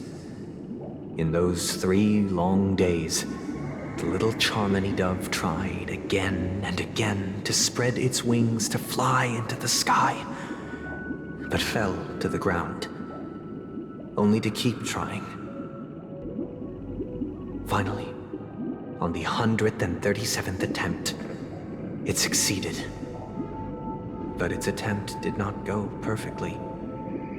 After flying unsteadily for a while, it fell to the ground, unable to grasp the direction of the air currents. The fall shattered its wings. It writhed helplessly in my embrace. But it was all for naught, finally succumbing to a painful demise. And in that instant, our tender care, our given love and hopes, they all became the inevitable push that sent it to its death. I deeply regret the choices we made. Next, let us head to the second decision. This time, it's the story of a dream chaser. This story happened when I was appointed as Bronze Melodia, a position exclusive to the Oak family, charged with listening to the problems and vexations of Dreamscape residents, and providing them with the relevant guidance. It was during that period that I had the opportunity to hear voices from all corners of the Dreamscape. Joy, Sorrow, arrogance, regret. The complex tapestry of human nature that formed the world. And I was fortunate to catch a glimpse of it. He was a dream chaser, and an illegal stowaway. Just like the rest of them, he came to Penacony in search of a better life, except that, to most people, the price he paid, I suppose you could say it was everything. He told me I sold everything I could at home. The house, the land, even his 2 children. He said he could not afford to raise them, and that at least they could eat if they lived as slaves. He had a plan in place. He would buy back his children once he had made his fortune, and enjoy Penacony's beautiful dream with them. Alas, his plan to smuggle himself was somewhat clumsy, and he was sniffed out by those pig-headed hounds. After hearing the Dream Chaser's story, I immediately appealed to the Bloodhound family to cease their pursuit. That way, at least he could live peacefully. But I was still too naive to the ways of the world. I did not anticipate that what I thought was a kind gesture would later lead to dire consequences. I'll tell you the outcome soon. For now, I'd like you all to make a choice. Will you do as I did, and try to convince the Bloodhound family to stop their pursuit, so that the Dream Chaser may live peacefully and realize his wishes? Or will you remain silent, leaving him to languish while the hounds are hot on his heels, until his inevitable judgment arrives? I look forward to everyone's decisions. Who knows? Perhaps they might even alter the outcome of this tragedy.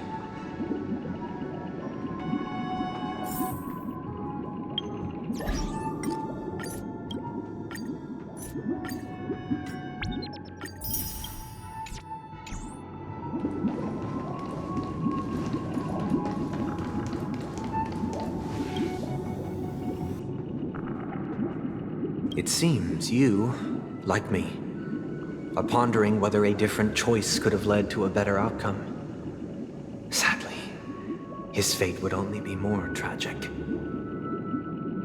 Say he never gets caught. He would only die from delirium. The methods with which illegal stowaways enter dreams are unorthodox, not flawless like the hotels. Living in the dreamscape would be a mere pipe dream. Should he be apprehended? Could the hounds afford to turn a blind eye? The answer is a definitive no. They couldn't bear the resulting consequences, and thus wouldn't dare extend a helping hand. As to your choice, I once again offer my heartfelt apologies. Next comes the third and final decision. And the story this time is my own. This story happened the day I was appointed the Oak family head. At that time, Mr. Gopherwood was the current Dream Master, and as per his wish, we had a private conversation. What surprised me was that the Dream Master had only come to deliver a letter to me. He let me read its contents, and it was a letter from my sister. The letter contained the usual pleasantries, anecdotes from her travels, nothing out of the ordinary. Just as I started wondering how this letter related to our discussion, the Dream Master began to speak. Do you know who wrote this letter? My sister, of course. But why would you personally visit me to hand me a letter from my sister containing mere trivialities? To help you grasp the full scope of this issue, do you know where Robin is at this moment? From what the letter indicates, she must be in Caspelina 8, correct? She's touring there right now. Correct. Has she mentioned anything about a stray bullet? A stray bullet? What? A war has broken out on that planet.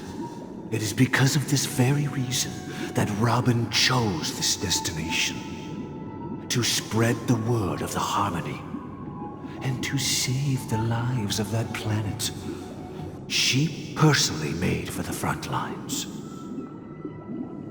She hoped to ease the people's suffering with song, and was willing to brave mortal danger to deliver the IPC's medical supplies. Unfortunately, stray bullets show no such compassion. Is she all right? If the operation was successful, she should probably be recovering in the field hospital.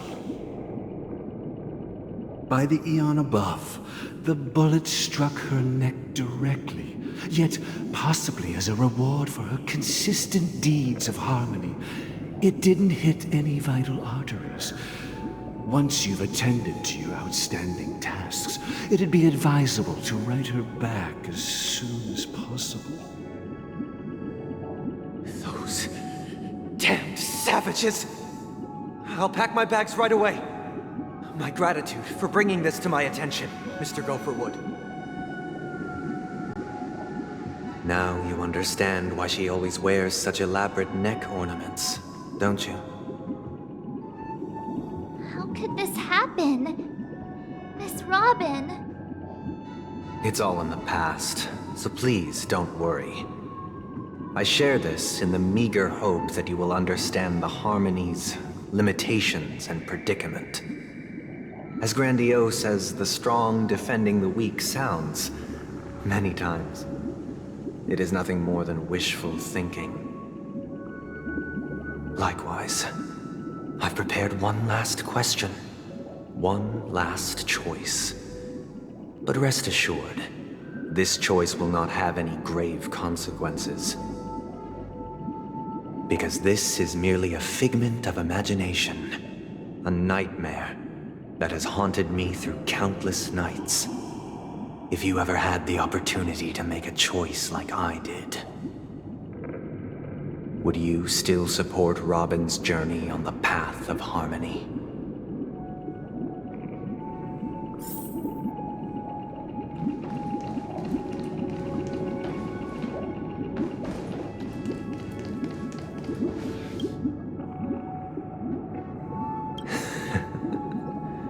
I see. I am now aware of everyone's stances. Raising these questions merely serves to illustrate one point. The plight of Penacony cannot be salvaged by the Harmony. The true foundation for a sweet dream paradise can only be established through the order where the strong govern the weak. I know the suffering of being tormented, the turmoil of losing your way, how sorrow and even despair set in when matters don't work out. All of this causes me unending pain, because this is not what happiness is at all. We must teach the weak how to live a happy life. And this life isn't some noble propriety that the upper crust preaches, but in definitive terms, a way of survival that belongs to everyone. So what is your definition of living a happy life? Good question. Human consciousness is fundamentally an illusion, a cage known as self-worth. People lured in by this illusion make mistakes, yet still ask that external influences bear the burden. When one mistake after the next permeates the masses, they become impossible to trace. Thus, the amassing of these individual cages culminate to form a prison. A place dictated only by the rule of survival of the fittest. Nature is always accompanied by predation and sacrifice. Its antithesis is known as order. That is what I want to do. Unite people's happiness under the banner of order. They won't need to make bitter choices any longer, nor face the weaknesses of humanity. They can cast aside their primal instincts to build a haven for mankind. Simply describing thoughts is far too abstract, so allow me to provide a simple example. As you all may know, there are societal norms like weekends and long weekends that exist on some worlds. During these hard-earned rest days, people are given the chance to extricate themselves from the stresses of everyday life, allowing a certain tranquility to return to their souls. And it is only on these days that people do not have to adhere to the law where the strong prey on the weak. They can live out their lives happily during these brief intermissions. It's just a pity that 2 or 3 days are still too fleeting compared to the span of a lifetime. From where I stand, society's ideal system should be 7 rest days. Following Sunday, there should ensue a second, a third, and indeed an infinite procession of Sundays. This should be the face of the new world. Idyllic, eternal, peaceful days. And thus, every person can return to their base selves in this utopia. Some gaze in reverence at the stars, pouring their whole beings into calculating the distance between us and the isolated world of Pagana. Meanwhile, some seek refuge in quiet corners, holding one another, unencumbered by the chains of unwelcome obligations. There would be no need to bear the hardships of reality. Only in this way can humanity face the inevitable end with the purest of spirit, living a life of dignity. This is what it is to live in bliss. Miss Firefly, you who are stricken with entropy loss syndrome, you of all would surely understand this.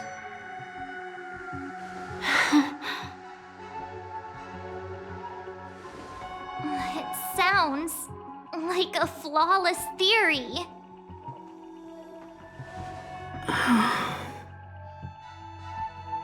But what is the price to attain all this? The cost is minute, merely a personal and eternal sacrifice. If this paradise is to be maintained for everyone, someone must remain trapped in solitary awakening until the end of the cosmos. Awakening. Which means that this so-called paradise is still a dream. Stepping into this paradise means forsaking reality, correct? It is not forsaking, but transcending. Flesh, blood, sorrow, weakness. If the physical is the root of spiritual suffering, it is only logical that we defeat it. But in this supposed bliss, people won't have defeated their demons. The chance to overcome their tribulations would be forever lost to them. In other words, it is an escape. That's another way of understanding it. But there is no shame in escape. On the contrary, the seeds of escape exist in everyone's hearts. Don't you agree, Miss Firefly? And as to why we sleep, it is because we are afraid to awaken from our dreams. But this is not in conflict with the grand plan. Only in acknowledging this can we truly understand the frailty of human nature, and from there, show compassion and protection.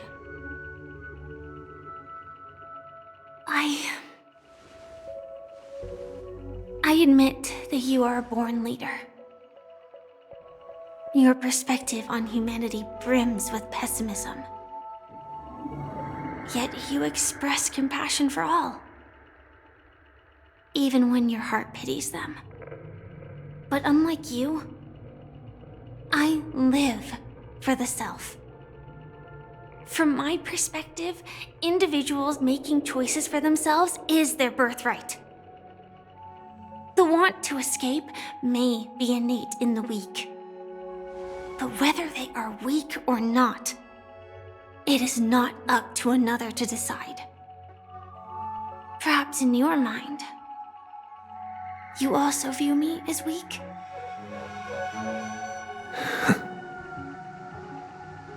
Because I don't think so. Since Miss Firefly has said her piece, the Astral Express will also naturally give you our answer. We'll leave it to you. Just as Mr. McHale instructed before. Tell him our choice.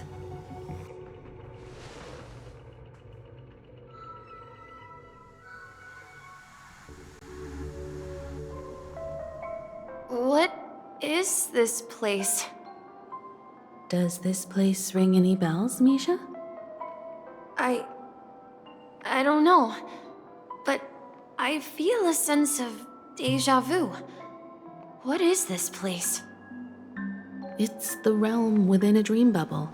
This was left to the Astral Express by a nameless, but weirdly, when we entered it, it was completely empty. Dr. Edward from the Dreamscape sales store told me that dreams are formed from memories, and a dream bubble can't take shape if its core is empty.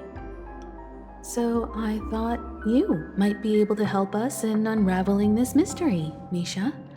As a hotel doorman, you know Penacony best among us. I don't know much about dream bubbles, but if you want to figure out what this mansion is, I'll do my best. I'm counting on you then. Himeko, I still don't get it. Why were you so sure that Misha had a connection with this dream bubble? I wasn't sure. It was just a hunch. But since Misha feels familiar with this place, my hunch might be correct.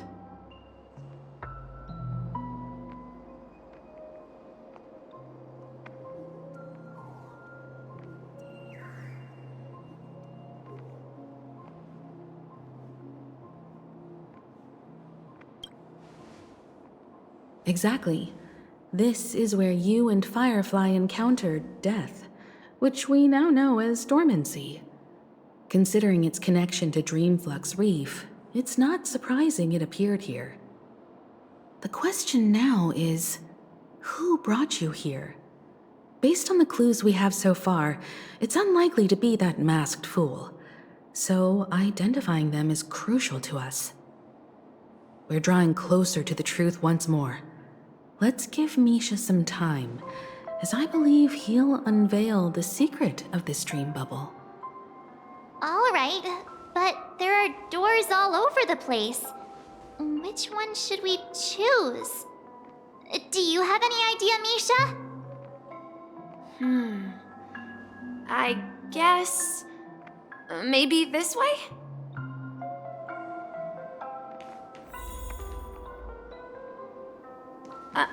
I'm not entirely sure, but let's give it a try. Wait, Weird. This place is quite different from the hotel. But I feel like I've been here before, and even lived here for a while. If I remember correctly, there should be a fireplace down that hallway. Clocky and I used to sit by the fire. listening to the crackling of firewood. And the room on the other side was the toy room. I loved spreading out all the toys from the box on the floor and making up stories for each of them. Hold on. This doesn't make sense. Didn't I grow up in Dreamflux Reef? So, what is this place? This could be a case of amnesia. Don't worry, Misha. It's common for everyone to forget certain aspects of the past. Those memories haven't vanished. They're just lying in the depths of your mind. We can surely get them back.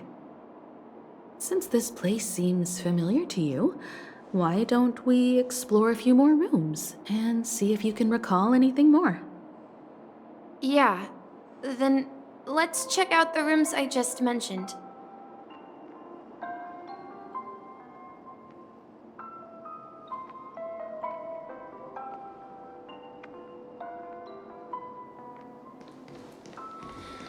Tick-tock.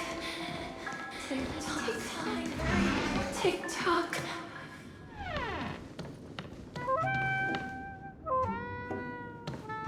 I heard some noises from the room. Origami Bird? That's a friend of mine. You and Origami Bird are friends? Yeah. It's a member of the Compass crew, just like Clocky and Miss Mirror. And there's more than just one Origami Bird. They are a big family with lots of brothers and sisters who look the same. They follow Miss Mirror's orders and handle all sorts of jobs on the ship. They're the best sailors. Sailors? Can origami birds be sailors? Could you tell us more about the Compass, Misha? The Compass is a ship bound for the New World. Clocky and his partners travel through layers of fog to the depths of the sea. Whenever there is danger, Clocky will use a compass and guide the ship in the right direction. That's a great story. But in the Penacony cartoon, Clocky and his partners have always lived in Dreamville and never ventured out, right? Huh? Oh, that does seem to be the case. Weird. I clearly remember Clocky arrived in the New World in the end. Perhaps Clocky has a hidden past. So, where has Clocky gone? Did he leave to protect Dreamville?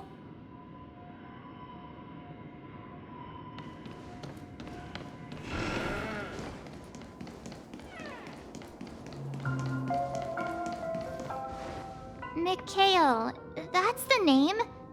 Now we all know him as the Watchmaker. So, who is he talking to? Do you know anything about it, Misha? I'm sorry. I don't know much about the Watchmaker. But, Mikhail... Anything special about that name? Mikhail is Grandpa's name. Grandpa? Do you mean you're the Watchmaker's grandson? But we haven't heard anything about the Watchmaker having descendants. And the name Mikhail is not rare. Perhaps it's merely a coincidence. Could you tell us more about your grandpa, Mikhail? Yeah, sure. He was a seafarer who fearlessly ventured into mysterious seas and storms. He was always on the sea and had lots of friends who accompanied him on his travels. He didn't want me to call him Grandpa because that would make him sound old. He believed he was still young. The name Mikhail was given to him by his parents, Mihaly and Elise, both renowned seafarers. Every time he came back, he'd share his logbook with me and tell me about his adventures at sea. I want to become a great adventurer, just like him. It appears that the seafarer has nothing to do with the Watchmaker. So, perhaps it's just a coincidence? So, where is your grandpa now? He went off on a new journey, and it's been quite a while since I last saw him. I think I hear the sound of water. You once mentioned there's a magnificent fountain up ahead.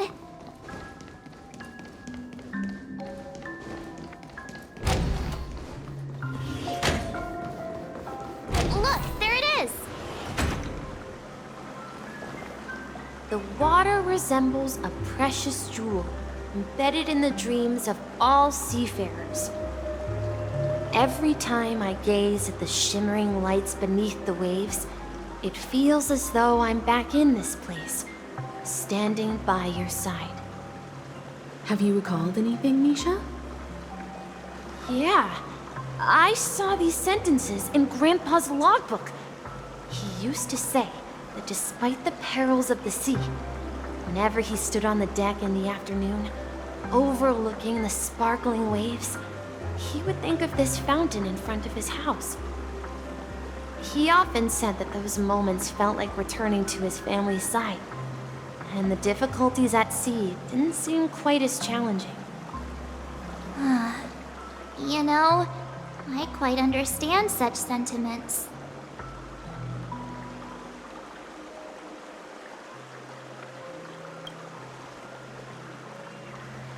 Hey, don't tease! I was just being a bit sentimental. Perhaps every adventurer far from home carries a fountain within their soul.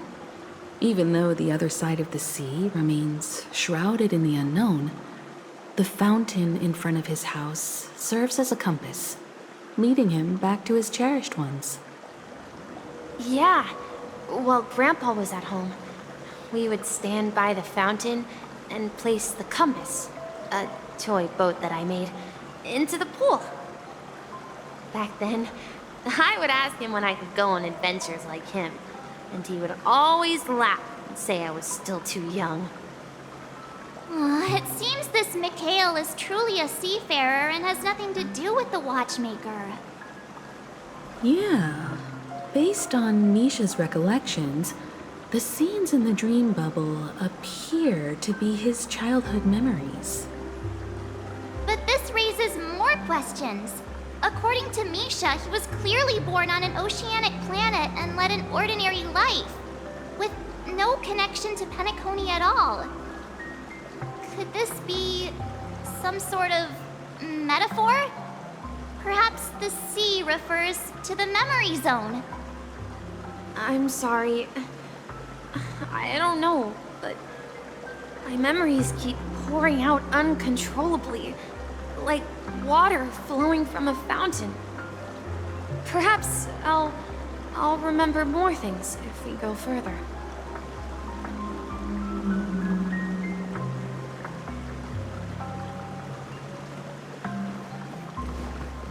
I wish to share your burden. We're going to the opposite side, right? No, we should turn left here. Huh? Something feels different about this place. Up ahead is Grandpa's study. It was in that room that I saw him the last time. The atmosphere in this room feels totally different. Misha! You finally come!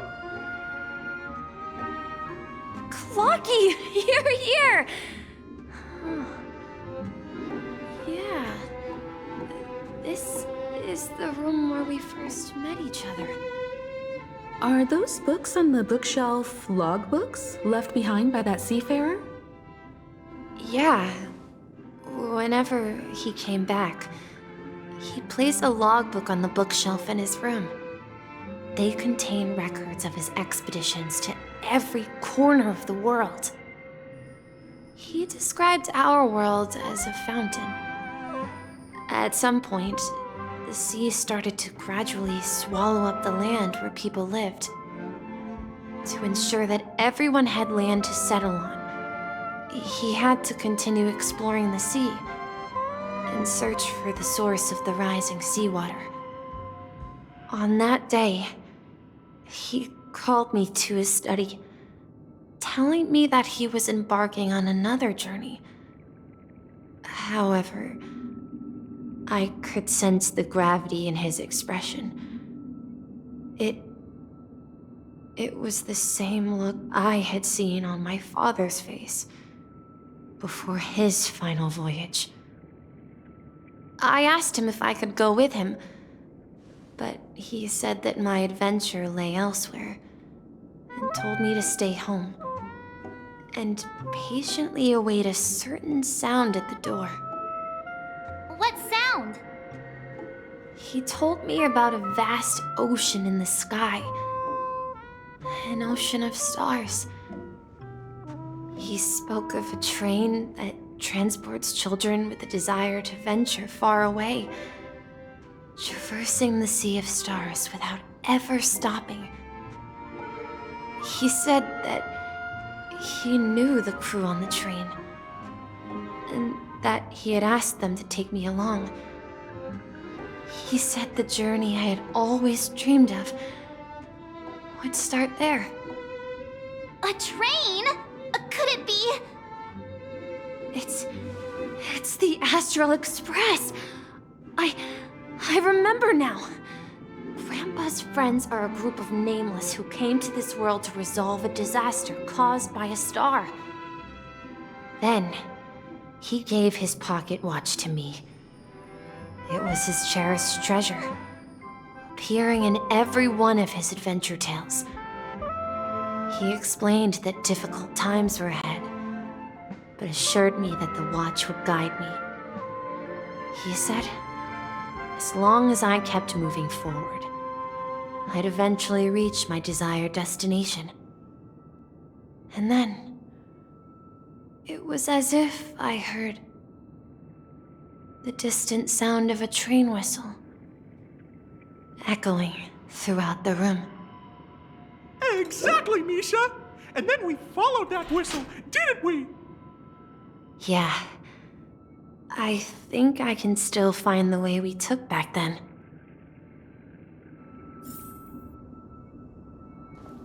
This is the dream jigsaw, right? Do you remember?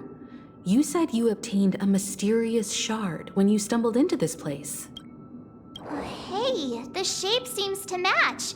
So this shard is also connected to Misha? Looks like we're just one step from revealing the truth. Let's get to the other side and investigate.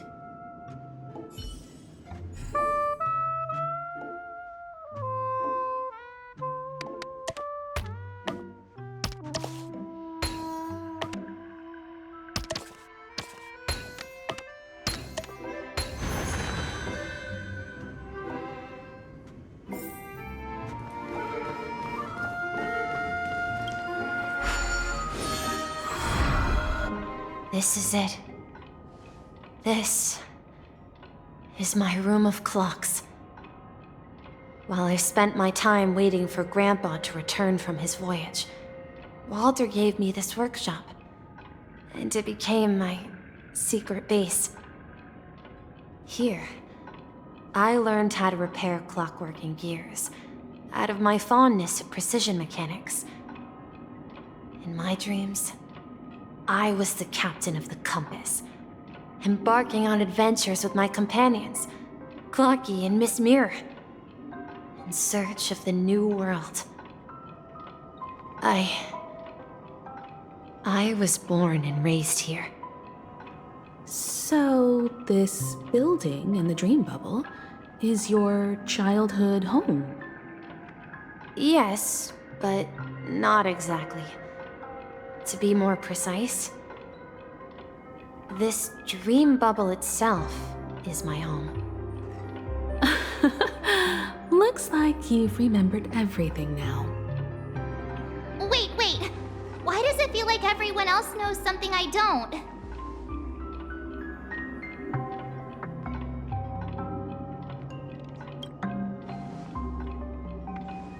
March, do you remember when he mentioned a clocky that only he could see? Yeah, the little guy here, right? But we all saw him in Dreamflux Reef, right? And Mr. Yang even greeted him. Looks like everyone on the Astral Express has a childlike spirit. The answer lies in the Astral Express. His experience shows that neither Firefly nor Acheron can see this Clocky. And when we were in Dreamflux Reef, you may have noticed that for some reason, nobody outside of the crew had ever talked with Clocky.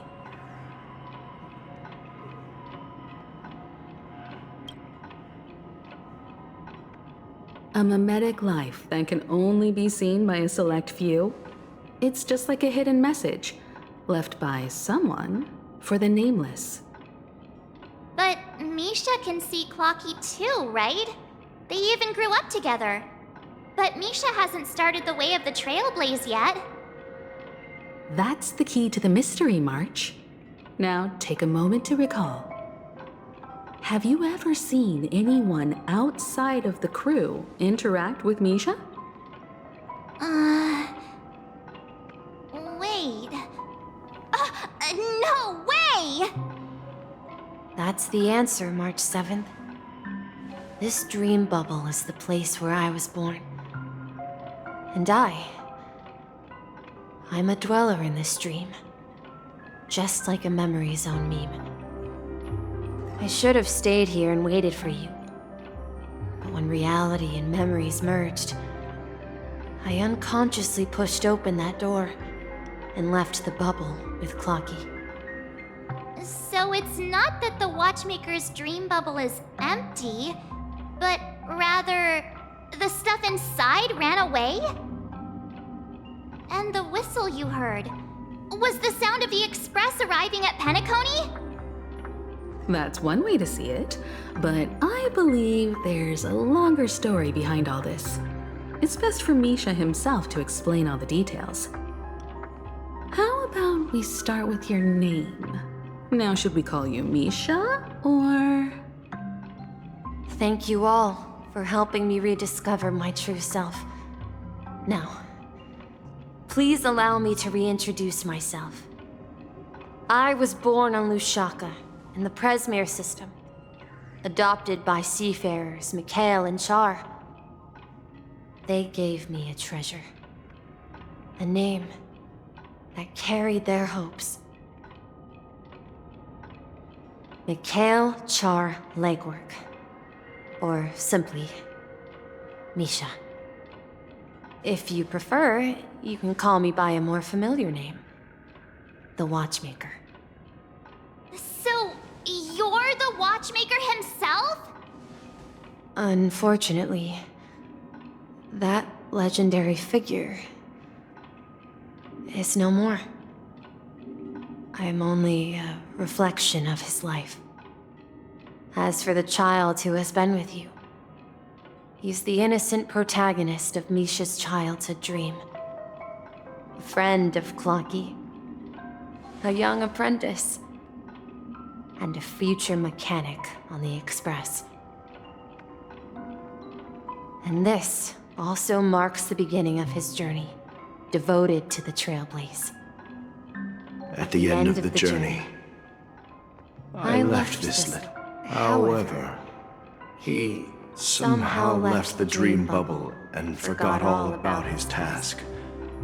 I apologize for all the confusion this caused. Because he was born with a desire to trailblaze, wasn't he? I don't think Misha has forgotten his role as a guide.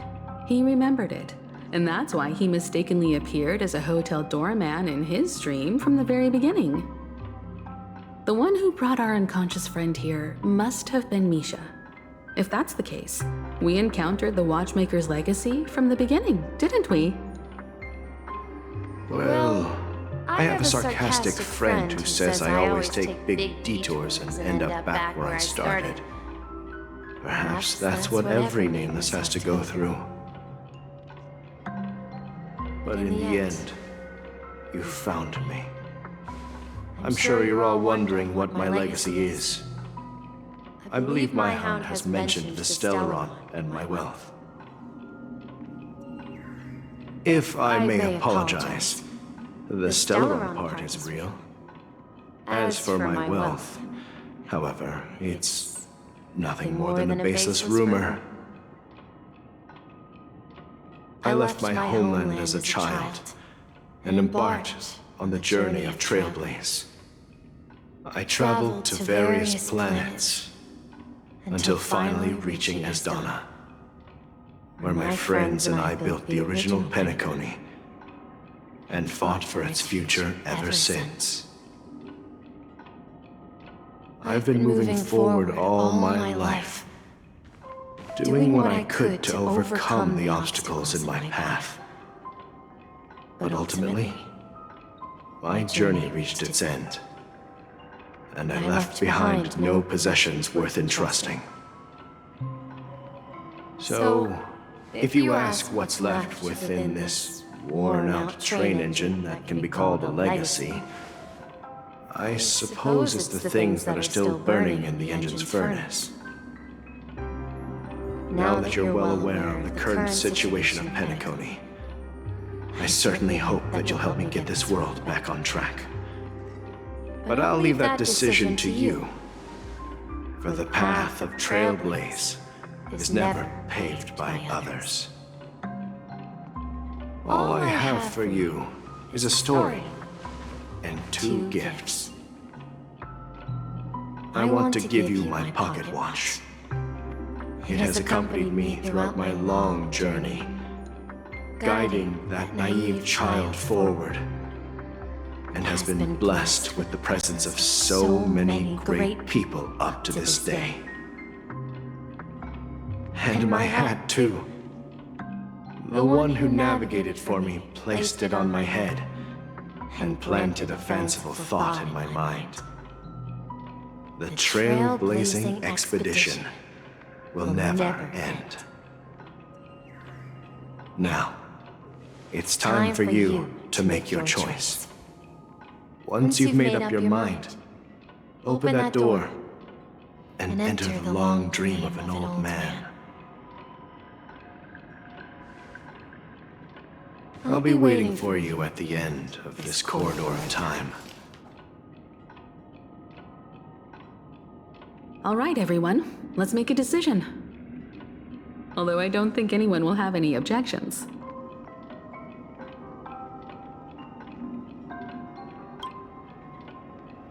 Of course.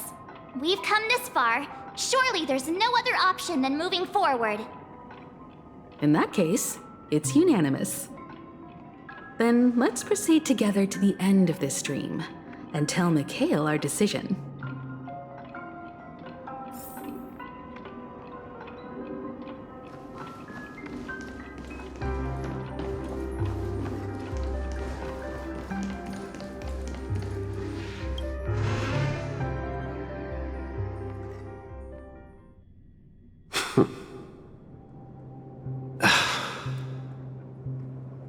Mikhail, where are you going?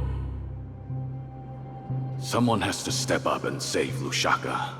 So why can't it be me, Misha? Please don't go. And if you must, please take me with you. Don't leave me alone. Even without me, you know how to proceed forward, brave Captain Misha. The compass is waiting for you. Haven't you always wanted to be a better adventurer than me? Now go, board that train and start your journey. Where are you going, Mikhail? I'm going to clean the floor in the parlor car. I've promised the conductor. Wait, first tell me, did you fix this watch? Yeah? I know what it looked like before. Its chain was broken, the back case torn, and the marks on the dial all worn out. How did you manage to fix it?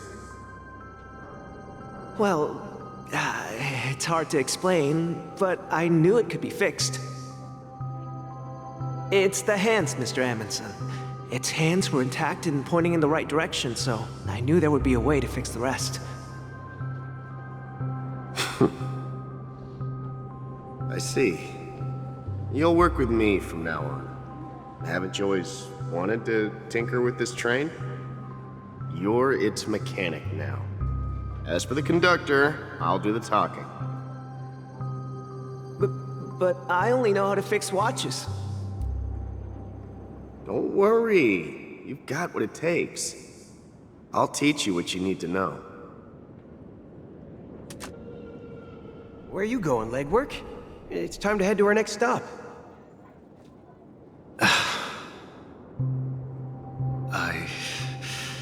I'm staying in Astana with Rosalina and Tiernan. I see. This place reminds you of home. The people of Astana have only achieved a tiny victory, and still have a long way to go towards true freedom. Hanunu needs us. Don't worry, not all journeys lead to the stars. Even if I leave the Express, our path of Trailblaze will continue. Yeah. I knew you wouldn't stay on the Express forever. Leave in peace, my friend. And, take this with you. This is Mr. Amundsen's hat. But why? When he departed, he said he would leave it to his best student. Well, I suppose the time has come. Farewell, legwork. Take care of Tiernan and Rosalina. And don't forget to write to us.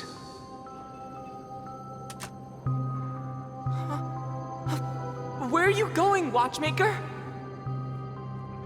Don't worry, Micah. Just going on a little trip. Someone has to be at the forefront of the interstellar frontier, and I'm the only former Nameless in Penacony. So why can't it be me? Because you're all we have! Have you forgotten about Tiernan? The cosmos is way more dangerous now. What will happen to Penacony if we lose you too?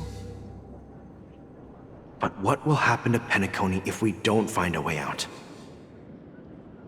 Ah, Tiernan. How could I ever forget him?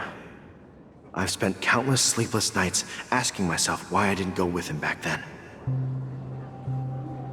We Nameless won't stop. Don't worry, Micah. It's just a matter of getting back to my old profession. Just wait for me to come back. But if, and it's a big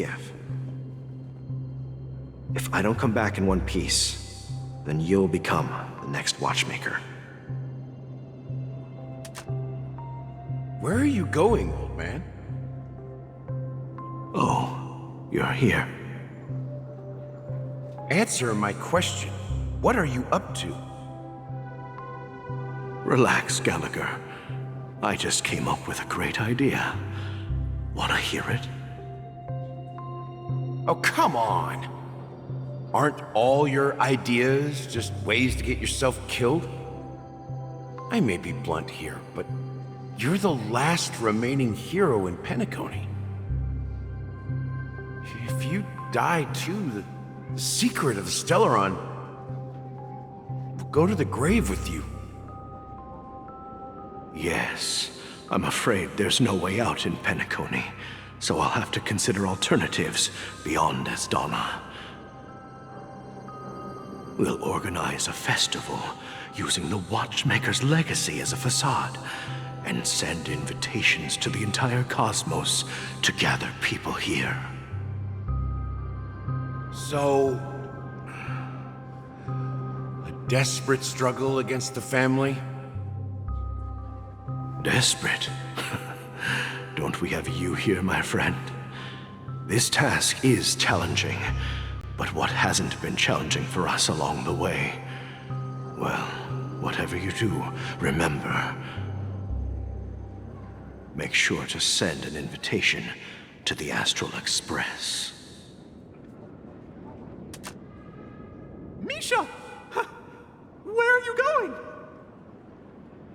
Oh, it's you, Clocky. Take me to Dreamflux Reef. Last night, I had a long dream about the day we met. I want to write down that dream. Write it down? Why? Oh, so I won't forget it. Do you remember how you got your name, Clocky? Of course! You told me that when you were a kid, you lived in a room full of clocks. Those wall clocks and pocket watches grew up with you and were your best friends. Yes, but what I didn't mention was there's a funny misunderstanding behind it. I was a kid, and there was always a special pocket watch in my memories. It was with my grandpa, guiding him on his sea voyages and leading the way in his every adventure story.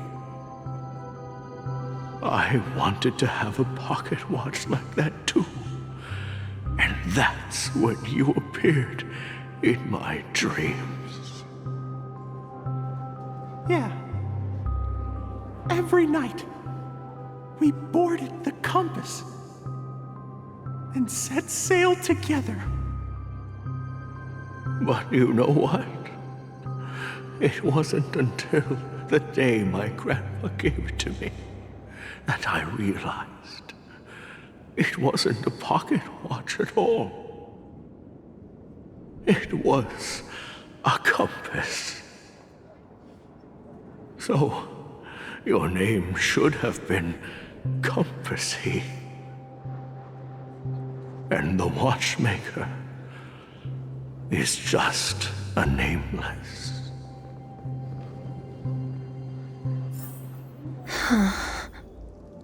We've arrived at Dreamflux Reef. So, where to next? You know, Clocky, I don't think I'll be going anywhere else.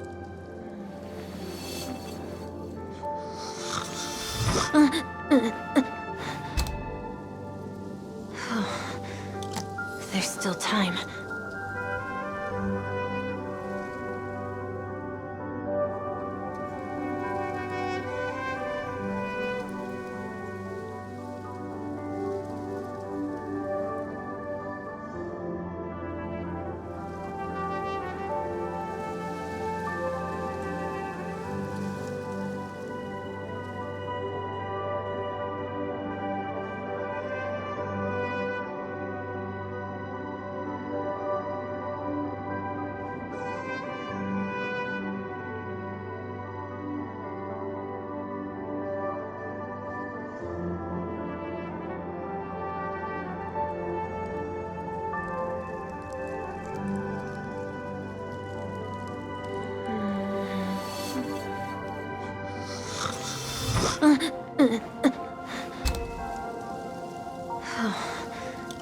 There's still time.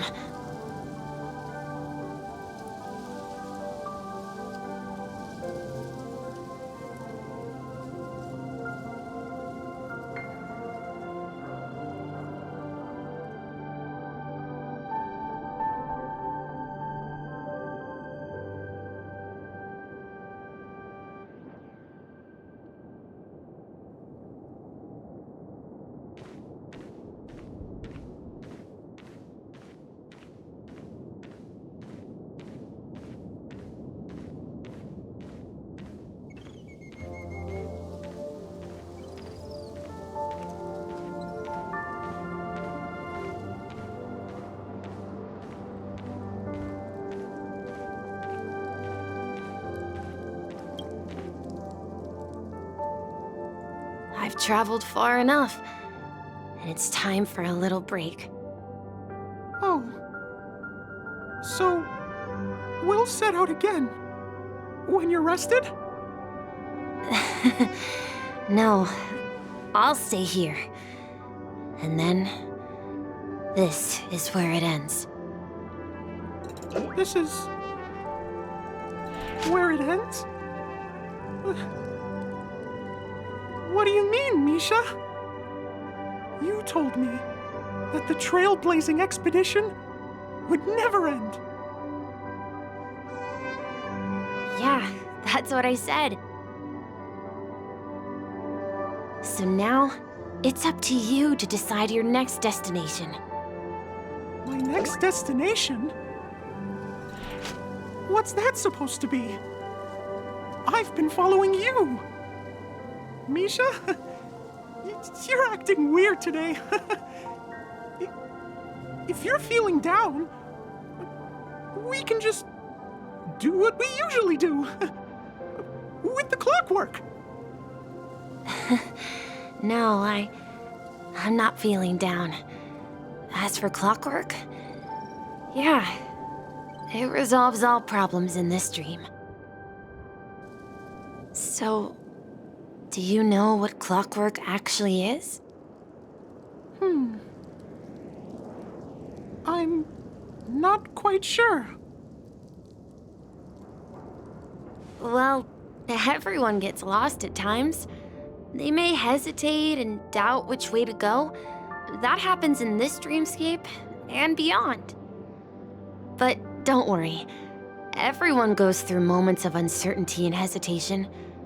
Eventually, they gather the courage to make bold decisions. Whether it's calming, joyful, angry, or sad, all they need is a little nudge to take that step toward where they truly belong. I'm leaving that little nudge with you, and I hope you'll share it with others. Such is the essence of clockwork, the will of the Trailblaze.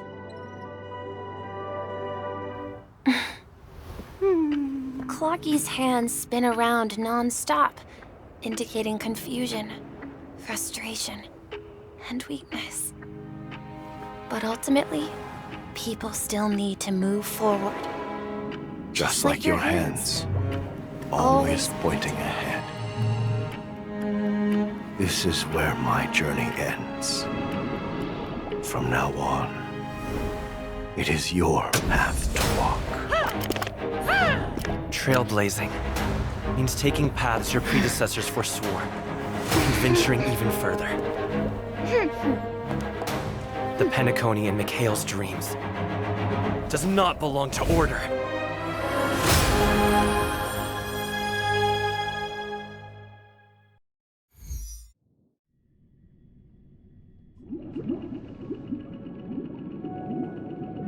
I can't believe that Eon would cast a glance at Penacony at a time like this. Is it because of the resonance from the legacy of the Trailblaze? Or perhaps the bond between you is so strong that it even impresses an Eon? Well, there might be another possibility. Perhaps they want to witness, on behalf of the fallen Eons, who will hold the future of Penacony. If that's the case, on behalf of the Dream Master of Penacony and the 107,336 members of the Oak family, I'm extending a formal invitation to all of you. I'm cordially inviting you all to the Penacony Grand Theater to participate in the upcoming Charmony Festival. And, of course, you won't be in the audience, but on center stage. Since the future of the Stellaron, Penacony, and even the entire cosmos is at stake, let's draw a conclusion there, in all fairness. If you truly believe in Akavili's path, then show me their courage and determination.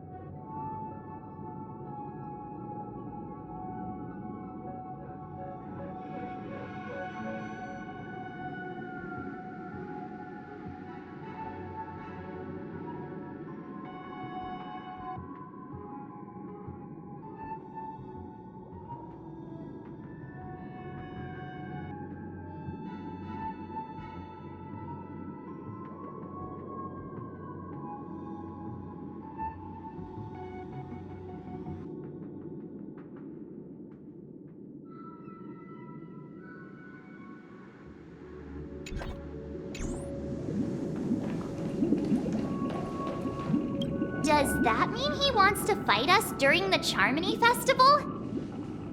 I'm afraid so. This is weird. Aren't Arc villains usually plotting some dirty conspiracy in the end? But he actually said something like, "In all fairness." Could it be that he's underestimating us? Well, in my opinion, Sunday is deeply committed to his own philosophy and genuinely wants to prove that the Order is right. I sensed a strong conviction and a desire for dominance in him. Maybe he won't accept the outcome unless he wins fair and square. That's why he'll give it his all in the upcoming battle.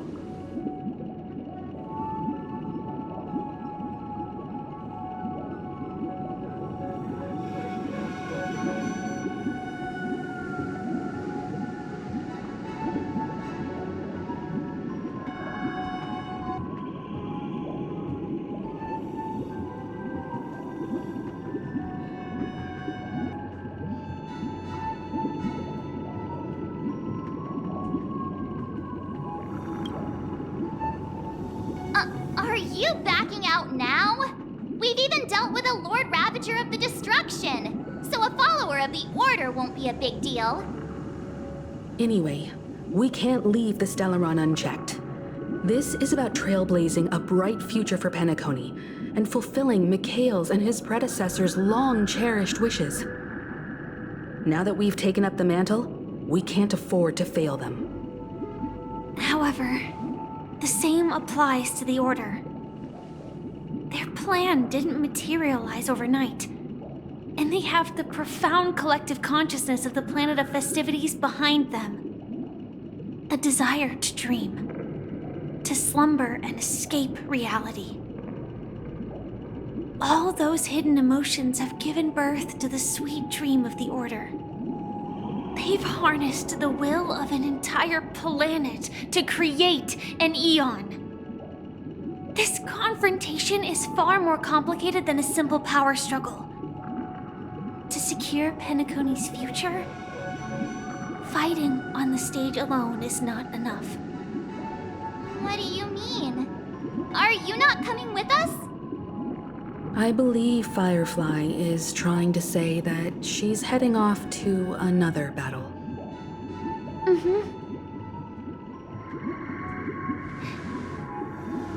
Before I left, the Destiny Slave told me that this journey would bring unforgettable rewards. Even though the script he gave me only had a few lines, I couldn't ignore them. Because one of the lines said, "I'll experience death 3 times in the land of the dreams." 3 times? This can't be serious, right? The first time was a painful death when I was stabbed by the Blade of Dormancy, which led to all subsequent events. The script will always come true, but in a way that will only be revealed when that page is turned. So now I've understood the meaning of my second death. And I am prepared to face it. If all goes well, my efforts will provide crucial support for you. Only by achieving victory in this battle can we secure a future for Penacony. And only then, my third and final death won't come true in the most terrible form. The most terrible form? Does that mean... The true death, where everyone in Penacony loses themselves completely in the eternal sweet dream of the Order. We must do everything we can to prevent that. Have you made up your mind, Firefly? Yes. Otherwise, I wouldn't be here. Thank you again for your assistance for the Astral Express. May we meet again, in reality. Yeah. Farewell, everyone. May your trailblazing expedition never end.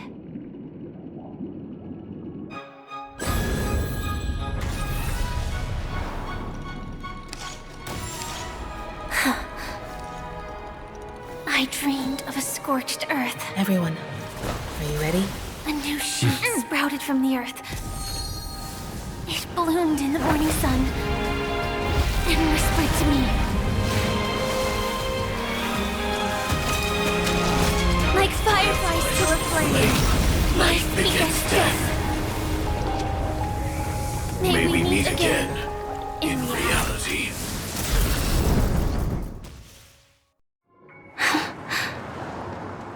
After today, Japella's name will disappear from cosmic history, and the Everflame Mansion will take its place. In the not-too-distant future, you'll receive an invitation. That's your next stop. Land of the Dreams. Penacony. I hope you find whatever you seek there. Be it answers or salvation. You mean my 3 deaths? Silverwolf told me about it. It's such a shame that it's not part of my script. Well, I want to live. I'm never afraid of death. The opposite of death is eternal life, and that's something I'll never desire. People die, and I am no exception. Death is like a script, a fate that cannot be defied. But that's exactly why we have to choose where we want to rest forever. Do you exist just to perish? Are you not the same, Blade? The end you desire is not one dictated by others. If I were to die now, I would only be a weapon. I believe I should die as a human. Though its definition escapes me, isn't this the answer that ordinary people look for their whole lives? A name that can be carved onto their tombstone. The tombstone that belongs to me once bore the inscription, Glamoth's Iron Cavalry. Then it changed to Stellaron Hunter. But one day, it will bear the name Firefly. And all the brilliance she showed at the end of her life.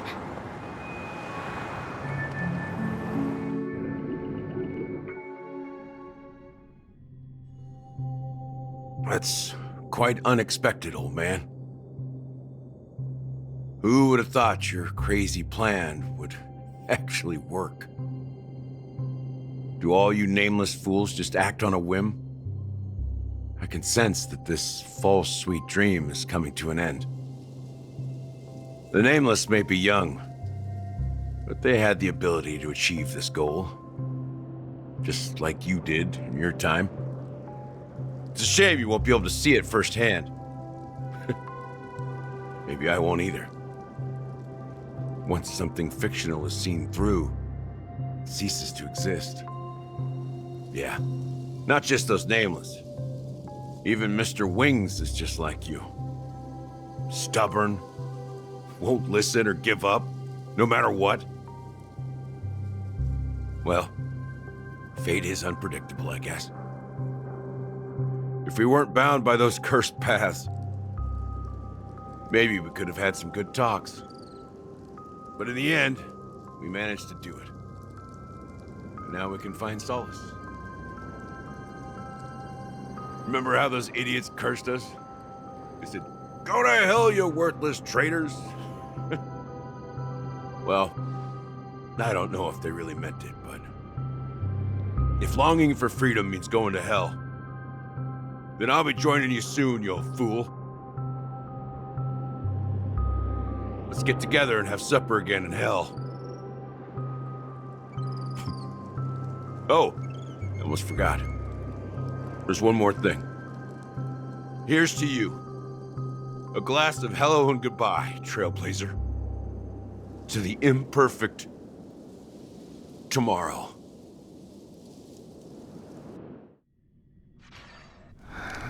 It's warm here, isn't it? You're lucky to have found shelter from the rain. Let alone fresh berries in this desolate place. I was just following the scent of life. It's particularly strong in a place like this. It's a shame these berries don't have much flavor. Seriously? In case you didn't know, this fruit is pretty juicy. The only downside is that when you chew it, it becomes extremely spicy.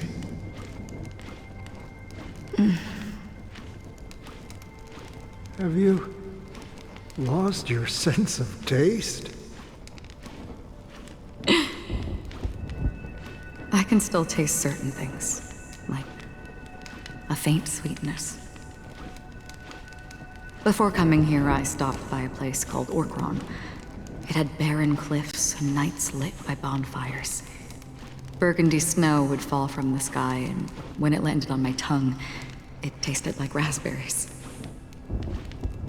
The flavor wasn't exactly sweet, but it left a lasting impression. When I think back on my past, I realize that what's tying everything together isn't the big events, but rather these small yet unforgettable moments. Don't worry about it. Losing oneself is a reality that every self-annihilator must face. At least I haven't completely lost my senses and memories yet. Well, congratulations on adding another footnote to your journey. By the way, are you always alone? No, I had a companion in Orkron. She's a short, nameless girl who aspired to explore IX. She always said she'd walk a path deeper and farther than Akavilis. Quite an ambition for such a small girl. So, what happened? She became stagnant water. Well, my condolences. Condolences. I don't need them. The girl left with a smile. She never regretted her choice and most definitely wanted me to say goodbye with a smile. So, that's what I did. That's proof that you're grieving for her. Or perhaps I'm just afraid. Afraid? I rarely sense that emotion from you. What do you fear? I'm afraid I'll forget the 30 days I spent with her, just like all the other days in my life. Most of them have already washed away with the rain, disappearing into an unseen realm. I fear that those vivid red memories will fade away too.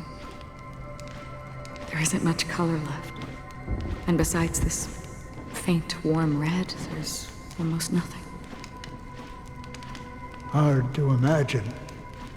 A ranger accustomed to bloodshed, destruction, and chaos finding warmth in the red color. Because I have experienced this warmth many times. Long ago, I promised someone that I'd bring it to more people. And that for every remaining moment of my life, I'd strive for a better ending for all. As long as this red color still lingers, I have a chance to fulfill that promise. It represents a burning fire, a blooming flower, the berries in this cave, and life itself, fleeting yet still dazzling.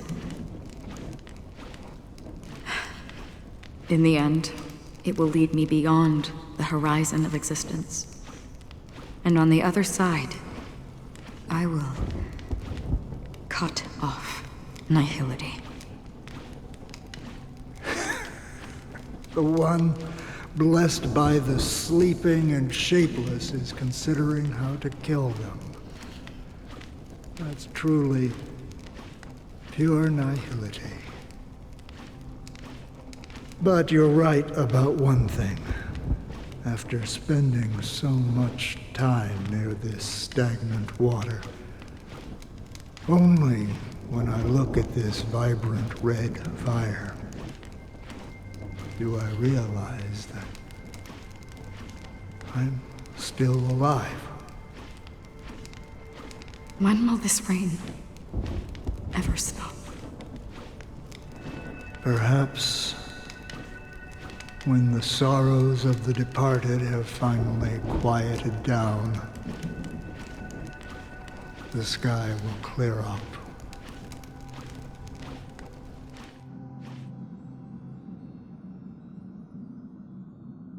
Have you heard of a planet named Biari Scamandros, Don Hung? It's one of the Paradise Kingdoms under the influence of the Harmony. A sought-after wonderland for the inhabitants of the Dardanu major and minor systems. Half an Amber Era ago, the family held an unprecedented festival there. And after that, everyone on the planet became part of the family. Do you think the same thing will happen on Penacony? Yes. Or how else can we explain it? The family deliberately used the Watchmaker's invitation to keep all the Pathstriders here, but banished the Emanator of the Nihility. Because of the nihility, I'm rarely affected by the power of other paths, but somehow I can unconsciously infiltrate them. Maybe that's the risk they're trying to avoid. I would disagree. Biari Scamandros is not part of the credit system or connected to the Silver Rail. It's nothing more than a remote civilization sheltered by the Harmony. But Penacony is different. If the family messes with Penacony, that would be like declaring war on almost half of the factions in the cosmos. They have no reason to do that. No, they don't. If they truly serve the Harmony, that is. What do you mean? The path in Penacony is impure. The Harmony here has impurities. Do you remember the Ancient Swarm disaster? Tazeront, the propagation, brought endless havoc to the universe, and it eventually evolved into a fierce battle among all eons. 2 paths lost their eons in that war, the propagation and the order. Coincidentally, their downfall is related to a certain eon. Shipe, the Harmony. Legend has it that they participated in the crusade against the Imperator Insectorum and devoured Anna the Order for unknown reasons. Holy forgaroni. So you're saying that the 2 leaderless paths are working behind the scenes? But I don't see any descendants of the propagation in Penacony. Could it be that the remnants of Beyond the Sky Choir are hiding within the family, trying to resurrect a fallen eon? I can't say for sure, but they're definitely planning something for the Charmony Festival. Now, this is getting way too complicated. Is this why you want us to leave Astana right away? Are you giving up? The Charmony Festival will start soon. There's one thing that I need to confirm no matter what. A warp jump is the best way to do so. Time is running out. I have another plan.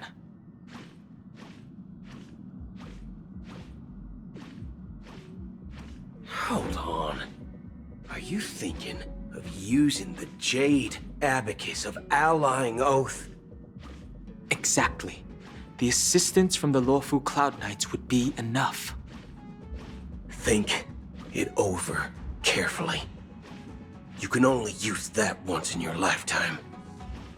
I have considered it thoroughly. My companions are... they're also once-in-a-lifetime treasures.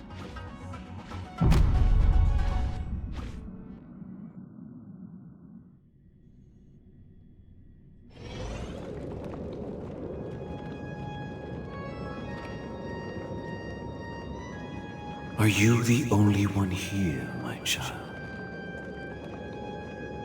The Nameless is quite the diplomat. Our secrets have spread like wildfire within the family. And IPC starships are gathering towards Astana.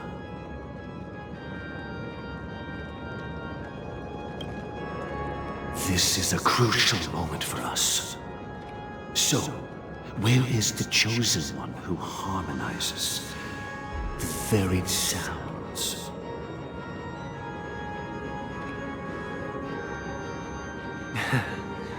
What do you mean, Master? I'm right here in front of you, aren't I? You know, she was supposed to be the star of the Charmony Festival in our plan. But the plan has changed. As her brother, I know she doesn't want to sing for the Order, so I'll take her place. You've always been wise beyond your years. I'm sure you understand the consequences of your choice.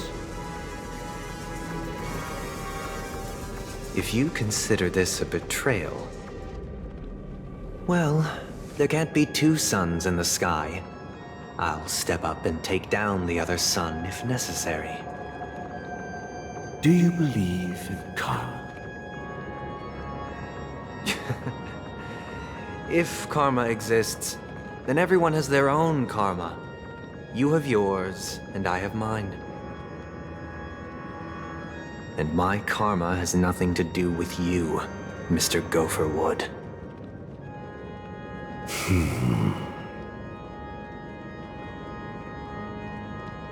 All right. Since you're willing to sacrifice yourself for her, I'll grant your wish.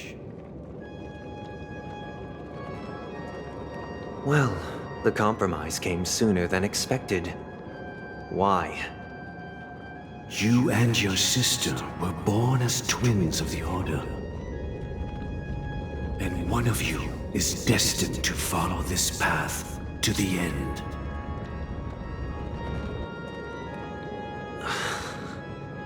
Is this part of your plan?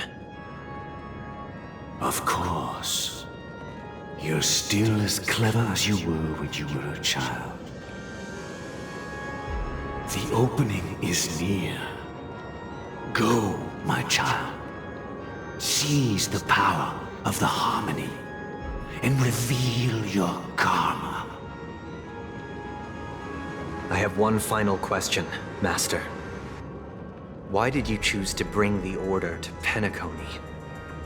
Wouldn't it have been better to choose a desperate world instead of a city filled with hope and dreams? Why? It's for justice, my child. If we lose justice in our hearts, we'll make the same mistake as the Harmony did. So, it's not you who manipulates the dreamscape with the Stellaron, but... Well, that's where our conversation ends. Go ahead.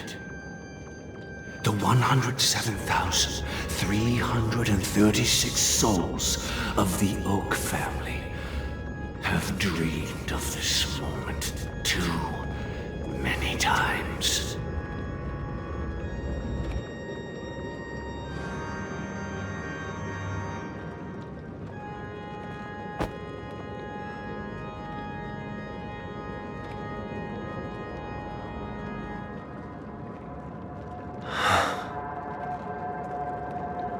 I shall ascend to the heavens, becoming the scorching sun.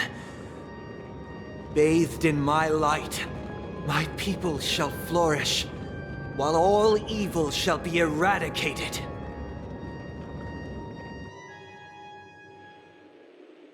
This is the interior of the Penacony Grand Theater. It's quite exhilarating to be flushed into the air by Soulglad.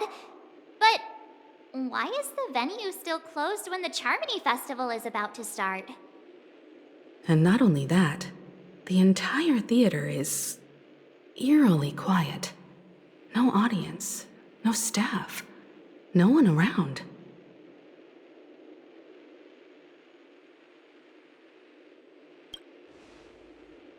Even if we're late, a grand theater like this shouldn't be completely empty. Let's explore around. Be careful, everyone.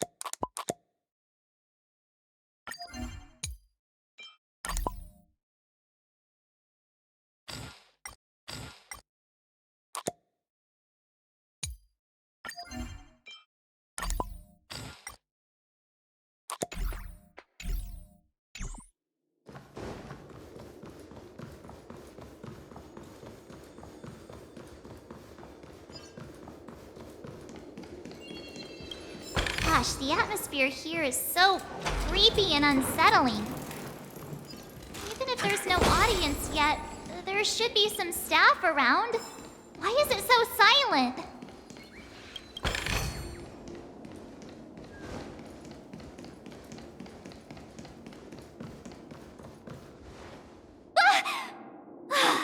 Yikes! They scared the life out of me! Why are there so many puppets at the ticket office?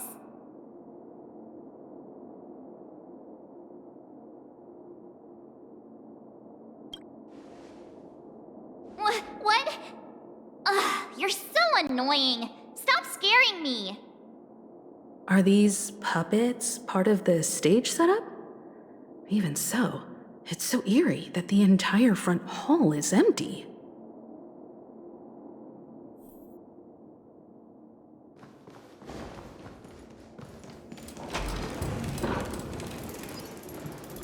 Something feels off. We're in the right place, right? There's no other grand theater in the dreamscape. So Sunday's messing with us? He said we'd have a final showdown on the stage, but why is there no one here? My apologies for the delay, March 7th. You scared me! Where are you now? I'm waiting for you behind the curtain. Following the Asdana tradition, I invite you to enjoy a stage play in 3 acts before the festival begins. History is a mirror reflecting the universe's true essence. Let's use this opportunity to delve into the rich history of Penacony and the eons. Within it, naturally, the future takes shape.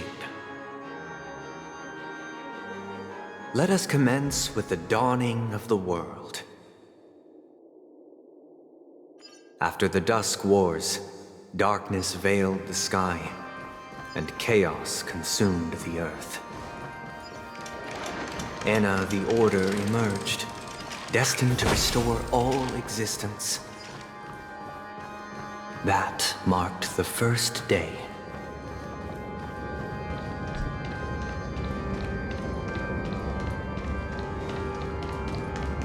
They gathered nebulae and forged them into picks, thus creating a grand lyre with black and white keys. Strike the white keys, and the sun rose. Strike the black keys, and the moon rose. And so, the cycle of day and night arose. That marked the second day.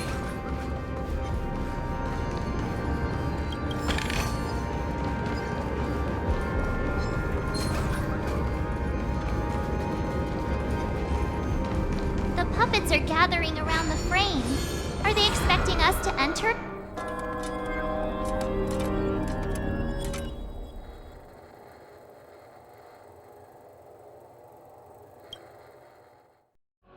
Where are we now?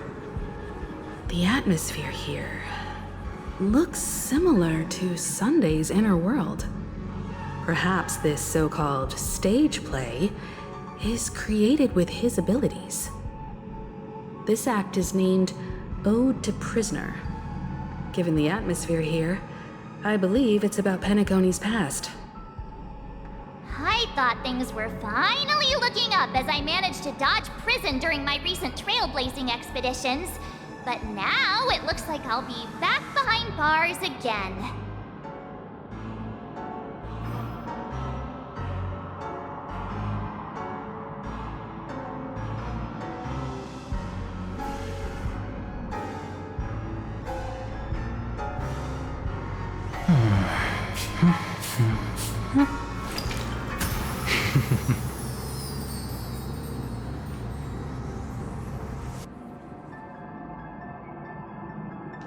I genuinely wish to avoid a violent clash with my esteemed guests from afar.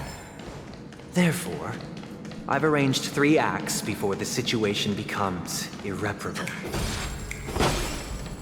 Where shall we start our narrative?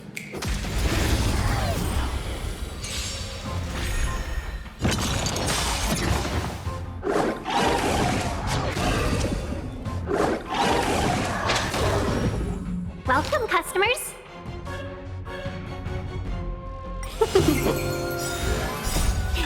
Minus 1! Gale Force! Bolt! From the bow! World Cleansing Dragon!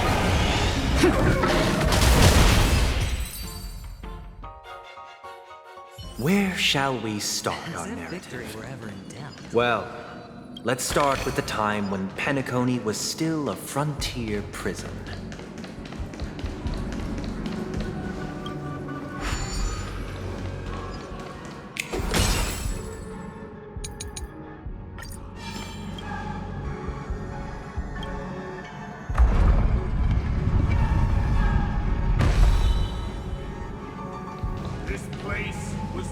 In 2147 AE, a prisoner named Hanunu ignited a struggle for liberty and emerged triumphant. IPC referred to it as the War of the Frontier, while the Asdanians dubbed it the War of Independence.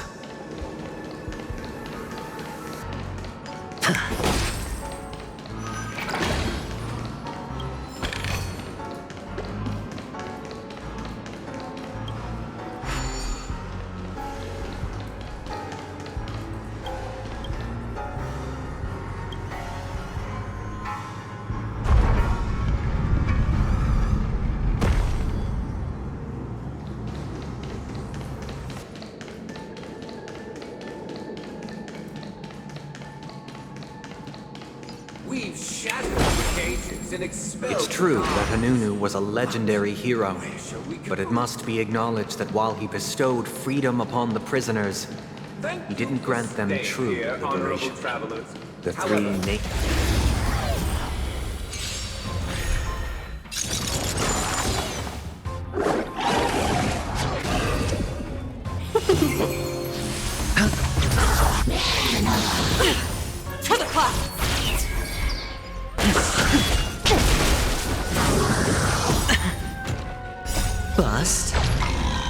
Or maybe I'll take it all!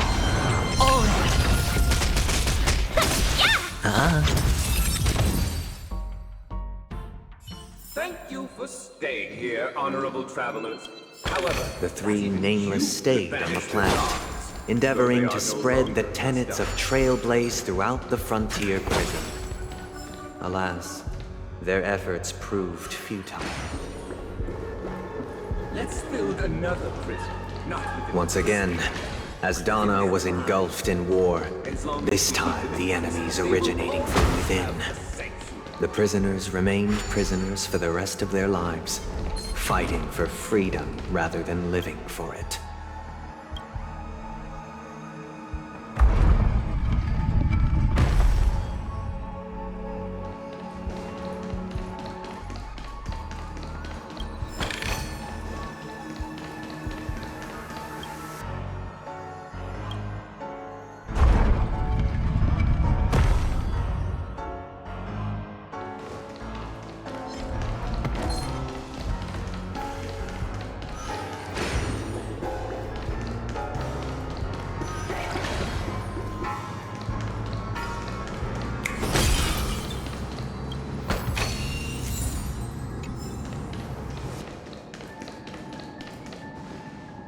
I hope you like this land of freedom on a scorched earth.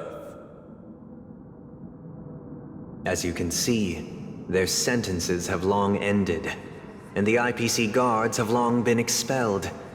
Yet, these prisoners remain enslaved, not by external forces, but by the confines of their own minds. Freedom permeates every corner, except fragile souls. It gives solace only to those who believe in its existence. Prisoners, this is my order.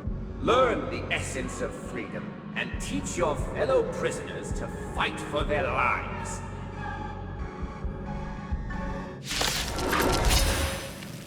Hey! Why do we have to fight while enjoying the show? Fight is For I desire not only your enjoyment, but also your assistance in To the cloud!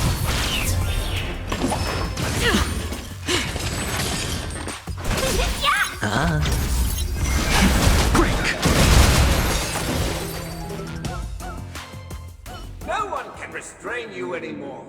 You are free. Thus concludes the first act. Amidst a raging war, the frontier prison headed toward becoming Land of the Exiles. This must be how Penacony was constructed. With the aid of outsiders, the prisoners were finally liberated and established the Land of the Exiles. However, it appears that Sunday aims to convey the spiritual plight of the prisoners more than the physical aspects of imprisonment. This show is a bit too literary for my taste. But the battle part is quite easy to understand. Anyway, we've arrived at the exit. Let's go!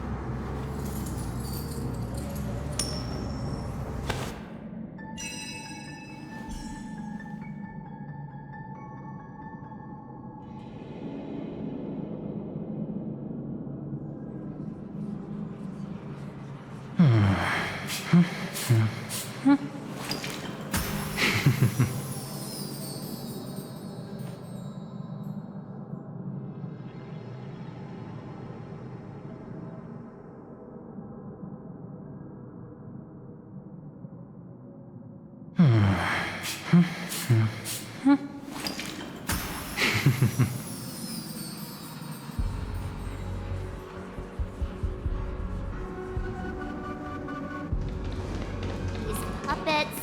Where are they guiding us this time? They transmute transmuted streams of stars into inked nibs, creating symbols to be pronounced and counted. They molded stardust into flowing rivers, assigning the righteous upstream and the unjust downstream. Thus, all things were marked, and the world learned to discern between good and evil. That marked the third and fourth days.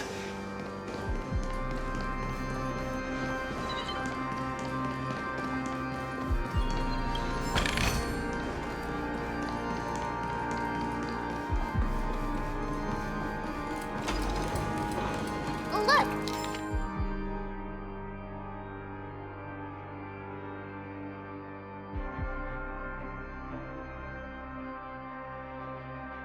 Another frame!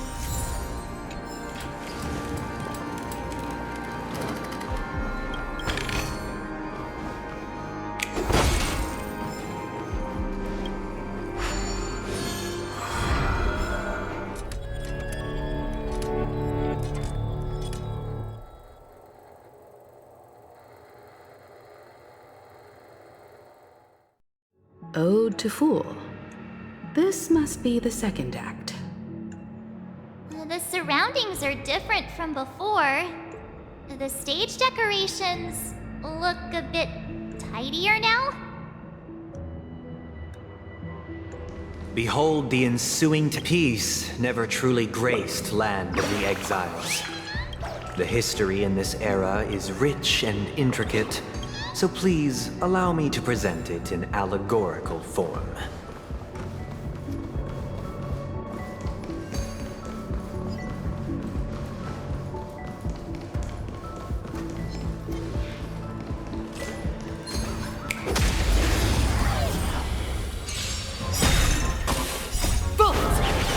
From the blue! World-cleansing dragon!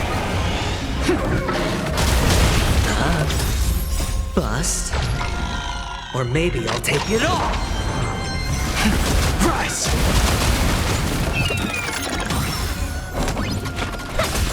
It's on me.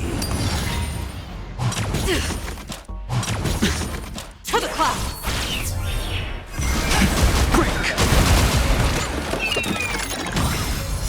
World-cleansing dragon!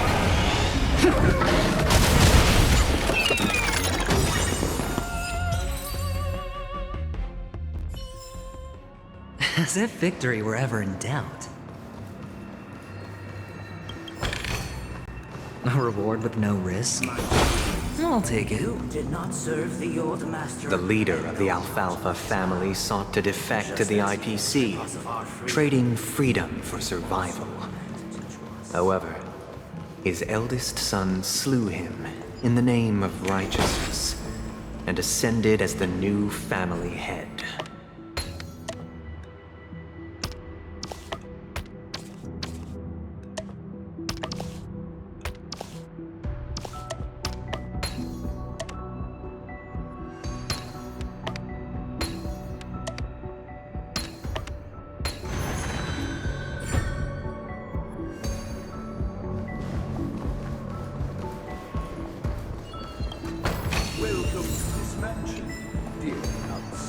Land of the Exiles was in disarray, besieged by both internal and external perils.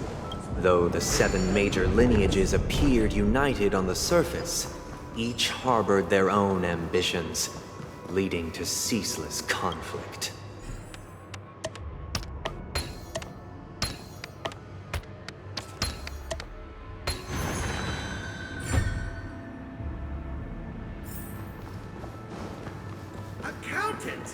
We are the pillars of this mansion. The Black Plum family was the first to fall.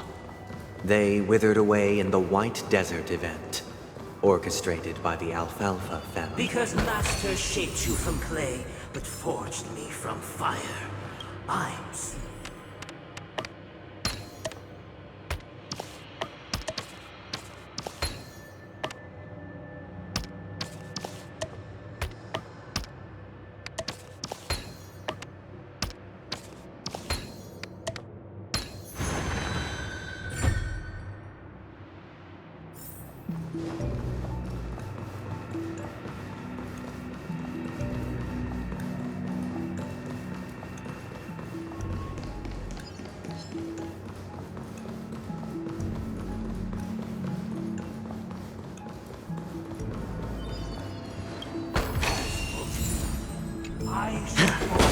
Only when Gopher Wood led the family to Land of the Exiles and earned recognition from all 5 Dear outsider, I beseech your aid in purging this mansion of the poison spread by the lurking instigators.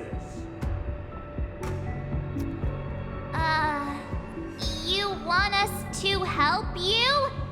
What do you need? I wish they could regain their reason and cast away the shackles of hypocrisy. This is the second act. Looks like it's about Penacony's journey to becoming the Land of the Dreams, during which the family plays a crucial role. But this new master seems like a bad guy to me, don't you think? Perhaps this is the truth Sunday is trying to express, if you read between the lines. The Harmony changed Penacony just as the guards once did. Looks like we've gotta help those guys kneeling down over there calm down a bit, right?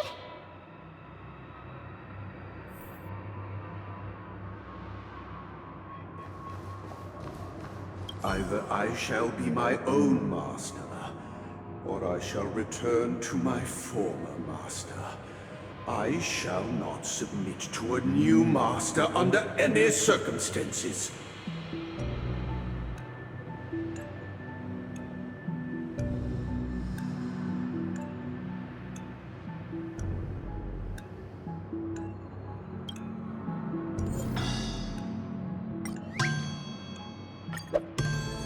Without a master, who can grant me true freedom?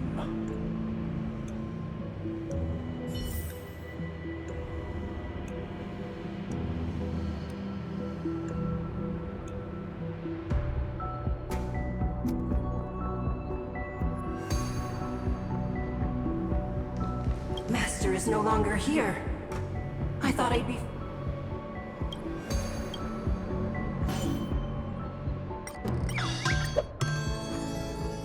Master is no longer here. I must... Once I stood as the...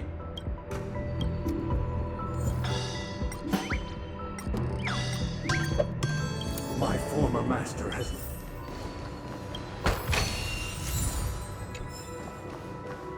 Master! Oh, you...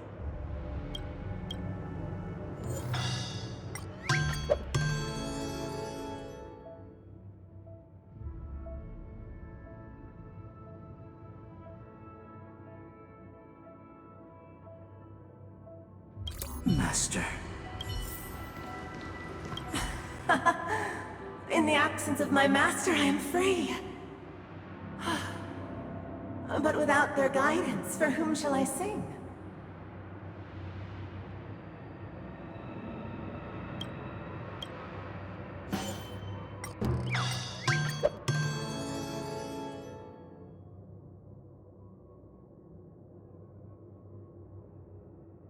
I shall sing for my new master, just as they're no...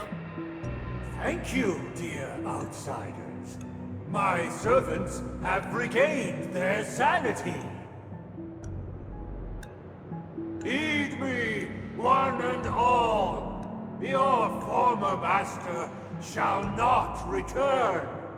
It is through righteousness and unwavering support for one another that we shall attain true perfection.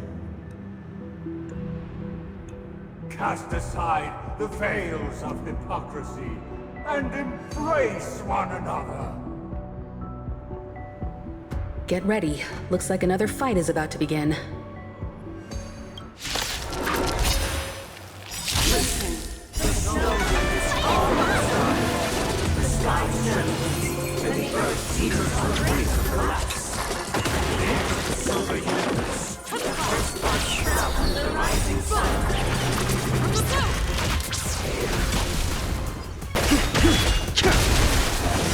World-cleansing dragon.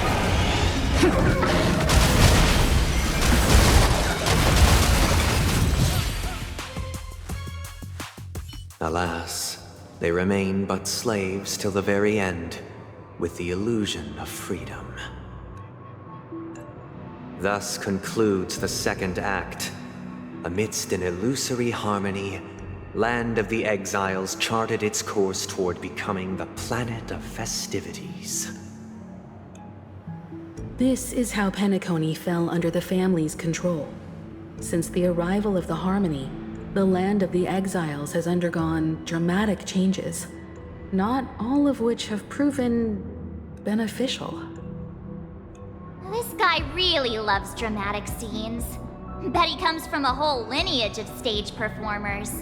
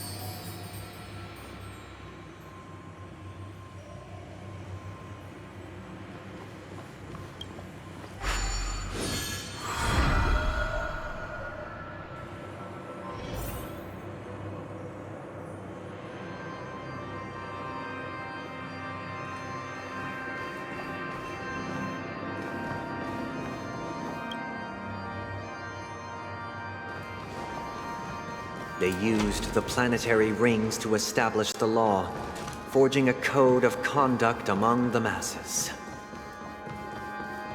A grand lyre with black and white keys served as an instrument, while symbols of articulation and numerical notation took the form of musical notes. The downward flowing river became a melody, and the canon of law dictated the form. Thus, all mortals found their unique place within this symphony. That marked the 5th and 6th days. This guy is really into these puppets.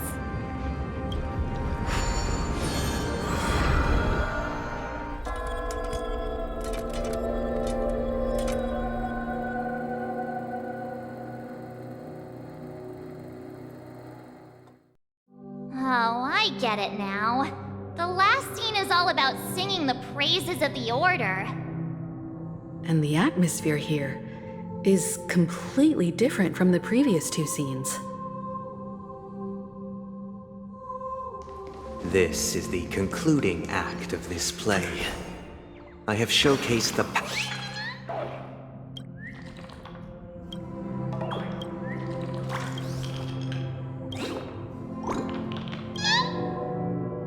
This is the concluding act of this play. I have showcased the past and present of Penacony, hoping that my desire for change resonates within you. And now, I shall reveal its future to you. For the people. If the people lack foresight, we will make choices on their behalf and bear responsibility. We shall support one another, protecting the weak and standing against the mighty.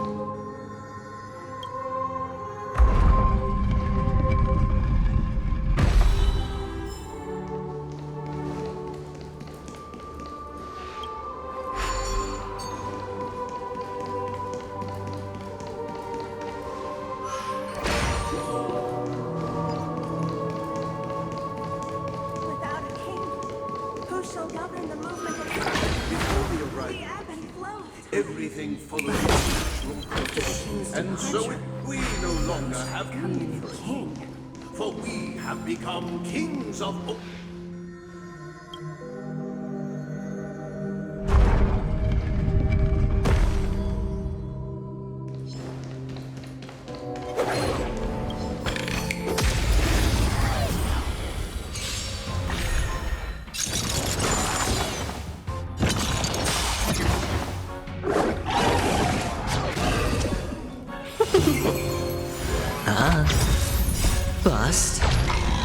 Or maybe I'll take it all!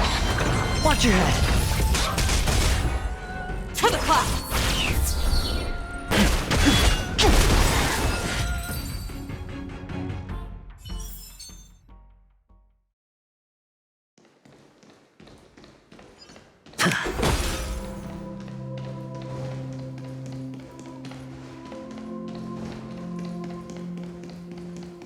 But after the king's departure, who shall become the new king?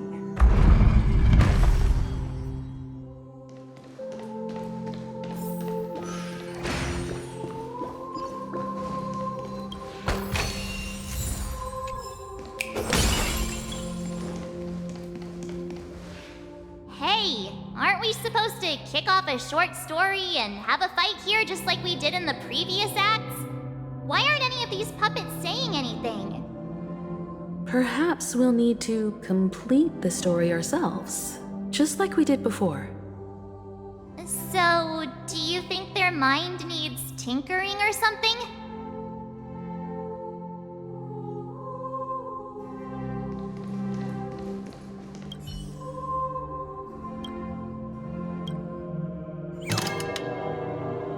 Farewell, former king.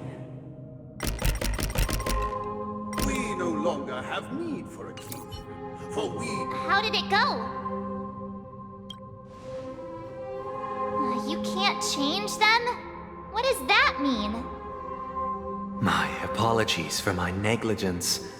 I forgot to inform you that the final part was scripted long ago. Let our previous king recount it to you. Now it is time for the final rite.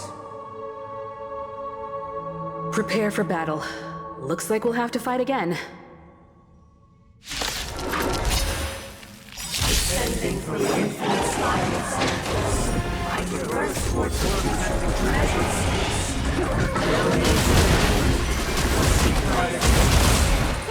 Where the contours of my mind are intersected with bodies and spheres. No dirty tricks. Fight as one! To the clouds! Bullets! From the blue!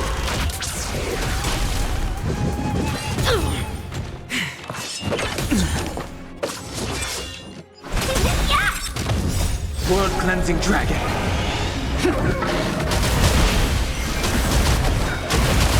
It's on me. Bust. Or maybe I'll take it all! Watch your head! Gale Force!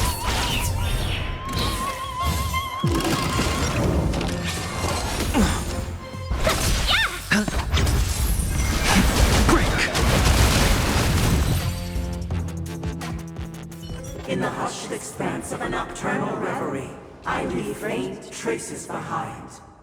No need to remember me, or to recall the essence of dreams. What is mine shall wane, while you shall transcend its delicate nature.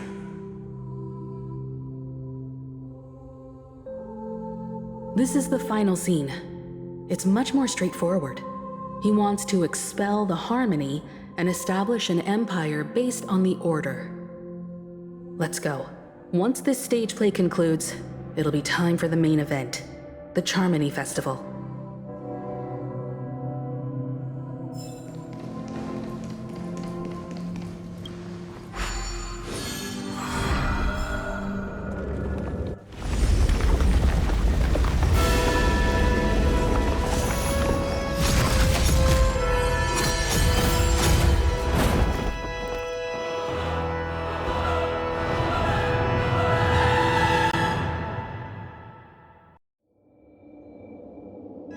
They imbued the world with meaning, perfecting all things in the heavens and on earth. Then, they rested from the labors of creation. Yet, all beings cried out to Enna. Under the banner of the Order, you have defined all things in the cosmos. But this made us realize that we are but puppets in your hands. Thus, on that day, all beings united and cast the Eon into the abyss of oblivion. This Grand Theater looks totally different. Is this the power of the Order? Everyone, get ready. This could be a tough battle.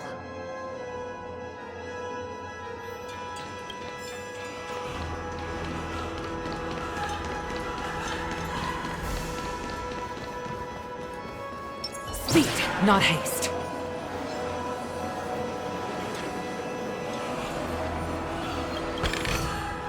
Quite the taking.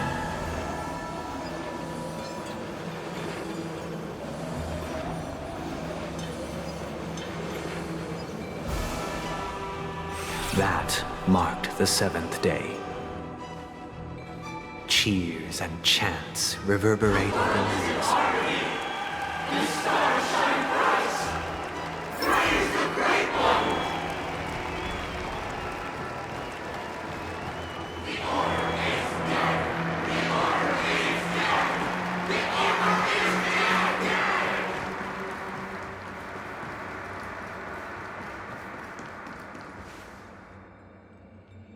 Look, there he is! That concludes everything related to the Order.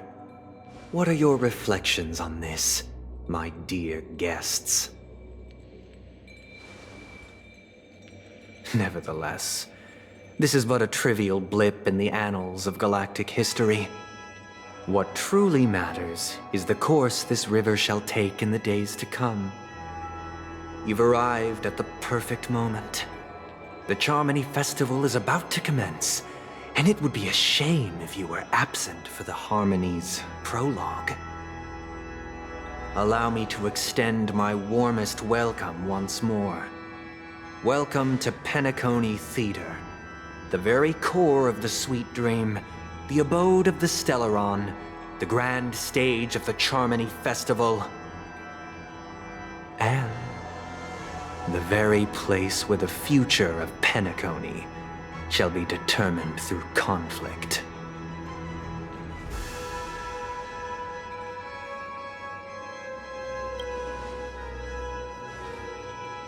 Because our shared goals give equal weight to the beliefs we strive for.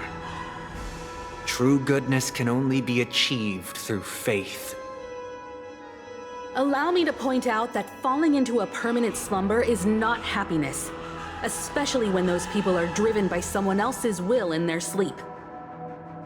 Do you still believe that the Order only seeks to control the universe as their puppet, Himiko?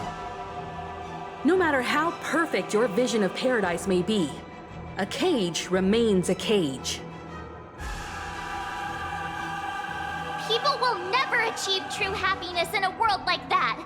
They would just be toys for the Eon. It seems you have misunderstood my intentions. Allow me to clarify. My desire is not to resurrect a fallen Eon, or become one myself. My sole objective is to create a paradise free from Eons, where the Order ensures the dignity and happiness of all humanity. A paradise exclusive to us human beings. That's not the case. If people are to live with dignity, there must be nothing and no one above them. In your so-called paradise, you would be the one reigning supreme. Looks like we won't be able to convince each other. Now that our conflict has been destined, let's unveil our paths and reveal to the universe the true path. However, before the prelude to the future begins, please take a moment to ponder the questions I've posed. Is darkness equal to daylight? Are sinners equal to the righteous? If you are born weak, which god should you turn to for solace?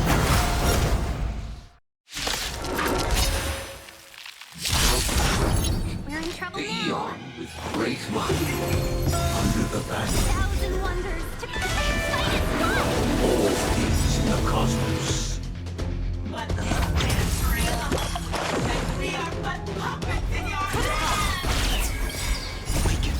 World-cleansing dragon.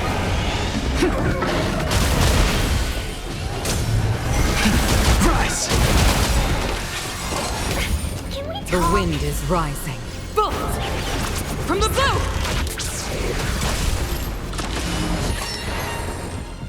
Seize the moment. Yeah! Sure, I'll play along. It's on me.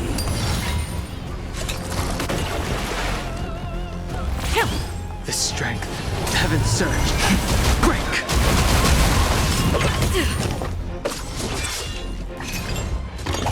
Oh, Grace. Seize the moment. Yeah! Hedge your bets.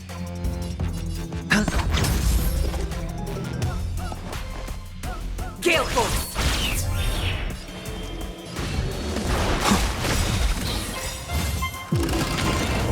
Awaken dormant scales. World-cleansing dragon.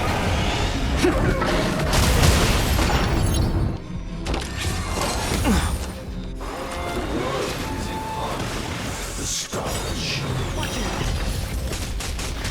I sense a storm. Heaven's surge. Rise! The dice have been bust. Or maybe I'll take it all.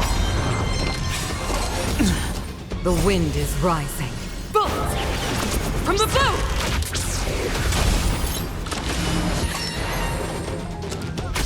Seize the moment. Yeah! Sure, I'll play along.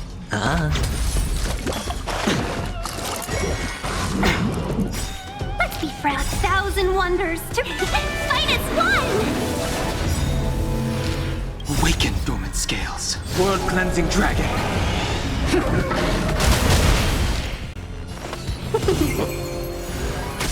The strength. Heaven's surge. Break! As easy as that.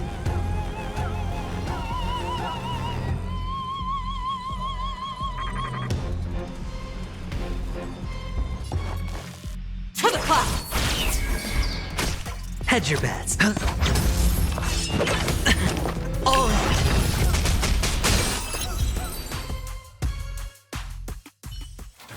I already know your decision. I now permit you to gaze into the sun. On these 107,336 stones, the almighty and powerful strings of harmony Are at my disposal. Supreme Tuner, Harmonious Choir, Dominicus!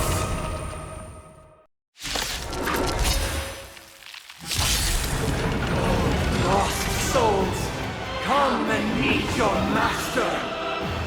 The embodiment of the harmony? So the true purpose of the Charmony Festival is to usurp it?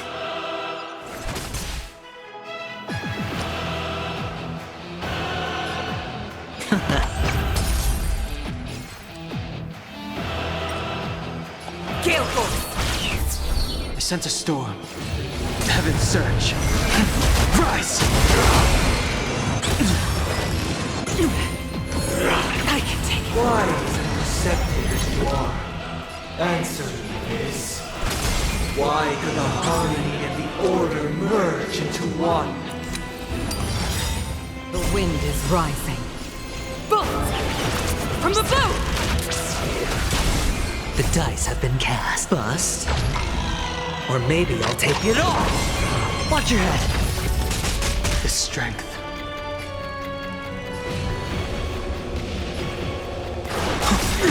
Awaken the world-cleansing dragon.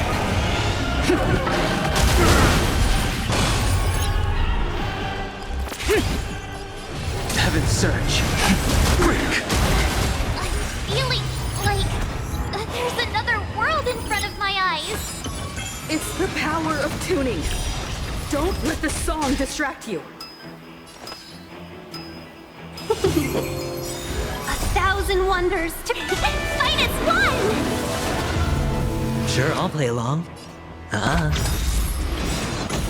The dice have been cast. Bust.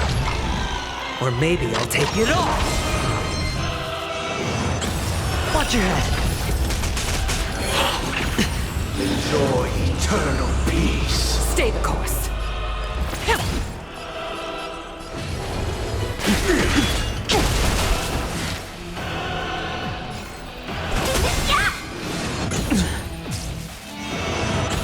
Hedge your bets. No dirt.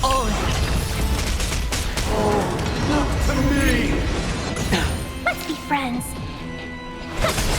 Spirit never dies.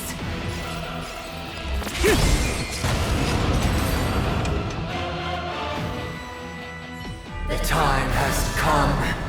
Creation will be reborn from the remains of the gods. Dan Heng?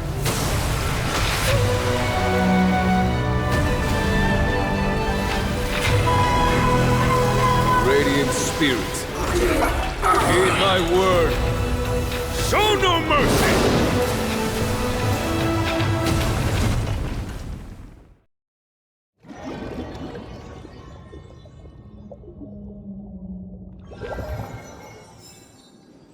Wake up! Wake up! Hey, wake up! The sun's frying your butt! Are you alright? Can you hear me? Do you remember your name?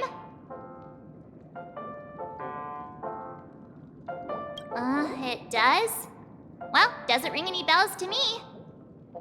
Looks like your mind's still in one piece. If you're able to remember such details. Well, that's reassuring.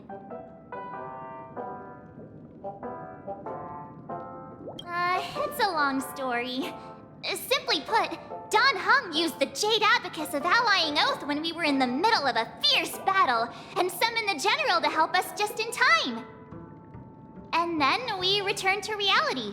Look, this is your room. Everyone else has also returned from the dreamscape. Himeko and the rest are at the lobby discussing matters with the General. And now that you're awake, we should tell the crew that you're all right. Come with me. Not going to come chat with me? Sleepyhead. That voice. Is that Black Swan?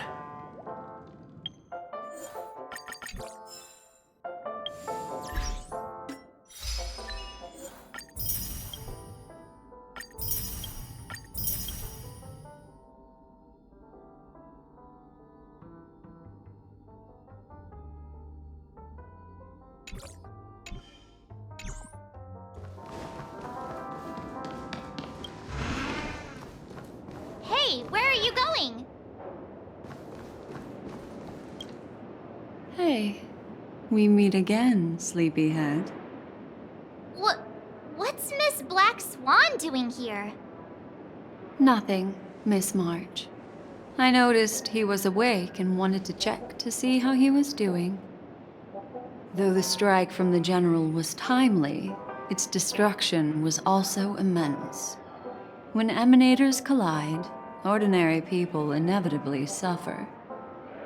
But, luckily for them, the dreamscape is my home turf. Thankfully, I managed to get everyone out before the harmonious choir collapsed. Oh, so that's what happened!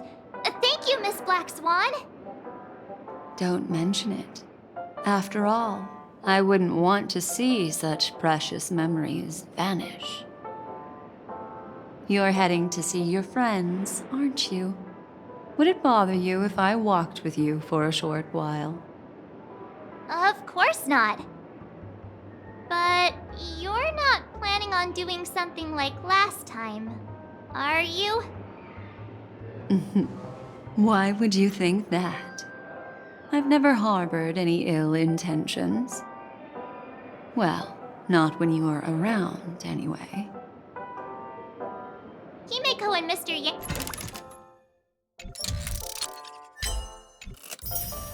are probably still busy. Let's go look for Dan Heng first!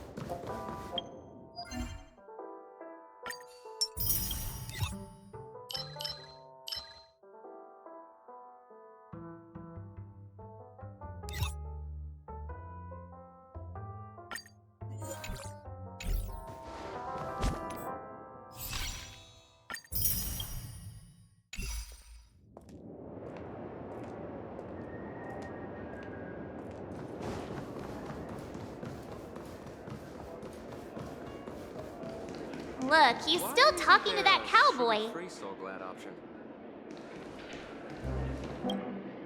You're awake.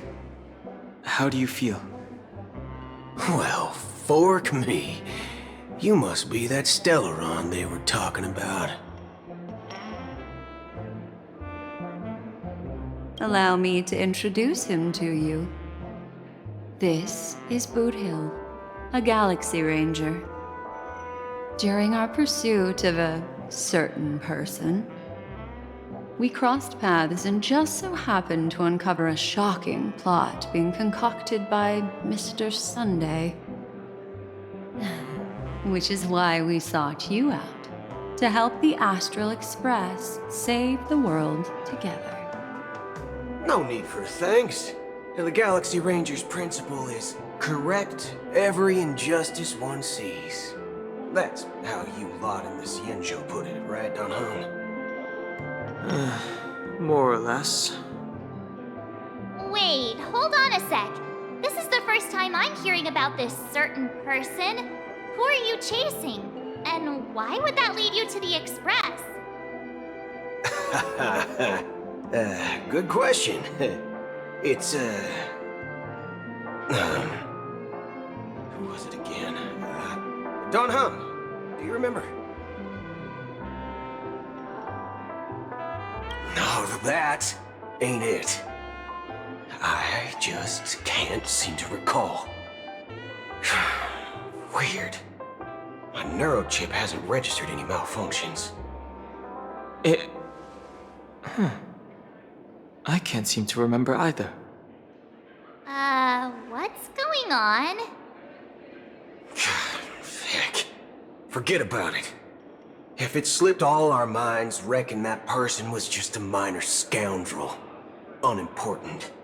Ain't gonna stop us from piecing together the story anyhow.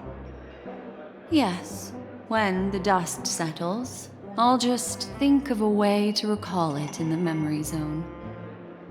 Everyone, let's hurry up and look for Miss Himiko, shall we? He's now a minor star on Penacony, and the entire hotel's concerned about his well-being. You're right. Let's head to the lobby then.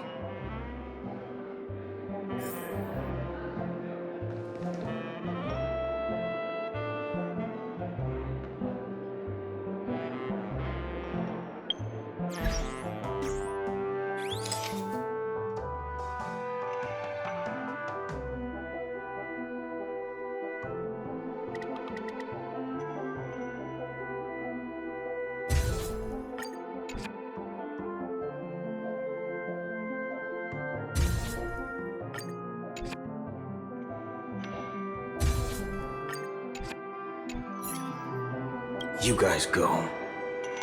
I'm an outsider, after all. I'd rather not disrupt the long-awaited reunion.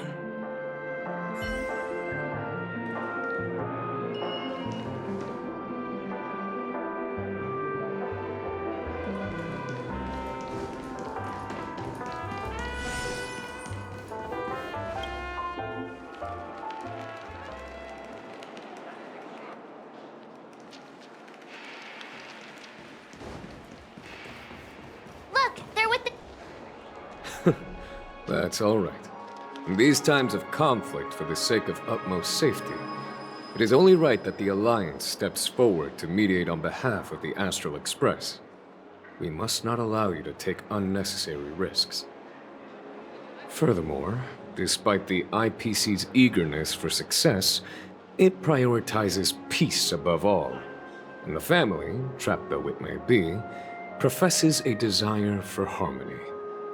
The Alliance has always won people over with reason. I firmly believe both parties can indeed put aside their differences and come to a peaceful agreement. The General possesses a deep understanding of the greater good. With the Xianzhou Alliance mediating, peace for Penacony is within... You flatter me.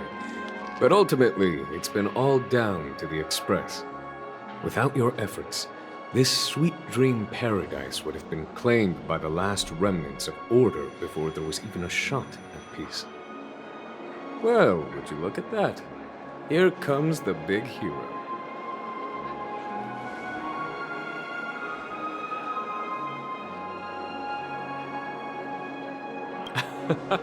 If it isn't the galactic baseballer, a hero with unparalleled insight. Are you okay? I heard you couldn't wake up. Are you feeling unwell? Don't worry, Mr. Yang. There is nothing wrong with him. He practically burned through a lifetime's worth of jokes on the way here. What about you, Mr. Yang? I heard that even Miss Robin wasn't spared. And that guy locked you both up. It's a long story. But at least Mr. Sunday took it easy on us. He used an ability called tuning to connect our consciousnesses with his. In other words, he imprisoned us within his consciousness. Thanks to General Jing Yuan's destruction of the Harmonious Choir, we were able to escape. He used that tuning on us too. Does that mean that we were almost imprisoned as well? I can confidently say now, he was truly after a fair fight with us. Had he wanted, he could have easily taken us down, without so much as lifting a finger. Speaking of the Oak family head, where is he now? It's complicated, but in a nutshell, he's now the former Oak family head. The IPC has named him the key figure in the family's Penacony split, citing a threat to cosmic peace. He must represent the family and answer for the unrest caused. His trial is set to take place at Pier Point. The family quickly labeled him and the remnants of the Order as enemies, declaring the turmoil an internal rebellion. This move effectively barred the IPC from intervening in family affairs on both moral and rational grounds. Everyone really has their own agenda, after all. Then, what's going to happen to Miss Robin? She and Sunday won't be able to deny their involvement in the Charmony Festival. They're siblings, after all. Why the sigh, General? I can only say that this incident is an unexpected mess for the girl. The Alliance will try to persuade the family to consider this matter carefully during mediation. It's time, everyone. The IPC's key members and I have agreed to consult one another before the upcoming negotiation. Do any of you wish to sit in? Given the General's invitation and the matter's significance to the universe, the crew will naturally accept. However, if the IPC has any reservations... Why, of course you're welcome. They've mentioned that your team is a trusted ally of the IPC in Penacony, so there's no reason not to welcome you. Besides, if there can be reliable observers from the Astral Express present, discussions will go more smoothly. So, what do you all think? Well then, we shall oblige. I'm kind of allergic to those types of situations. I think I'll just head back to my room and start packing. Not to worry. Himiko and I will take care of things. I'm afraid I'll also have to return to the Express first. The conductor is worried about us. It's best I go and explain the situation. Thank you. What about you, Will you join Welt and me? Or have you got other plans?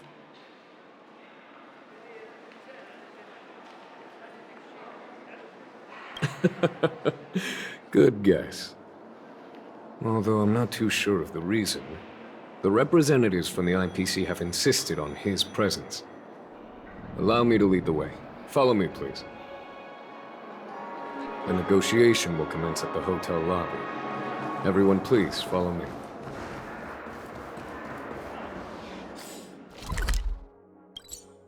Mr. Aventurine and Miss Topaz are here too. Oh, and who is that over there? The Intelligentsia Guild's Dr. Ratio. This assembly is quite something.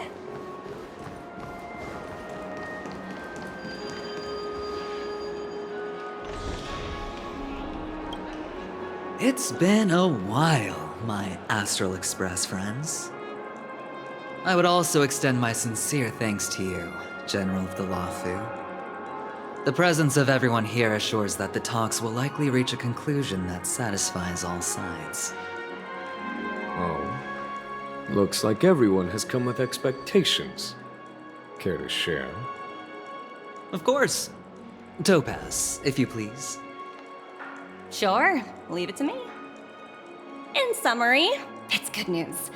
After much deliberation from the Strategic Investment Department's Council, the absolute majority of members have agreed to the following resolutions. In light of long-term considerations for interastral peace, and by authority of Pierpoint HQ, the Strategic Investment Department, on behalf of the Interastral Peace Corporation, will permanently relinquish its claim on Penacony sovereignty and offer unconditional support of the family's rebuilding efforts on Penacony. Now that's something.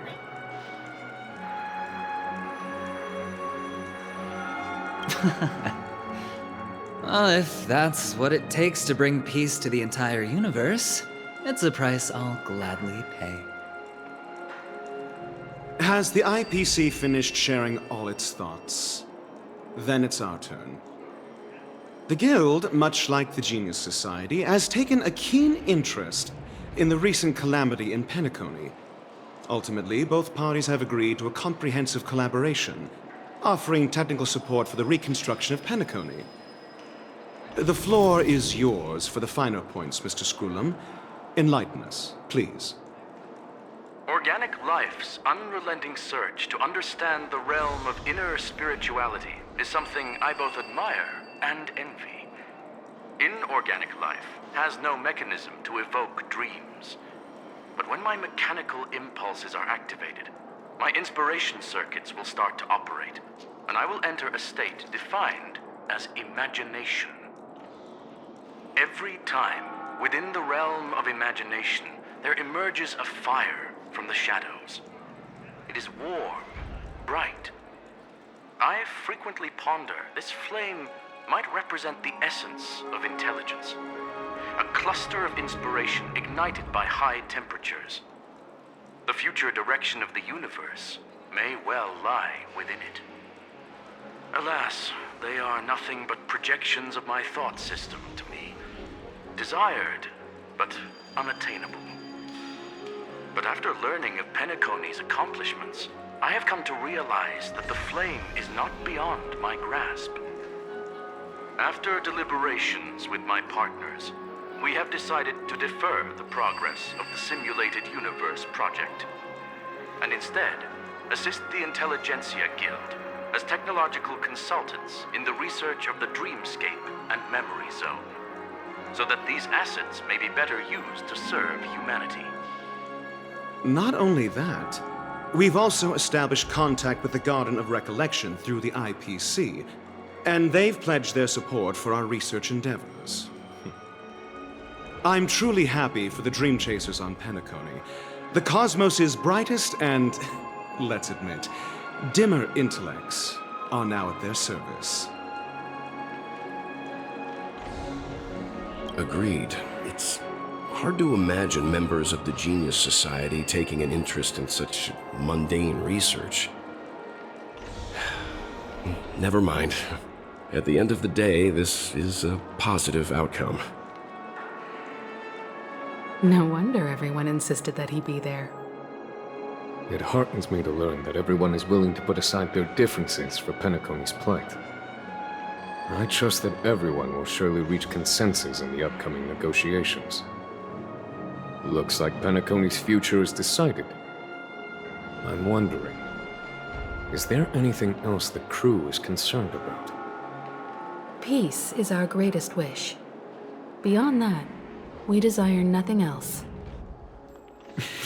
Well, that's good. Now that everyone's minds are at ease, I shall take my leave. You may now depart with peace of mind. The Alliance will deal with all subsequent procedures. If that's the case, it appears that we have nothing else to worry about on Penacony. Looks like it's time for us to embark on a new voyage. Sounds good to me. You two head back to the Express first.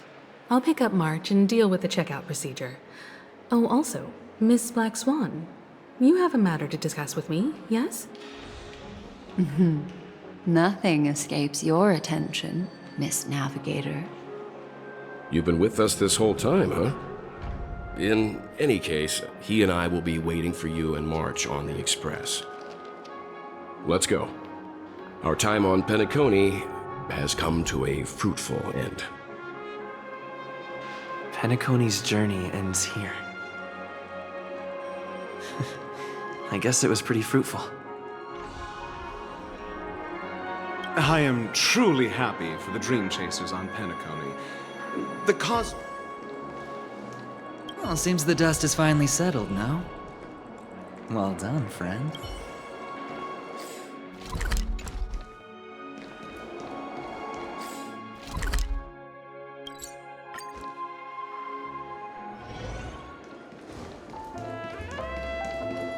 One peach sold. The navigation meeting is about to start. We're all waiting for you. When did the Express become so lively?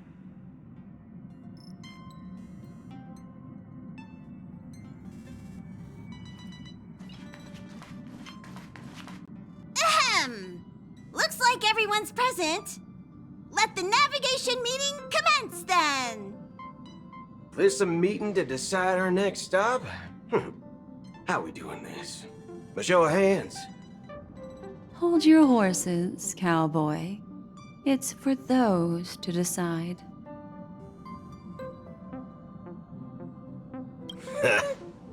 I'm just catching a lift. Don't sweat it. Allow me to explain.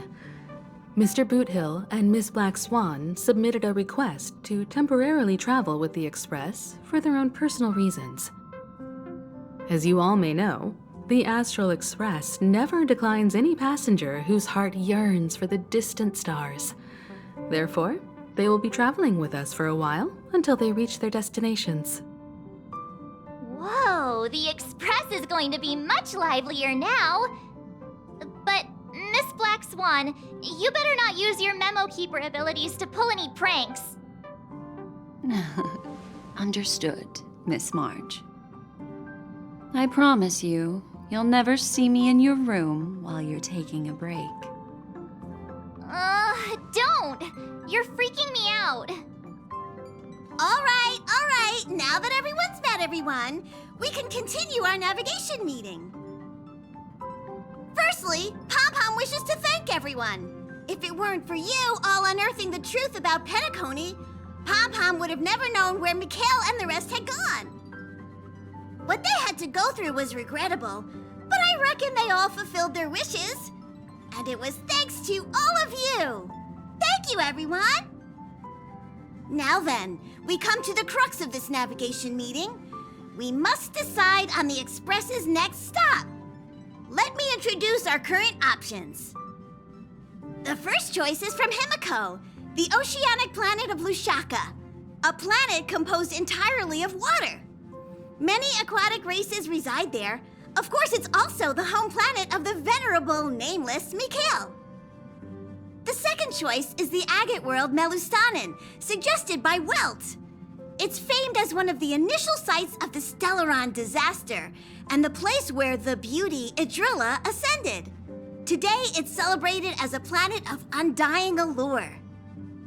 The third choice is Edostar, a planet nestled within a vast ion storm region, currently under assault by the Antimatter Legion.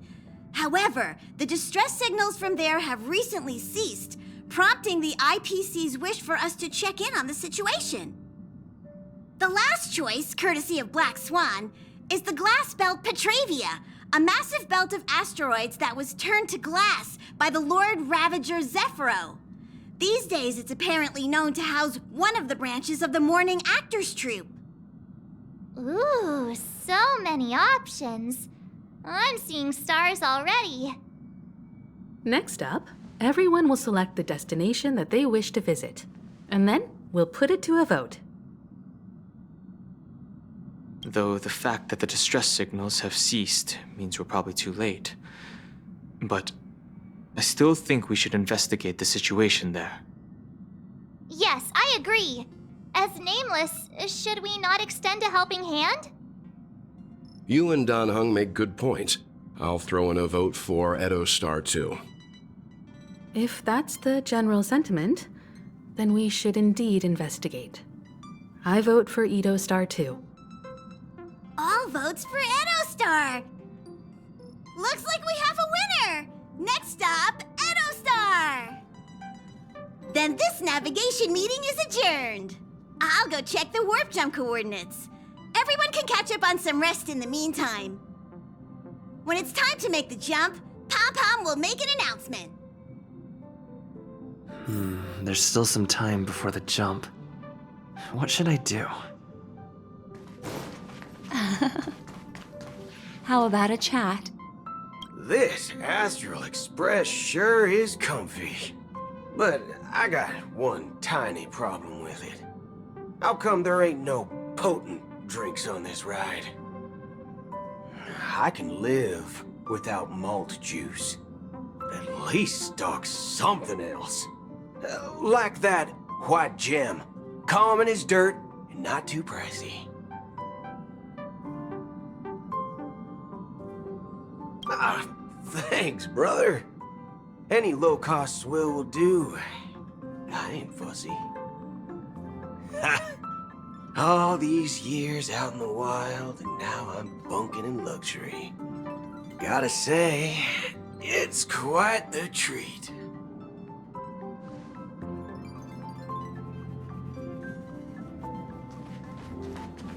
Huh. For some reason, I'm suddenly stricken by the feeling that we haven't crossed paths in quite some time. I should have known better than to expect anything serious from you.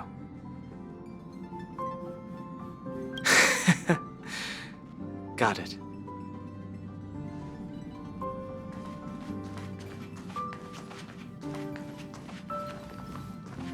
Please let this trip be uneventful. Please let this trip be uneventful. Please let this trip be uneventful. Mumbling? I'm praying.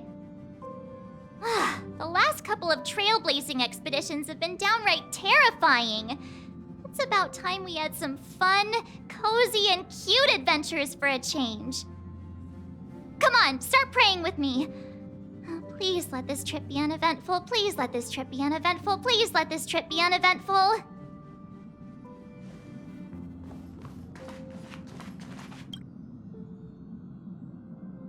Oh, you're here. Seeing your reflection among the stars in the porthole really does seem somewhat surreal.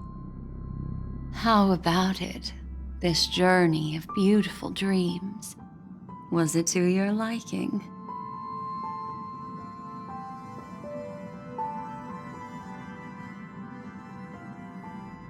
There's a rich scent of curiosity here.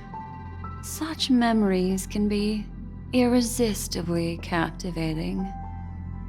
So, how about you hand that small parting gift back to me? I'm quite eager to have it back.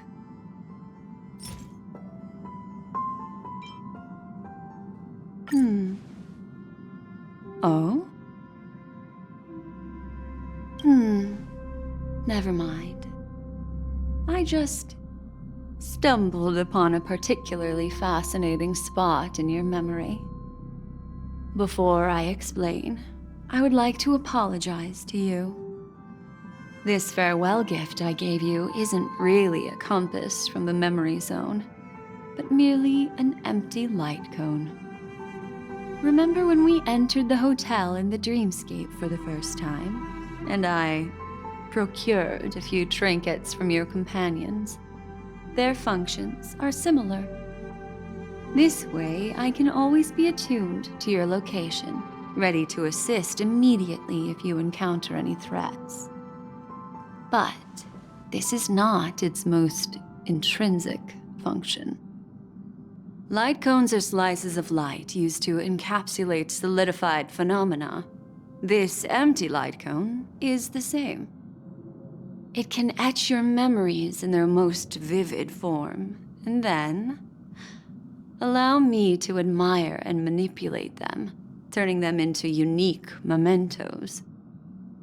All the world is born from the power of mind and soul, and that power is memory. To prevent ourselves from being forgotten by the world, we must make the world remember us, or use our memories to recreate it. Life, seemingly vast, offers but a scant collection of impactful memories. Some joyful, some sorrowful, some light, some heavy. But you are different. Memory is a reflection of the future. Within that reflection, I see your unparalleled worth. You have the power to craft memories that can captivate the world. Your memory can illuminate the universe's future path. And that memory will be as scintillating as the star clusters you see in this porthole.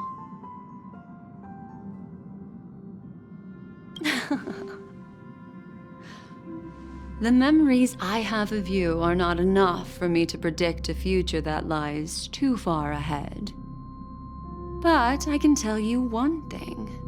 My favor towards you stems from a more profound reason. The reason is simple. In this grandiose and ostentatious dream of the families, only you personally experienced the entire course. Patience, my friend. I will reveal the answer to you, but that time is not now. Turn around and take a look at your friends. Every one of them is reveling at the arrival of their next destination, all filled with hopes and expectations of their own present and future. Revealing everything at this moment would be a bit of a buzzkill, wouldn't it? I'm looking for an opportune time, a time when you're totally at ease. Perhaps when the night grows hazy and you're about to drift off would be the most opportune. How about one fine night? I will prepare the candles, aromatics, and even a cushy couch to create a cozy dreamland for you. And then I will tell you the answer in the form of a little bedtime story to lull you to sleep. Hi! Hello! Attention all passengers! The express is about to make the jump. Please be seated and hold on! It looks like we're finally about to set off. There are countless gleaming memories out there waiting for us. Why don't we just leave it at that for now? That's right. As a small token of compensation for playing that little trick on you with the empty light cone, I will gift you with some words. They hold great significance to me. Life is akin to a winding labyrinth where memories serve as our sole companions. You'll remember these words dearly, won't you? In the year 2158 of the Amber Era, the first year of the new epoch, the universe resumed its intended trajectory. The kindling of conspiracy smoldered in Penacony, the land of the dreams. Failing to erupt into a blaze, it instead flickered briefly on Klapoth's anvil, before vanishing in the blink of an eye. The dead and those fated to die remain in their eternal slumber, while the living find solace in deep sleep. All clamored in a cacophony of silence, and then went about their own ways. The cosmos emanated a vitality characteristic of a new era, all for the modest price of a brother and sister's mild grief. Babies are born as stars extinguish. The silver rail unfolds. The story of the Astral Express comes to a close, yet it also embarks anew. Time marches forward, heralding the arrival of a new chapter in the history of trailblazing expeditions.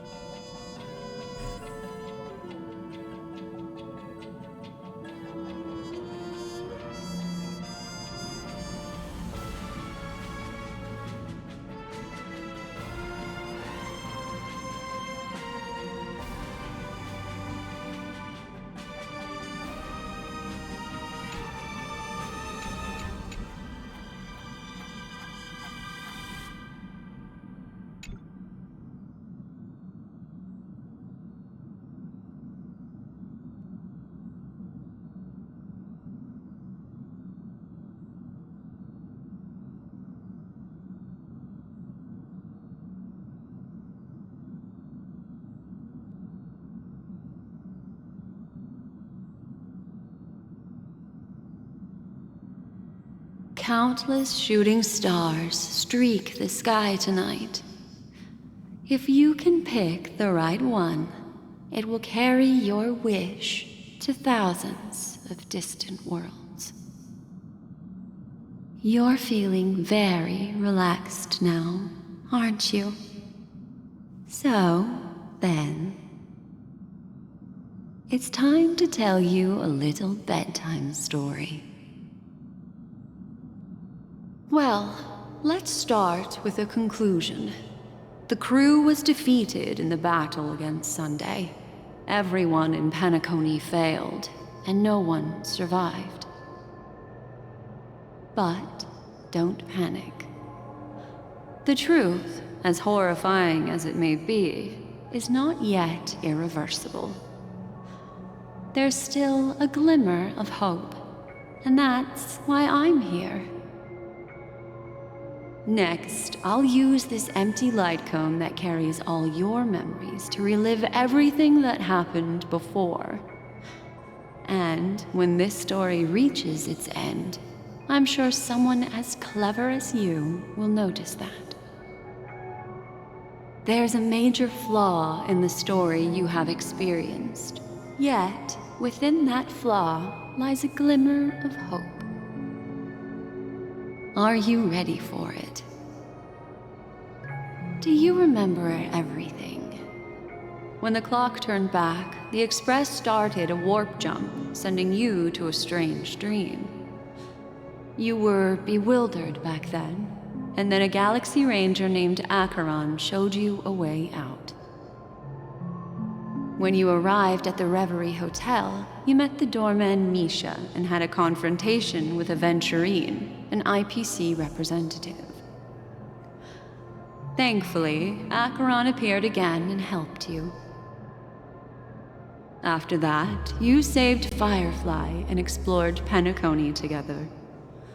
During the tour, you ran into Sparkle disguised as Sampo and accidentally entered a child's dream. There, I rescued both of you from death, but Firefly didn't return to reality. She realized the truth and tried to involve you in her plan, but that resulted in an accidental death. Even more unsettling, you soon encountered another murder. The 2 cases of death prompted you to investigate the truth behind the sweet dream. Despite your efforts to gather information about the 2 victims, you didn't make much progress. But you did learn about the watchmaker from Gallagher. Meanwhile, Aventurine was secretly carrying out his scheme, in which you were one of the pawns. In the midst of a fierce battle, Acheron revealed her true identity as an emanator of the Nihility and unsheathed her sword. That strike foiled Aventurine's plan and opened a passage between the Sweet Dream and the original Memory Zone.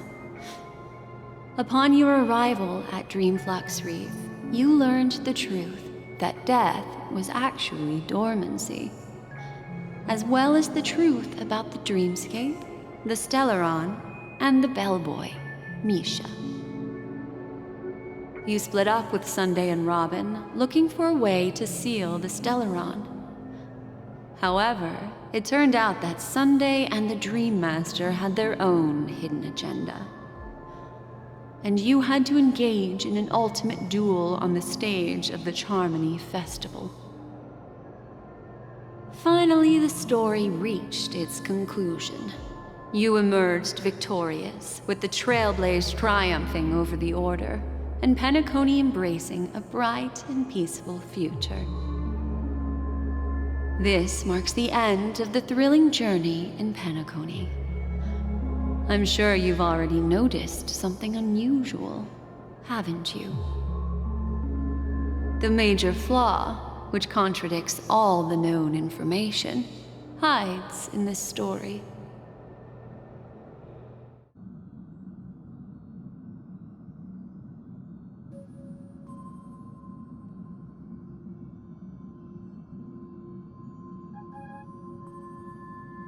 Well, although the fake deaths of those two ladies don't align with our initial assumptions, this fact is... I'll go ahead and eliminate that incorrect answer for you. So, it is true that Gallagher is a history fictionologist, but he didn't lie in this matter. In addition, death and dormancy do arise from the same concept, don't they? This is not the fatal variable in your... Little Misha. Or should I call him the Watchmaker? He's only a segment of memory in a dream bubble, but his ambition for the Trailblaze led him to leave the bubble and embark on a grand adventure in Penacony. While Misha is a rather special Memory Zone meme, and he was granted power by the Trailblaze, there's still one thing that he shouldn't be able to do. A life born in the Memory Zone could never manifest in reality. So, why did he appear in the Reverie Hotel in reality? The answer is simple. He is the one fatal variable that contradicts all our known information. This means that you, who wholeheartedly believe in this memory, are still trapped in the dreamscape at this very moment. Wake up, sleepyhead. Break free from this eternal dream and return to the real world. We'll find our answers there. The train is about to make the jump. 5, 4, 3, 2...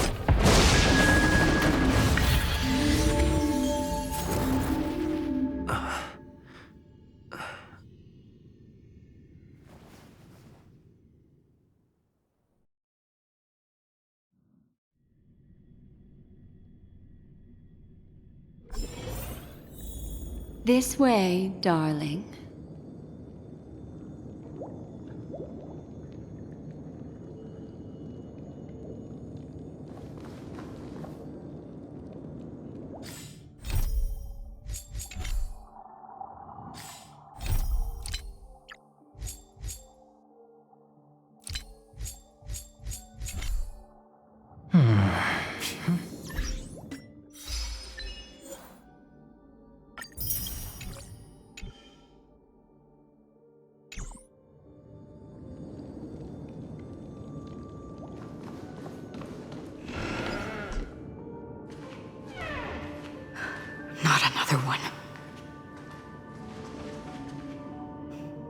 Thank you so much, Black Swan.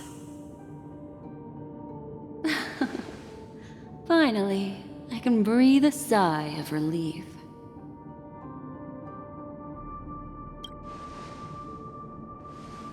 I understand you must be confused, and will do our best to shed light on the situation. However, before that, it's essential to know that this place is the rift between dream and reality. A place reserved only for those who have awakened from Enna's dream. Do you remember Sunday's ambitious plan? He intended to harness the power of the Stellaron, the collective will of over 100,000 Oak family members, and the desires of everyone in Penacony to usurp the harmony and restore the order. Unfortunately, it didn't stop there. From the early days of our journey into Asdana, we were already affected by the Stellaron. That strange dreamscape where we met. Maybe it was a sign that your thoughts were beginning to drift away. I don't think the goal of the Order was to put everyone into a deep sleep. Quite the contrary. They used the Stellaron to catalyze the leakage of Asdana's memoria into the material world, allowing the dreamscape to blend with reality. And that included a lot of memoria from the Beyond the Sky Choir. As time came and went, the dreams eventually became indistinguishable from reality, and reality became an illusion.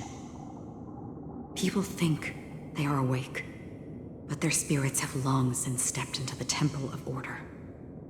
This is what makes Enna's dream so powerful. In this paradise governed by the Order, everyone indulges in their delightful dreams and lives happily ever after. I believe what you experienced in the sweet dream, except for that flaw, was real. Only in this way could you reach the destination, lifting the crisis in Penacony and embarking on your next trailblazing expedition. If it wasn't for Acheron's plan, we might have been trapped in this dream forever. Fortunately, while the path of the Order governs all things, it can't affect the Nihility. I came to realize this when the Dream Master tried to expel me at any cost. This is also why you felt a sense of peculiarity when traveling with her. Well, I'm not as fortunate as she is. Even if I'm a memo keeper, I was still influenced by the power of the Order and fell into hallucinations. However, thanks to your memories, now we still have a chance to turn the tide.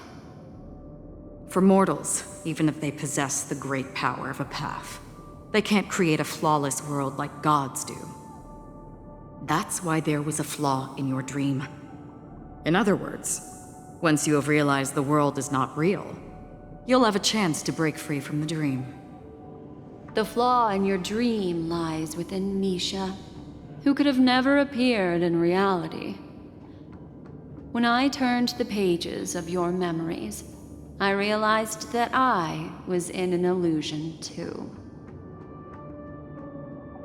Now Sunday has usurped the power of the Harmonious Choir through the Charmony Festival. Asdana has thus fallen into Enna's dream, transforming everyone equally into the notes of the Aeon. Failure doesn't mean weakness. Only the strong can gather the will to resist the Order and try to break free. We still have a chance, though. To make it happen, please, Black Swan, guide us to those with a strong will. All right, please come with me. These people are... They're the ones. We have no means to wake them up now. Not even your clockwork will do the trick.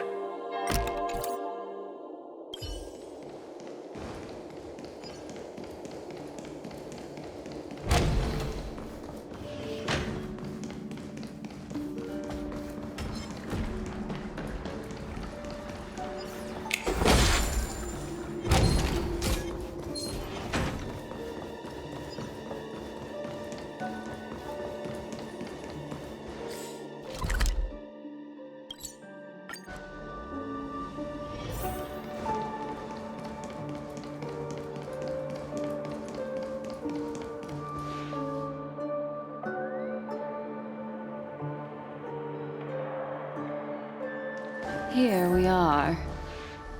It's Robin.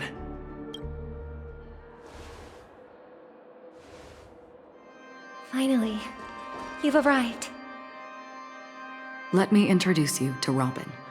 She woke up from Anna's dream by her own will, and it's this tough lady who led us here with her song.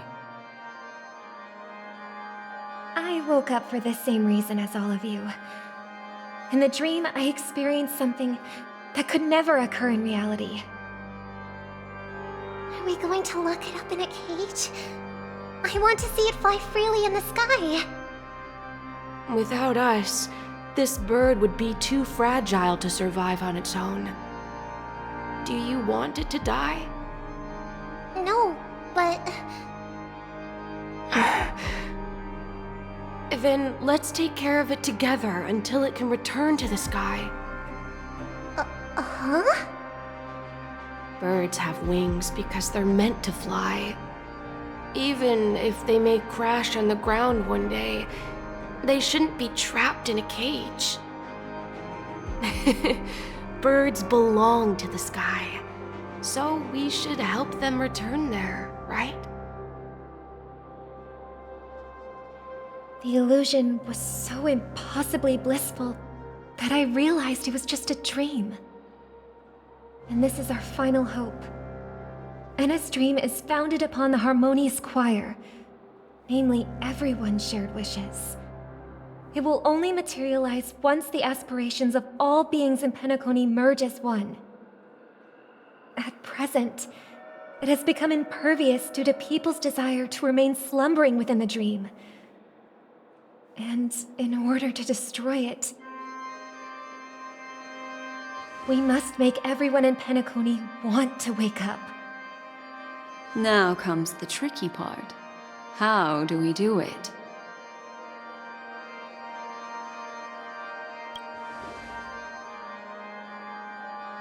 Humans yearning for sweet illusions borders on obsession, leading them to subconsciously resist the harsh reality.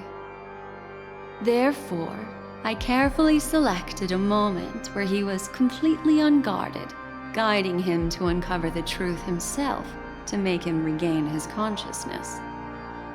However, to wake up everyone in Penacony and get them to share the same determination, that would be nearly impossible. Indeed. I'm afraid it's almost as difficult as resurrecting an Eon. But we can't just stay here and do nothing.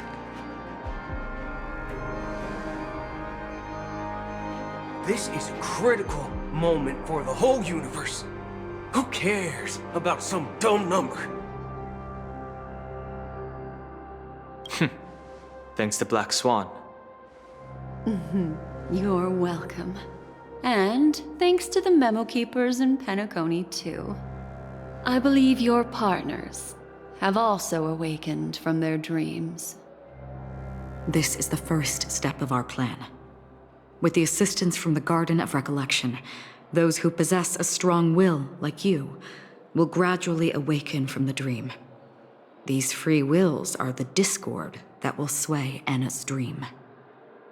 However, awakening a mere handful of individuals is insignificant compared to the vast number of people immersed in the dream. We must find other ways to awaken the free will of millions of people within a short period of time. If breaking through from the inside proves challenging, we can seek assistance from the outside. We've long been aware of a potential solution. Asdana is a galaxy known for its abundant memoria and the remarkable phenomenon known as synesthesia dreamscape. When people first enter this place, they often find themselves and others sharing a collective dream. At this very moment, there is only one dream encompassing the entire Asdana system. So, you mean, if we can attract a large number of outsiders to this system, their free will would intertwine with this dream and shake it to its core? However, those outsiders might also succumb to the dream and become the foundation of the Order instead. The real challenge is, How can we gather a huge number of people as determined as you within a short period of time? Looks like the Jade Abacus of Allying Oath will be the only solution. No. No need for that. Keep your once-in-a-lifetime treasure. We don't need to bother the Cienjo Alliance for such a tiny request. You want thousands of people with unwavering free will? That's easy. Just leave it to us Galaxy Rangers. You can gather Galaxy Rangers? Outsiders may see Galaxy Rangers as elusive and disconnected individuals, and actually, they're right. And that's why we have a tacit understanding among us. Do you know what it is, Acheron? It's the relic I returned to you. Exactly.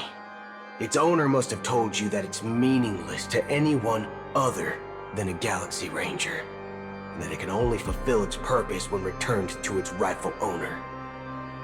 Because it's a burial artifact, worthy only of a hero who has served the Galaxy Rangers with honor.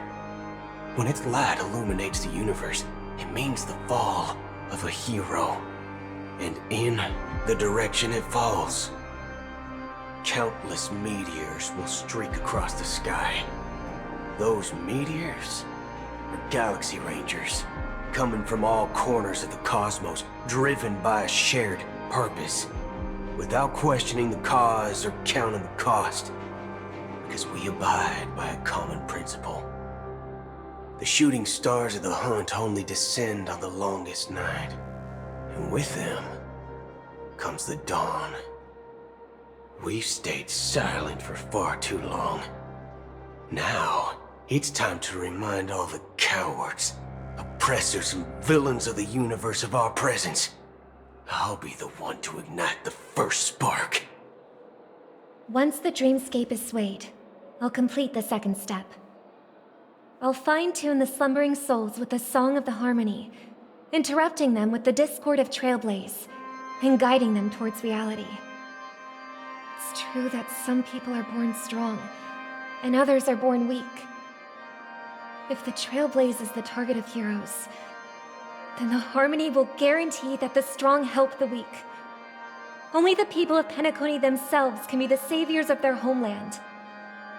Their path of happiness should be forged by themselves. While I may not be a nameless, I'm willing to instill courage in all those who need it. This includes my brother as well. Anna's dream is too cruel for him and everyone else. Your plan sounds well conceived, but still, it appears somewhat idealistic and romantic.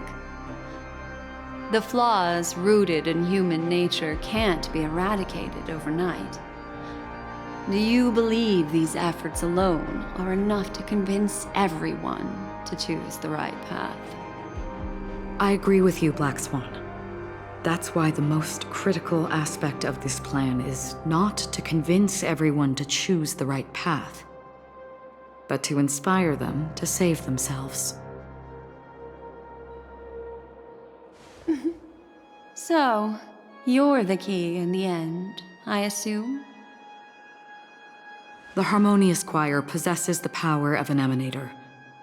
To overcome it, you'll need the same level of power. The final step in destroying the sweet dream will be my responsibility. That's a relief to hear. Now that our roles are assigned, let's get to our battlefields and pose a grand finale. May I have a moment alone with you? There's one more thing I need to explain to you. This grand festival is drawing to its close. This is the starting point for the ultimate stage of our journey, just as it marked the beginning of all the stories in Penacony.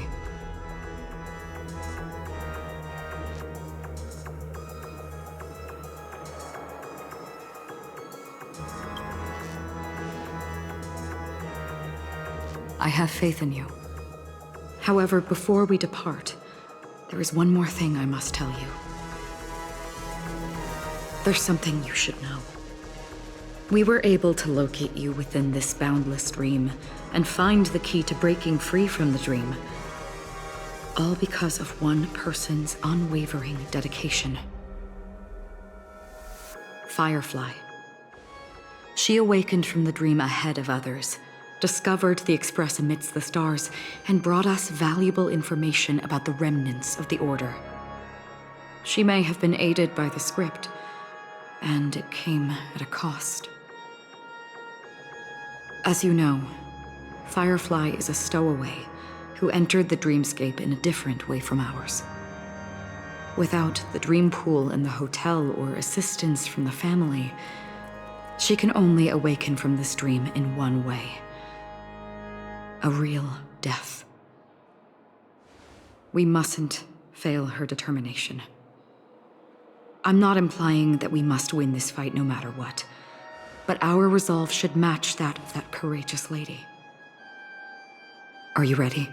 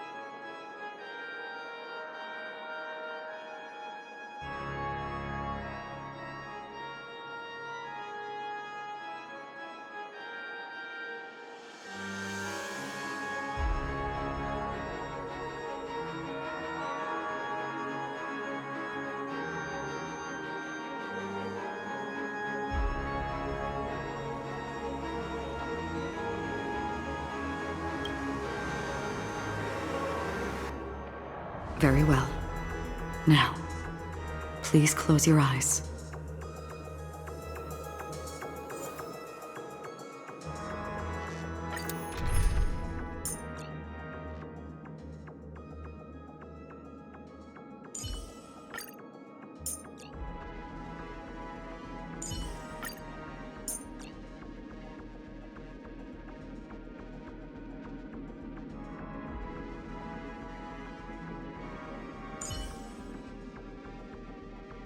Like always, Dan Heng.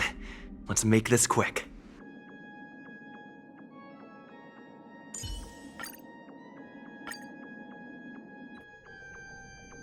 How long has this reign been ongoing? If I remember correctly, it has lasted for decades, or even centuries. The unwavering determination of the Hunt followers persists even in death. But thankfully, we've guided those lost souls to their lives beyond. They were heroes in their time. And they won't be reduced to puppets of the Nihility in their death. You see, the shadows on the sea have vanished. Do you remember? He once said that the sky would clear when the regrets of the departed had faded away. But it's still raining. I know. So, why is all this?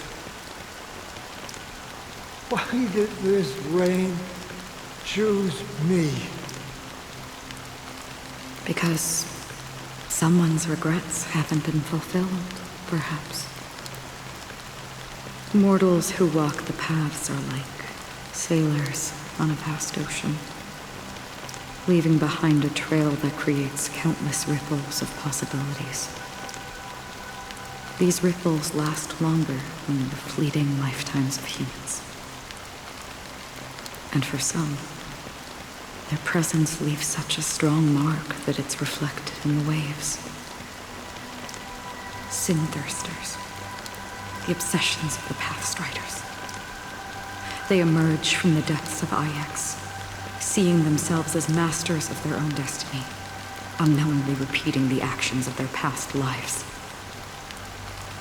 They emerge from the Nihility and head toward it, leading purposeless lives.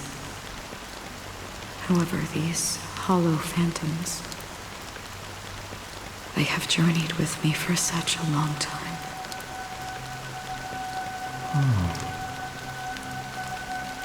So this is how it is.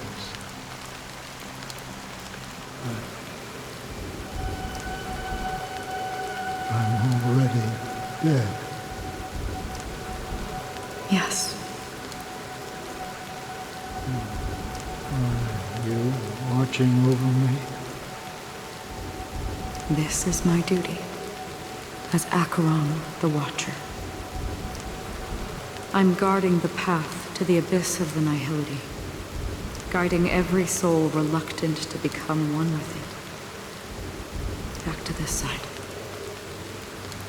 But if this is what the departed ones expected, should you try to change it? I don't know. But someone once told me that when the inevitable moment came, he hoped that someone would stand at his grave and place a bouquet of flowers.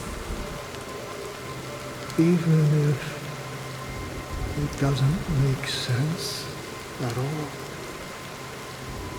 Some tasks have to be done, even if they are pointless. I have experienced that much already. Please extend your hand, and then close your eyes. I'll carry your wish with me and fulfill it. Only then will I be able to put an end to the final regret by the Dead Sea. Will I ever see them again? Yes, that is certain. Because it was you who told me about the Express, your two former companions. The expedition cut short by the swarm, your narrow escape from death, and your encounter with the Galaxy Rangers.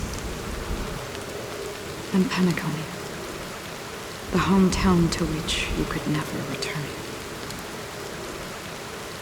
Yeah, for countless times I got rejected by the family and had to pass it by.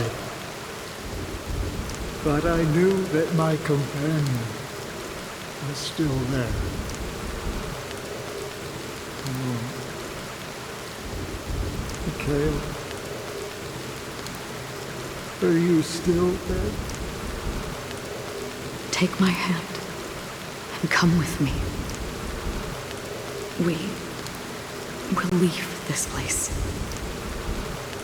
You'll embark on a long, long journey, shrouded in darkness. But fear not, as a touch of red will be awaiting you at the end of the path. That's the color of existence. Follow it, and it'll guide you and illuminate the way out. By doing so, you'll eventually reunite in the warmth of the sunlight. Thank you. May death be the end of your boundless dream, guiding you back to the waking world. Welcome to the horizon of existence.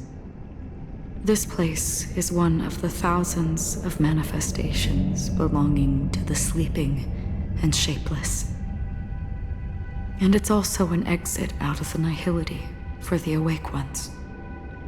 Let's bid our final farewells here.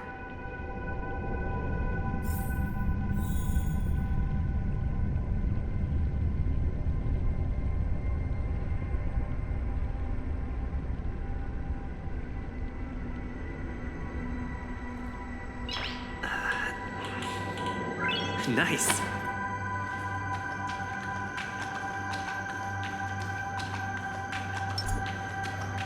Always distinguish between reality and imagination. All right, Gray. Life is akin to a winding labyrinth, where memories serve as our sole companions. May your schemes be forever concealed. Anna's dream is too cruel for him and everyone else. To the imperfect tomorrow.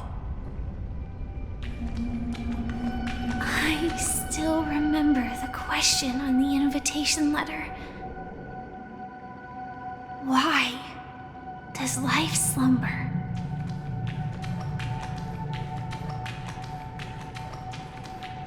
Why does life slumber?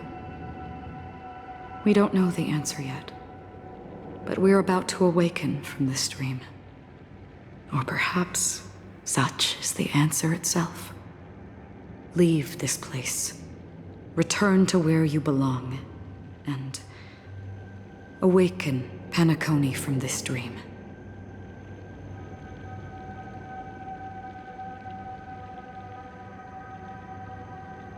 As I said, our plan is not about convincing everyone to choose the right path, but about inspiring them to save themselves.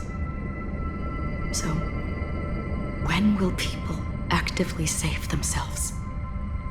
The answer is when they are in desperate situations, like a drowning individual in the deep sea. When one's body and mind bear immense pressure, agony, confusion, and despair will follow. I firmly believe that. The fragility of humankind often freezes them in their tracks.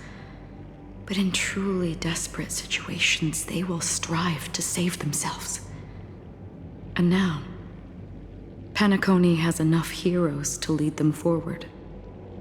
It's through this inherent, self-centered instinct that people exert their utmost effort, even when they know their struggle is fruitless. As absurd as it may seem, it's their resistance. As for now, it is time to guide them, not as a savior, but as a nameless among those mortals. In this way, you will reunite in the warmth of the sunlight.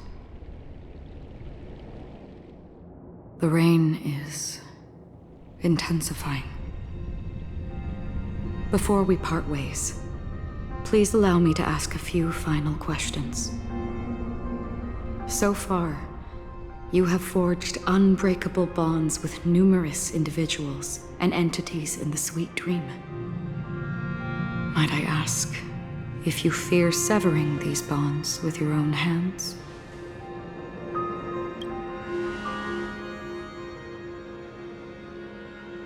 If there is a vast, lifelike dreamland that is virtually indistinguishable from reality, a realm without death, where everyone can attain the happiness and fulfillment they deserve, living blissfully ever after, I would ask, would you wish to stay?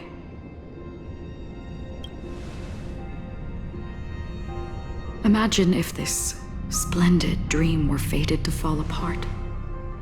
Friends, family, strangers, followed by the gentle breeze, soaring birds, the stars, and ultimately yourself. Everyone, and every face they remember. The joy and the heartaches, the vows sealed and those left hanging. All will inevitably march towards a predetermined ending. If you had grasped the journey's finale right from its inception, I would ask, would you still embark on this journey?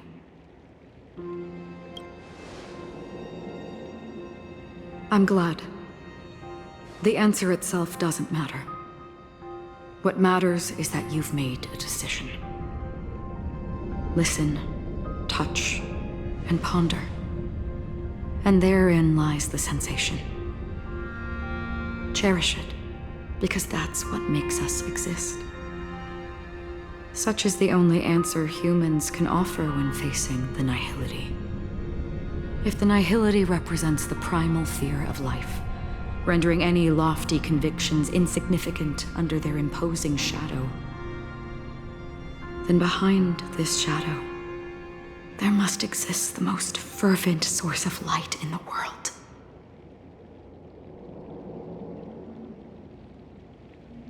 Just as every life that edges closer to death fervently approaches the end of the nihility, we must pursue that primordial light.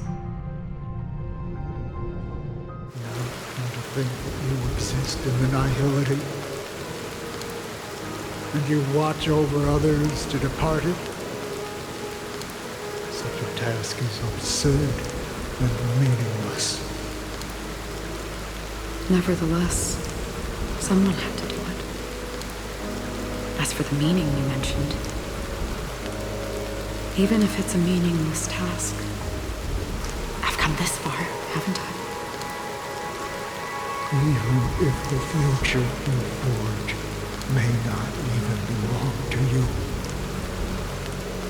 It may not belong to me, but it definitely belongs to someone. What hardships you must have experienced. In that case, allow me to do something meaningless too. Please, tell me your name.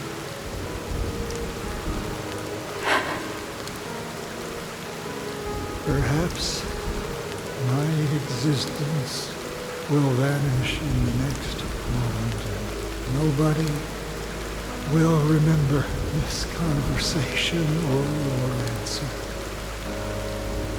But I believe that your name should be remembered. And this universe will remember it as well.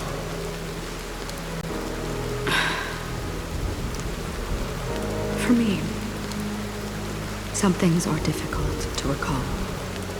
Yet there are others that I find challenging to forget. Such is memory, a creation of the past that blossoms into significance in the distant future. I remember that marks the start of my journey. The origin of the vibrant red hue in my life. And the most fervent element amidst every tempest. That's my name. Raiden Ozenmori. May.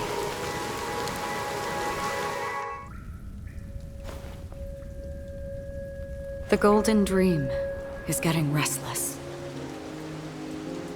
In the coming long nights, I'm afraid you will face many setbacks and witness many tragedies. And in the end, you will only see in black and white. But please believe me, that in that monochrome world, there will be a glimpse of fleeting red. And when you make a choice, it will appear once more.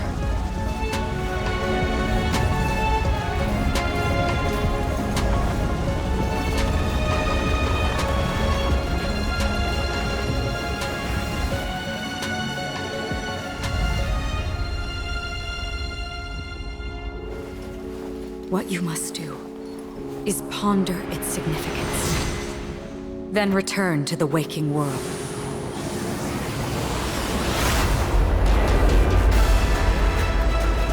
That's where we all find our answers.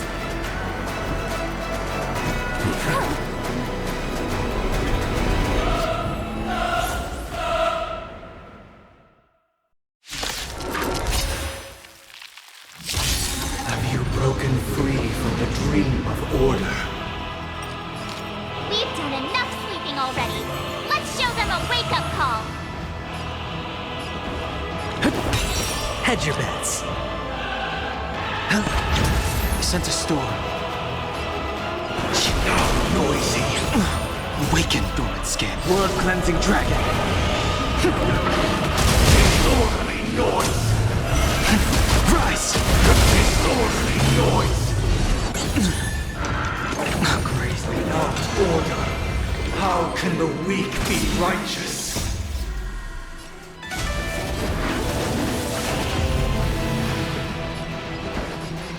Wake up!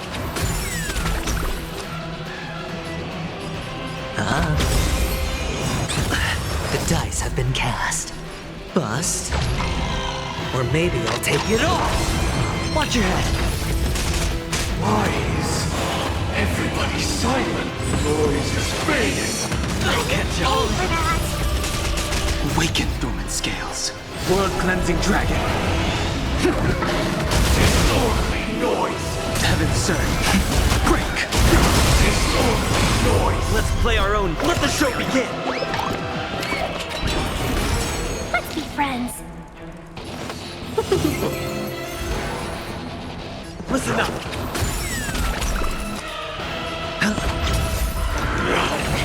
Sink into a dream.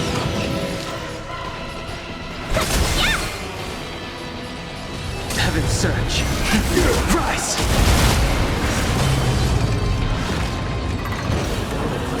7,336 notes. I solemnly invite you to join the glorious chorus and ascend to the heavens! Welcome, customers. Yeah! 1,000 wonders to fight as one! Awaken, dormant scales. World-cleansing dragon. Disorderly noise. Wake up! This strength. Let's play our own. Let the show begin. Heaven surge. Break. Sure, I'll play along. Spend freely. The noise is fading. Pay for that. The dice have been cast. Bust. Or maybe I'll take it off. The dreamscape is indistinguishable from reality. Can it still be called an illusion?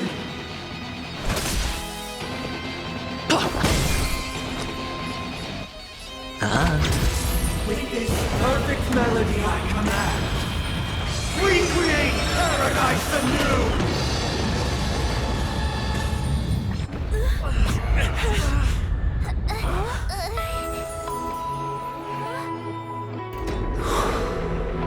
Music.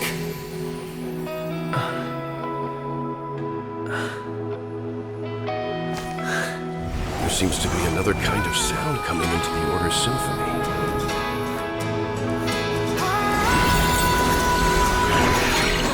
Penacony's first and last disharmony.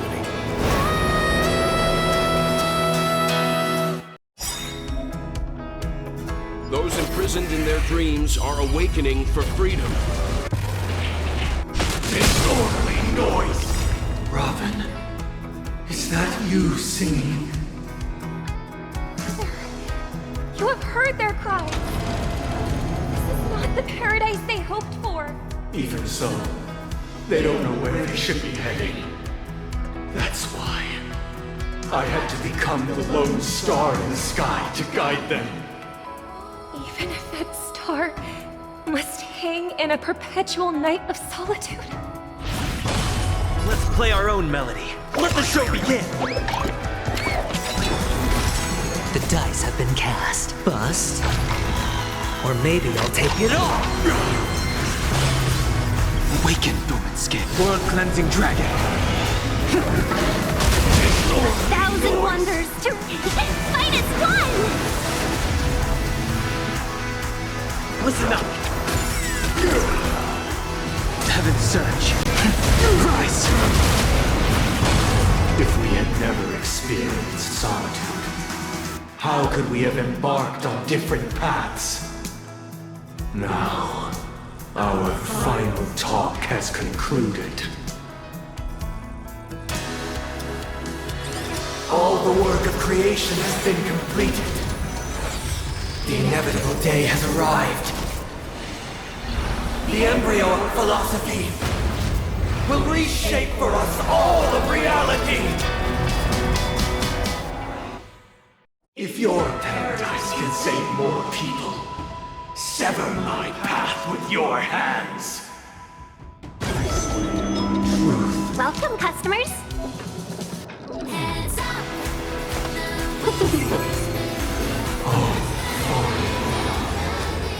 May I honor you? Wake up!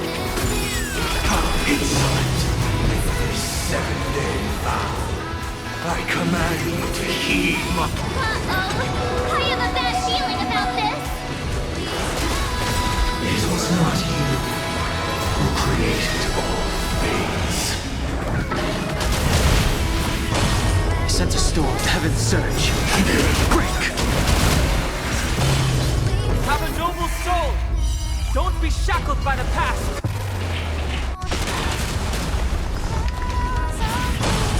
It was humanity that created you! My being will become the foundation of our paradise!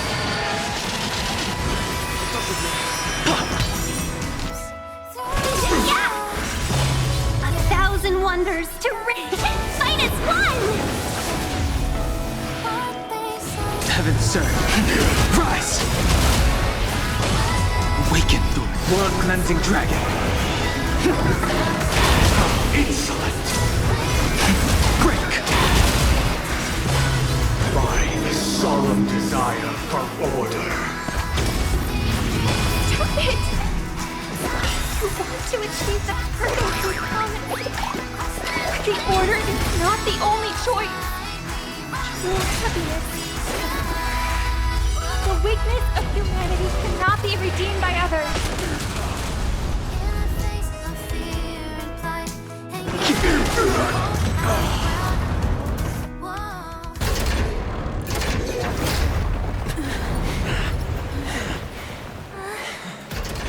So,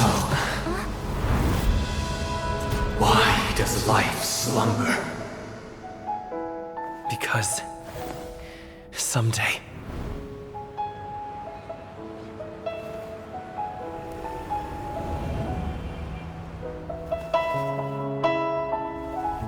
we will wake from our dreams.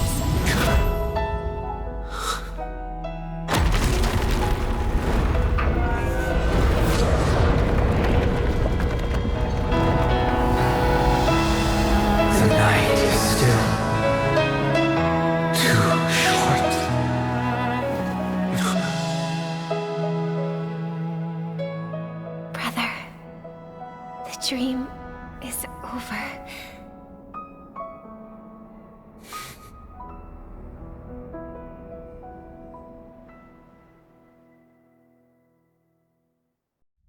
In the first year of the AE 2158, a fiery conspiracy erupted in the land of the dreams, but soon faded in chaos and destruction. Whispers carried the tale of those fateful 48 system hours, when a sun teetered on the precipice of collapse. A paradise stood on the brink of destruction, and a world was poised to surrender to its new master. Amidst it all, a body decayed, a pack of vultures gathered, and a brother and sister were doomed for eternal separation. And so, an eon succumbed to slumber once more. Some celebrated this fall, while others mourned. Among the insignificant witnesses, mere specks in the vast tapestry of the universe, it was said that this time, the Eon met their demise with dignity. As the cosmos bathed in the radiance of a pure dawn, a tempestuous storm brewed on the horizon. The chant of everything for the Amber Lord grew ever louder. Yet, no matter how one contemplates it, time inexorably swings Klapot's colossal hammer in eternal cycles. The tale of the Astral Express reaches both its conclusion and a new beginning. Time marches forward, heralding the arrival of a new chapter in the history of trailblazing expeditions. Brother, do you think the stars will fade away? Where did that come all of a sudden? Because the constellation that looks like a bird, the Torrent Eagles, looks a bit dim lately. It's the Torment Eagles. Don't worry, it's still there. It's just it's located in the inner ring of Penacony and can only be seen when spring and summer overlap. As for the question you asked, I think stars do die, just like people. But do you know, sister? No star actually belongs to the present. The light we see from them is from a long time ago. Even after the stars perish, their light will travel millions of light years, spanning countless years, to illuminate the night sky of another world. In our paradise, I believe there will be a star like that, shining with the same light. Its radiance will last forever, and its name will be happiness. No, not just one star. We should have 2 stars, or maybe even more. Yeah, you're right. It's a deal. It's a deal then. This is our promise, and nothing will sway our ideals. Yeah, you bet.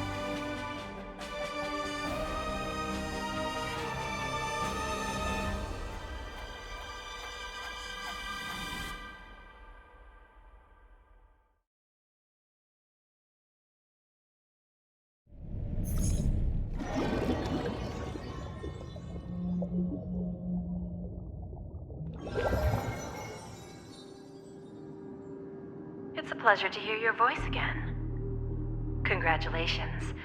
You've become the biggest winner of this festival. Are you calling just to poke fun at me?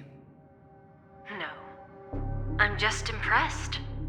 Not only did you venture alone into Penacony and discover the truth of Dreamflux Reef, but you also managed to escape with the help of that Knight of Beauty. Remember the recording you received from your Trailblaze friend?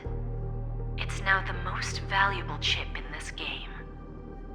However, this came at a high cost. Losing a cornerstone is a hefty price to pay. Diamond just called a meeting to discuss what to do with you. Just as I expected. So is Diamond planning to demote me, or kick me out of the 10 Stonehearts? Why don't you take a wild guess? Well, alright. Then I'll guess. He's going to promote me to P46? Alright. What will you wager? Are we talking about a real bet here? I don't want to wager anything just to escape your clutches. But if it's just a friendly bet, I'll put on the line what I did when we first met. I'll bet my life, ma'am. Interesting. But since it's Diamond's call, no one can predict the outcome. I'm on my way to Penacony. Once everyone is settled, we'll return to Pier Point for the final showdown. Sounds like I'll be out of the action for a while. Finally, a chance to kick back and relax. Yeah. Leave everything to me and Topaz, child. Thanks to you, as soon as the Jade Stone was delivered to the family's compound, we finished up our preparations. The seeds we planted have taken root. Soon, it'll be time to reap the rewards. Huh?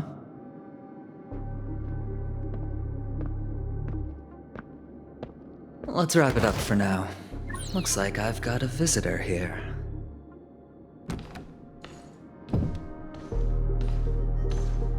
Oh, so many surprises today.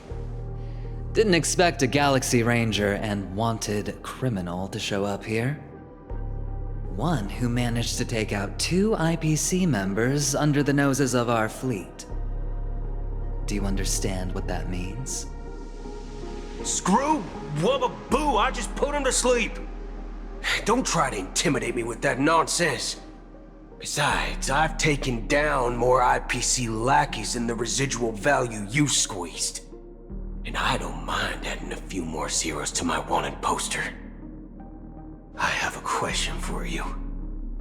Be honest, or I don't mind putting a bullet into your head. Tell me, where is Oswaldo Snyder?